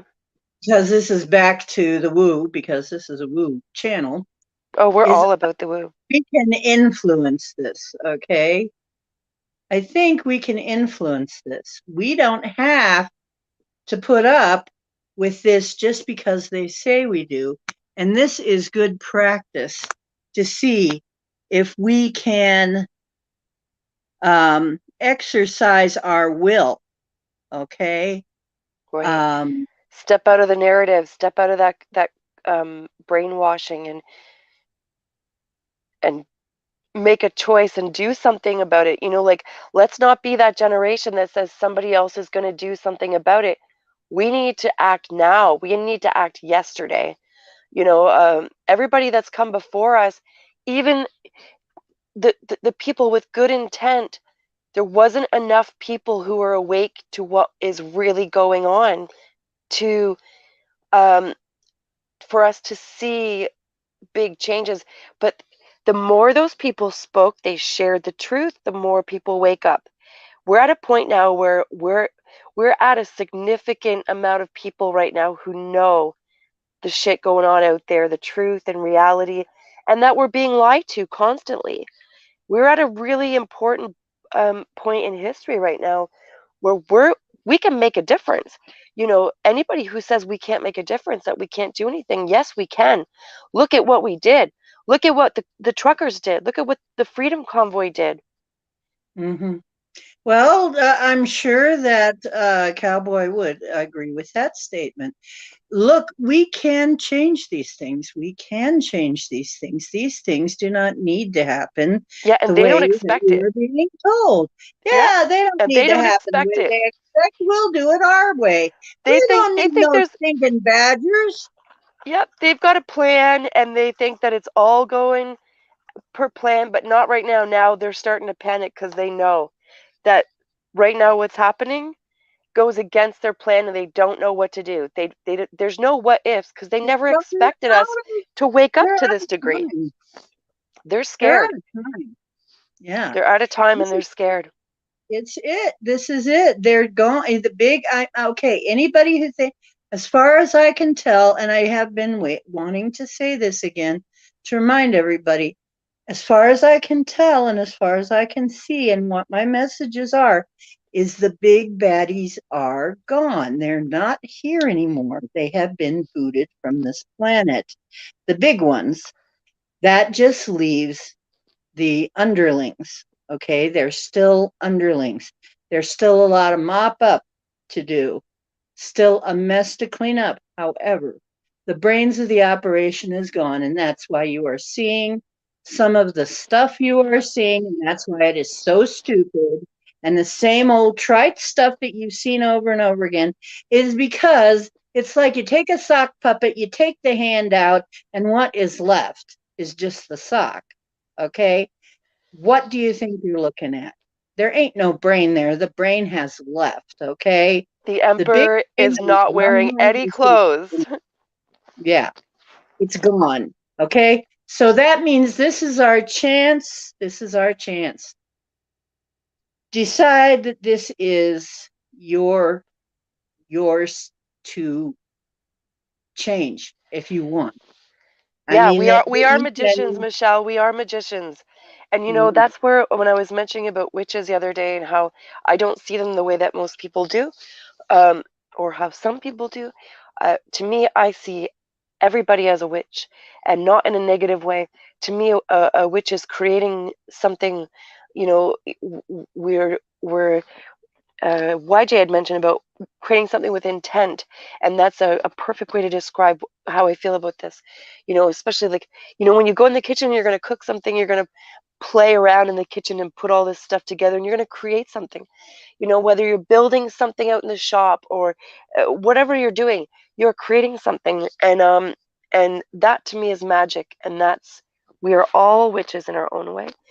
So if you want to take that in a negative way, then that's your own decision. But for me, I see it as a positive thing. And it's like the wizards and the witches and we're all that. We are magicians. And yeah, Ann Palmer. Yeah, get out and vote. You If are Tuesday divine. is your You are vote thing, divine. I everybody say get it out and every vote. show. Yeah, and remind people because everybody's so busy with life and everything going on, and they're lost in their depressions and anxieties.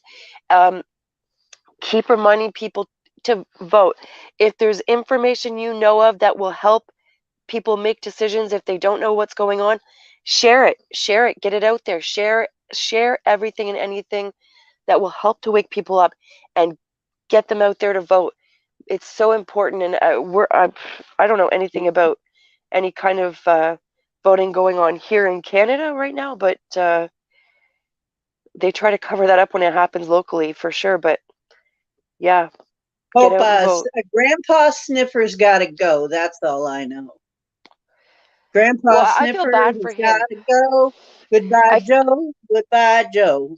I feel really bad for Joe Biden, because to me, what's happening down there is elderly abuse, and Mhm. this man belongs in a long-term seniors facility. He needs to get the care that he requires, and he's not getting it now. He's being taken advantage of. Um, Even he's if he is an old pervert, it's still yeah, elder whatever's abuse. happening, the guy has got he's clearly got some. He's Dementia, dealing with obviously. senior things. Like we don't know anything about who or what he is really in reality, but he's an elder, and he doesn't belong in the position he's in. Like, he's being manipulated and used, obviously, as all our leaders are. But he's so visibly unable to do this, like Trudeau. Like, these people are completely Oh, unable to do this. yes, yes. But he needs to be in a long-term facility care, like for elderly people. This is elderly abuse, and my heart hurts to hear him. And Although, to tell you the truth, no, I'm not going to say it. I'll be nice. But let's just say, we'll be glad to see the last of that. Okay. He is yeah, the last of the sock puppets. I'm pretty sure he sold his soul, and now he oh ain't yeah, got these people, one. the people who are being puppeted, I don't know, but being manipulated, they are leaders. Okay, they're all actors. They're all actors. They're not. They're not. It's not like they didn't. They They're didn't. not real. They're None not. of They that. didn't grow up thinking, you know what? I have a really good heart, and I can see the issues that are going on in society. I'm going to infiltrate the government and get in there and become the leader so I can make a difference. That's not what happened. Okay? Do not for a Mhm. second believe that. These people were created specifically for this role that they're playing. It's their acting. Um, Yep. but they're being manipulated. And if you look at MK Ultra and all that, the mind control, you know, they were studying that for a reason. I really truly believe that these people have been created by beings who not were not necessarily human, and they were created for these roles, and they're controlled completely. Not just hey, you got to do this. It's literally there's stuff going on there that we don't understand or know about, and some people do know about it. I'm just putting puzzle pieces together, and You're right. put your put And your own I don't puzzle know pieces who said together. it, But but you're right. He has been a bad person for a long, long time. This is not new. He right, but has was it been him? a jerk Was for it a him, or long. was it the control? Was it the what? Like, does he even know what he's? I don't think he even knows It what he's looks saying or like, doing. well, from the now you're talking about the elder thing. However, this was back when he still had dark hair and still had Okay, hair. okay. See, I don't know his Still a history, jerk. but for Okay. me, it just my heart hurts when I see an elderly person being abused. Like that's to Right. me the He one needs of to the be retired worst. and put somewhere where he can't hurt anybody and can't be a Yes. spokesperson for anybody and can't hurt himself and can't sniff little children and women and Ew. can't See, do yeah, that's everything yeah, to gross. approve, and somewhere where he can just whatever it is that needs done with him. But see, he's had 2 wounds in his hand that people have been looking at. They're doping him up with something. Oh yeah, for sure they are. All of our leaders, I believe, are given some mind control business that But And I mean, I'm talking, and I know that's dangerous to say, but remember that this is a parody program, and we're just parody, making fun yes. things here. Yeah, we're just throwing ideas out. This is all entertainment purposes. Ideas out. But honestly, there's something been wrong with that guy for a good long time now. Why? I mean, was it his parents? And we can go back and back and back. I can just tell you though, we need to get rid of these people. However it is you want to get rid of them, we need to get rid of them. Some of them Yep. need to be prosecuted. They really knew Excuse what me. they were doing. I've never looked into Biden and his past, so I can't speak on that. I just find it really heartbreaking and difficult to watch an elderly person being abused, and um, so whatever his past, I mean, just get him out of there, But I just want to. Marilena says about the Yeah. fertilized egg. There's nothing wrong with eating a fertilized egg. It's perfectly fine. Yes, there's a little bit of blood, but it's fine. There's nothing wrong with it. Um, Fertilized eggs just mean that they could have potentially, not potentially, but they It could means that have the been egg is incubated, fertilized. but you can still eat those. It's fine. Um, anyway, whatever you think about these people, they are literally the mouthpiece of evil. Okay. Yep. Uh, the United States is going to handbasket because Canada of too. All of our we're all in this together. Remember that. right. We are all in Yeah, this together. red, green. Yeah, we're all in this together. And really, all of our look at all it's true. If you look at the first world leaders, they're all kind of goofy and crazy and half butt leaders. That none of them. And I'm telling you, it's because the brains are gone. The brains are gone. Yeah. The Yeah. brains that were running them is gone, and they're trying to use the same old tactics that they always use. That's all they got. They got nothing else creative to do.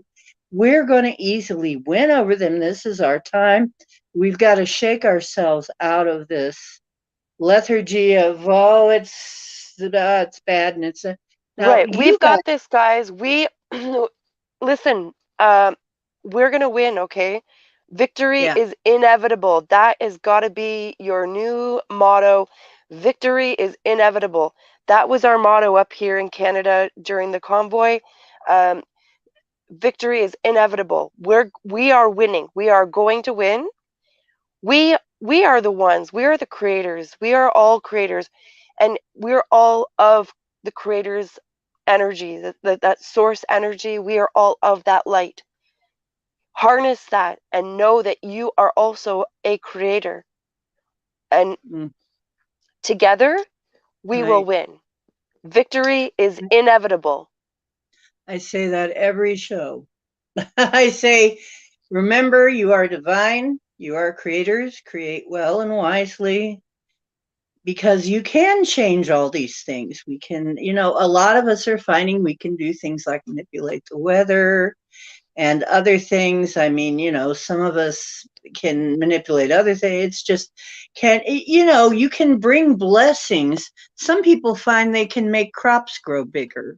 Some people find they can do other things that are unusual. It's like whatever your talent is that's coming to you, use it, and don't be afraid to use it because it's your time.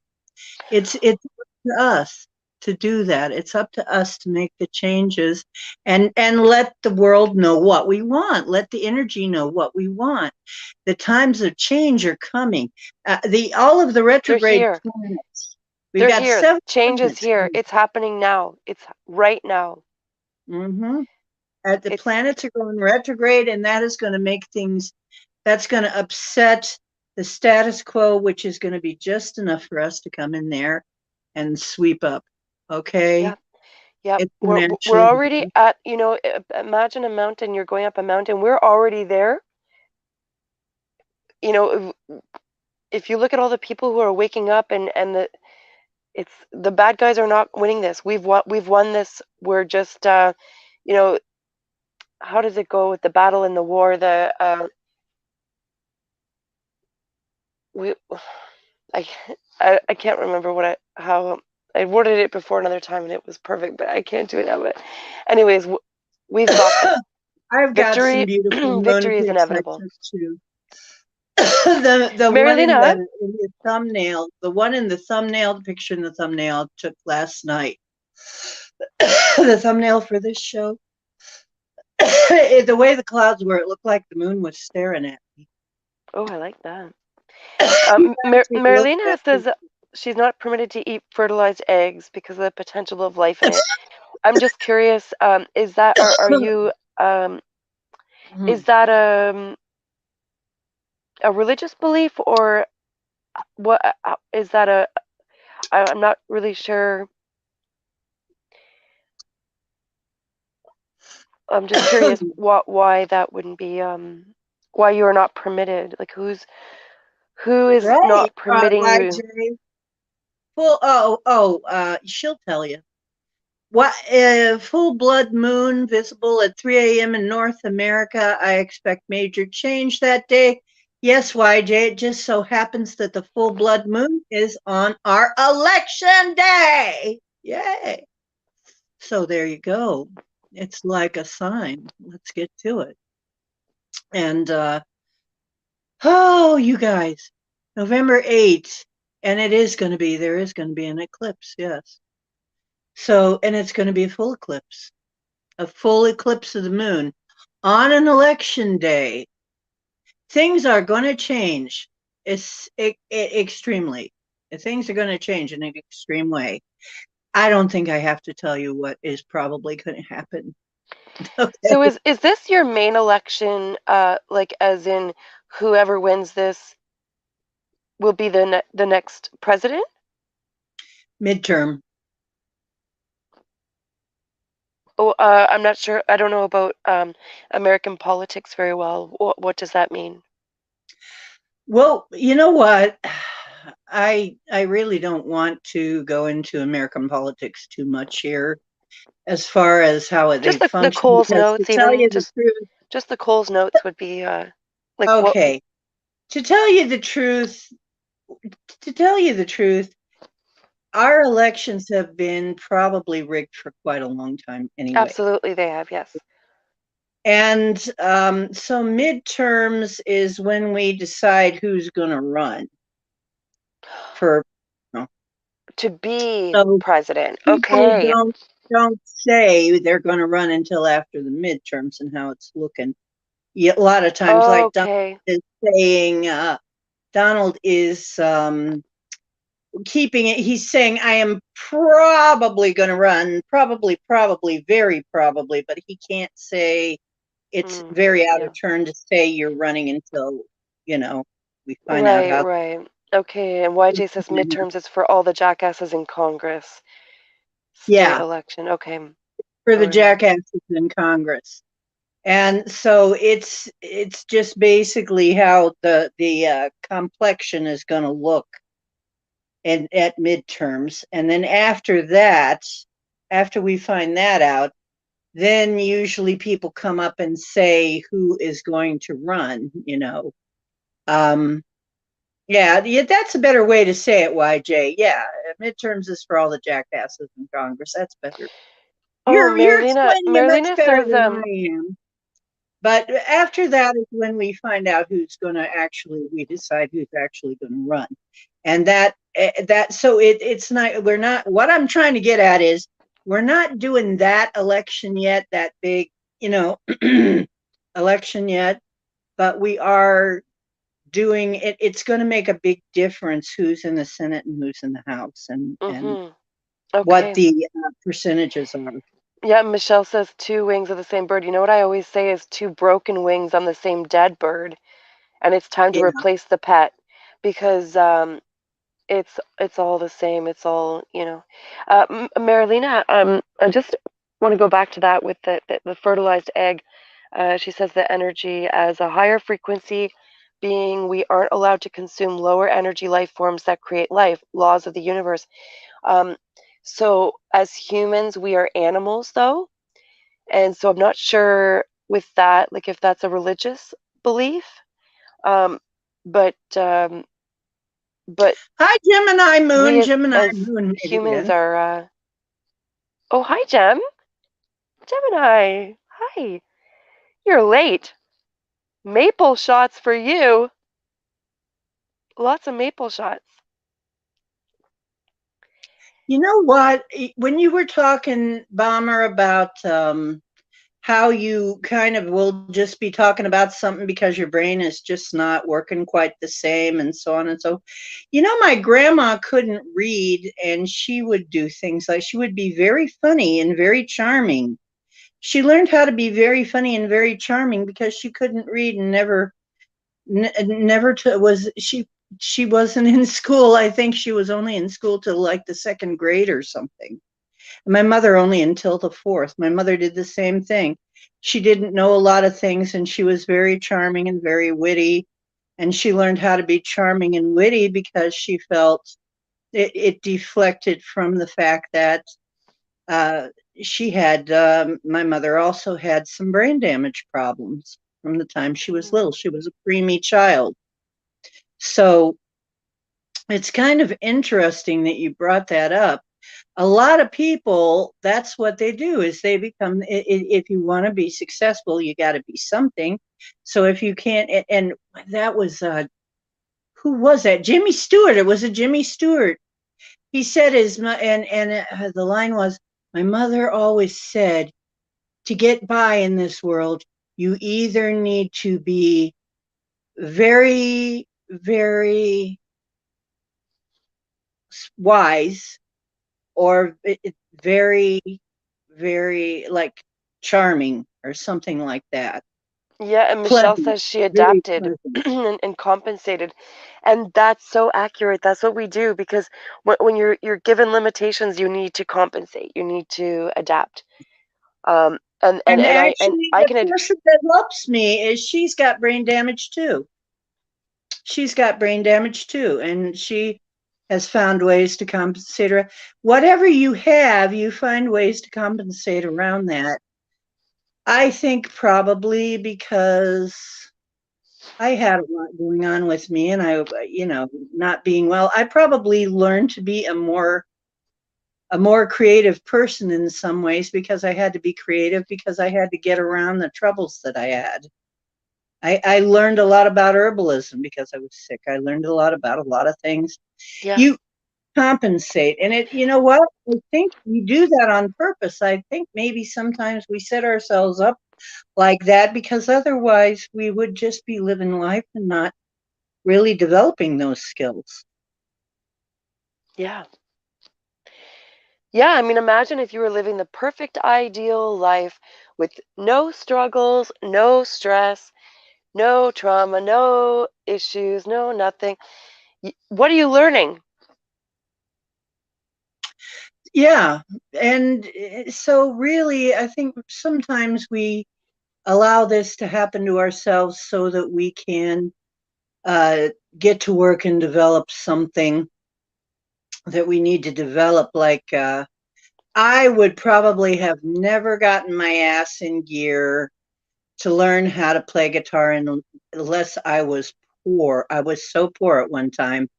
And I realized I was sitting on a corner just practicing guitar, and people started dropping me money. And I thought to myself, this is it. This is how I get out of my, crushing poverty. This may be a way out. And so I practiced more and I got better. Probably wouldn't have done much of that unless I had been in that situation. That's so funny you say that because that's taking me back to right after my accident. After I came back from dying, I was living in my dad's basement Me too, just IJ. Me too. before my accident. I had had a burnout from work. Like I burnt myself out from working. I've done that a couple of times because I'm a workaholic, but something something forced me not to get out of that, and of course I didn't learn from it. I went back to being a workaholic once I healed, but um, anyway, right before my accident, I had burnt out and I ended up in the hospital, um, keeled over from work, rushed from work, but but so I was living in my dad's basement because he had just had a couple of heart attacks, and he said, "Why don't you live here?" Because I had to leave my apartment. Um, and he said, "Move back here, live in the basement. Um, you can look after me because I've just had the heart attacks and whatever, whatever. Um, and uh, and then it'll give you a place to stay." So I did, and that's when I had my accident.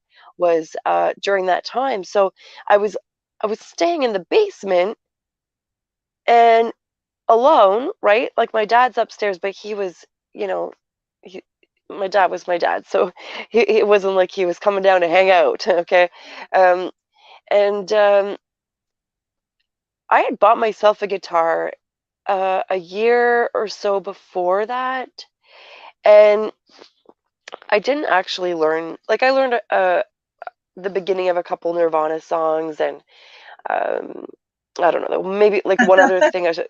And but right after I died, when I couldn't speak, I couldn't verbalize, I wasn't able to do very much. So I decided I was going to teach myself how to play guitar, and I did it right after my accident, like immediately after. I with purpose, you know, and Start I a would. band. That's a good idea, Circle K. I've been wanting to do that. I just don't know how we're going to all get together to do that. Maybe we'll think of Yeah, it'll be virtual. maybe a virtual band. Yeah, I have songs written. I have a lot Yeah, of songs. yeah, me too. Hmm.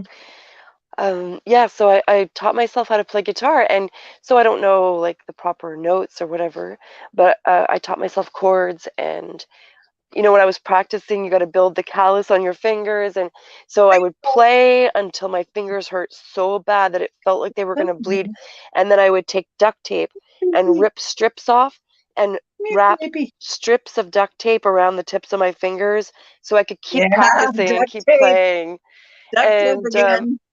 yeah, in no time Me I had too. calluses and writing my own music, and yeah.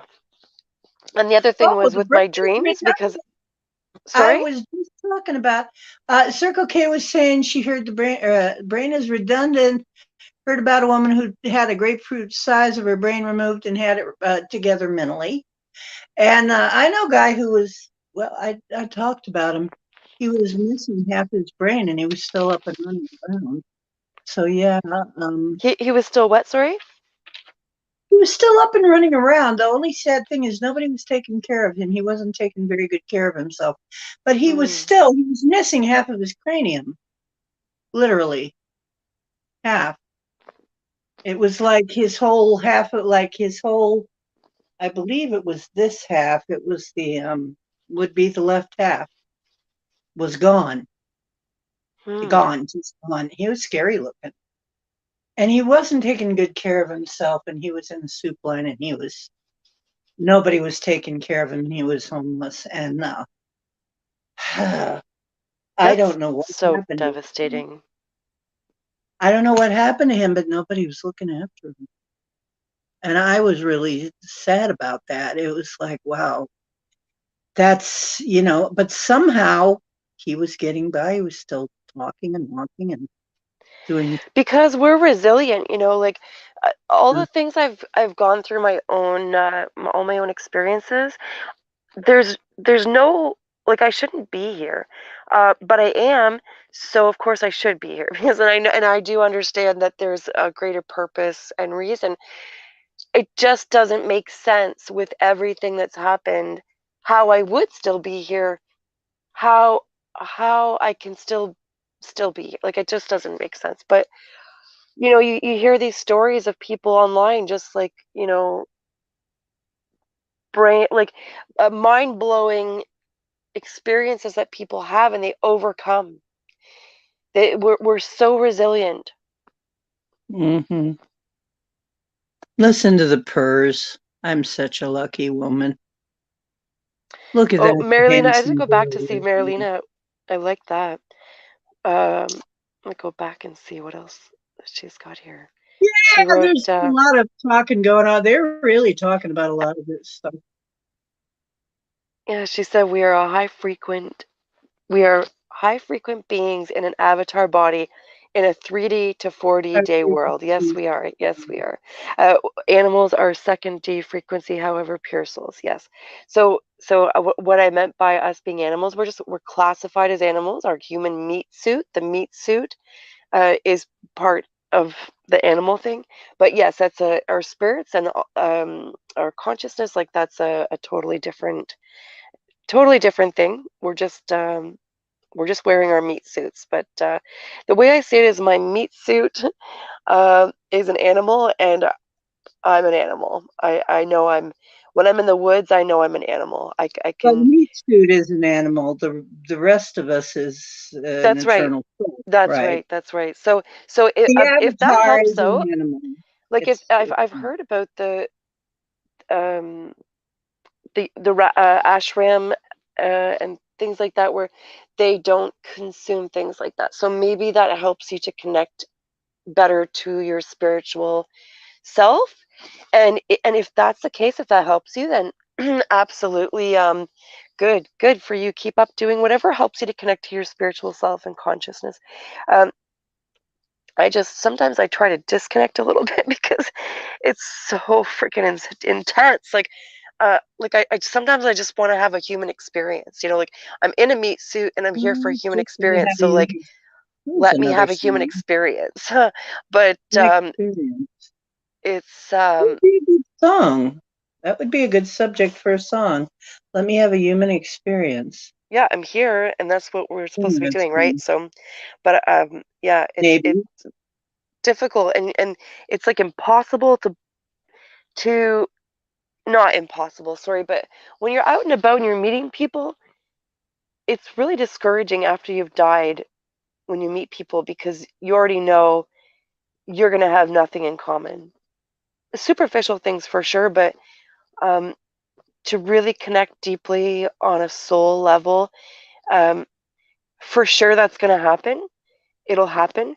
Um, but if you're out and about and you're meeting lots of people, most of those meetings are not going to be like that. It's going to be, and I was a social butterfly once upon a time. Now I'm more, I'm social in the chats, but when it comes down to it, it's Now just you're because an antisocial moth. No, you're not. I am an antisocial moth. Yeah, I am. But yeah.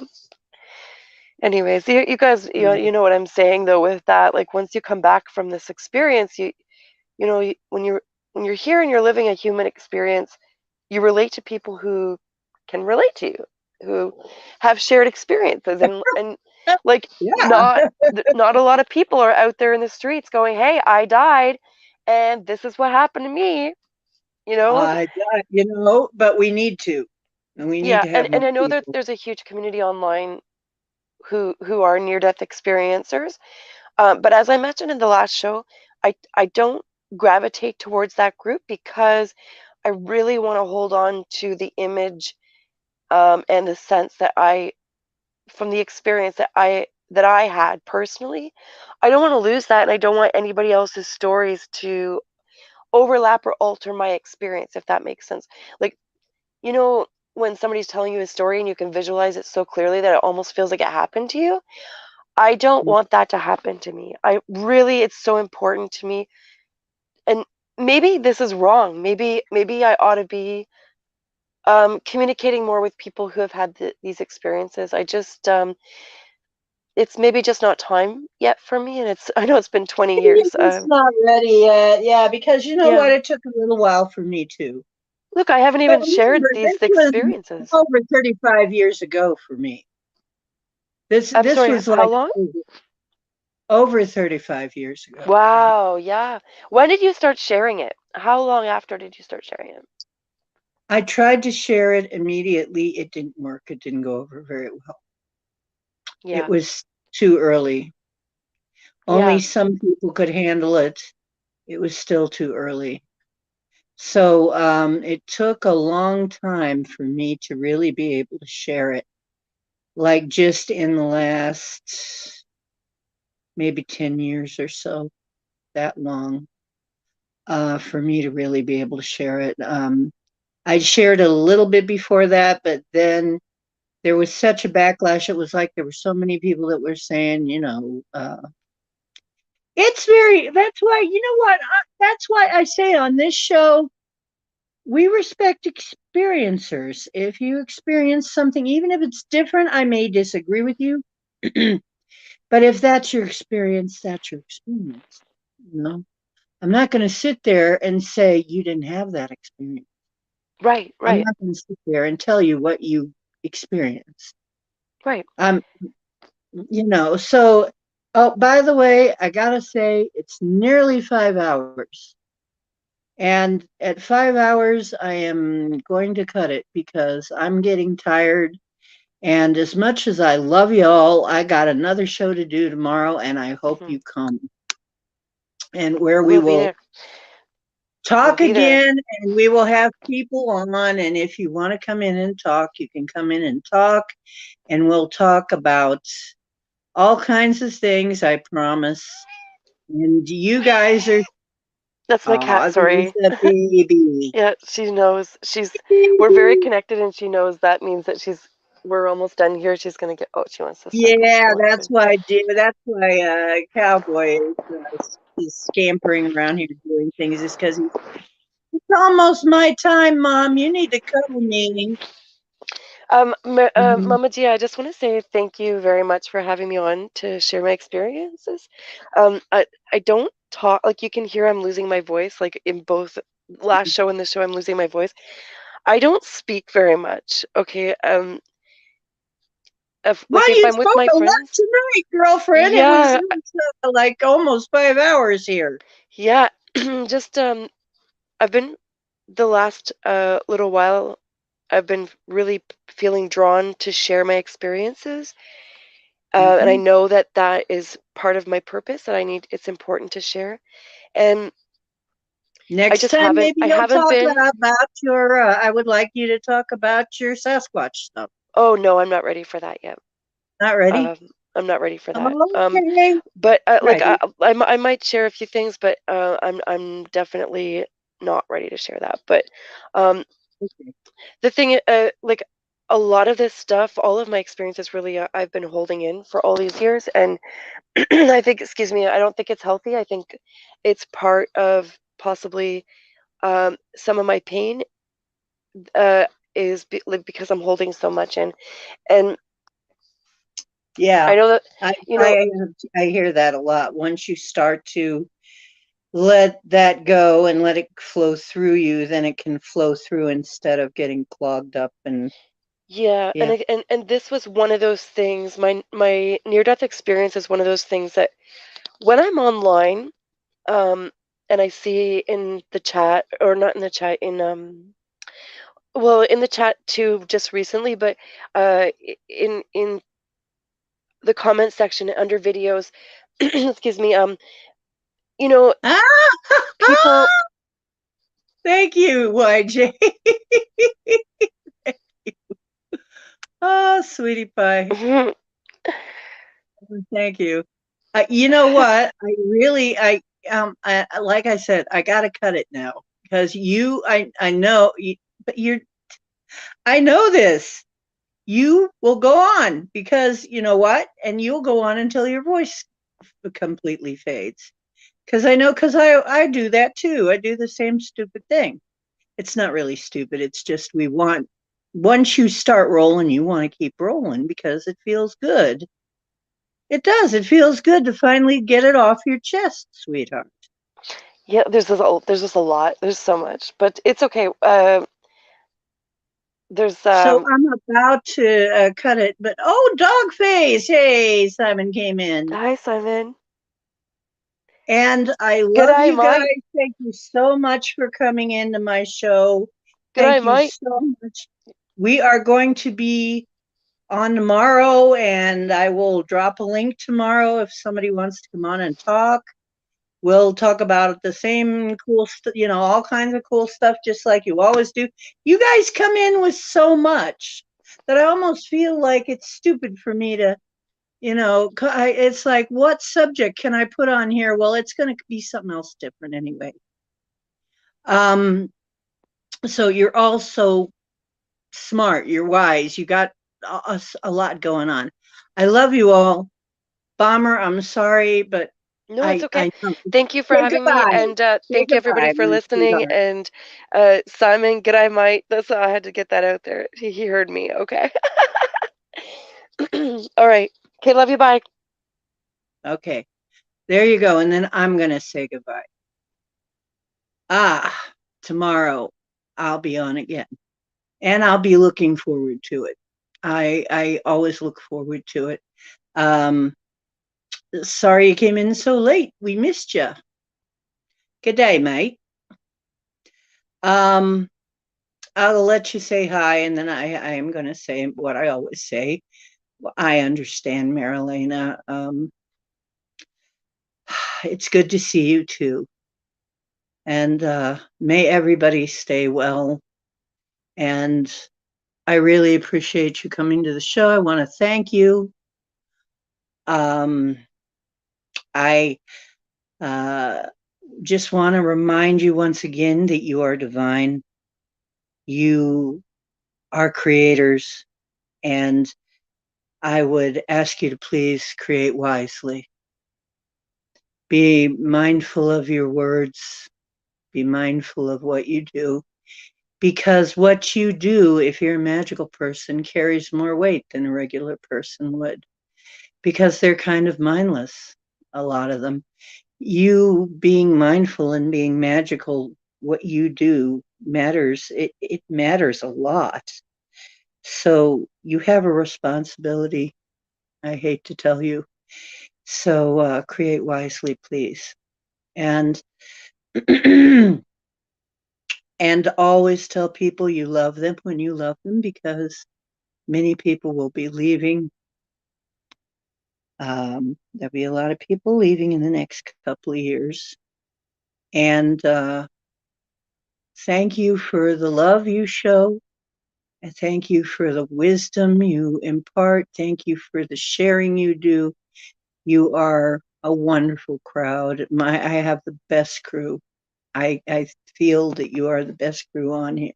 You are the best crew on YouTube, and I love you. Okay, the truth is where you find it. Hope you're finding some on my show.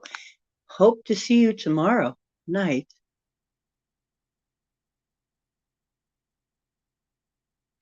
I hope so, Bomber. I really hope so. And the cat purrs. I really want to cuddle the kitty cat. It's time to cuddle the kitty cat and get some rest and let this healing settle in. Okay, love you guys. Good night.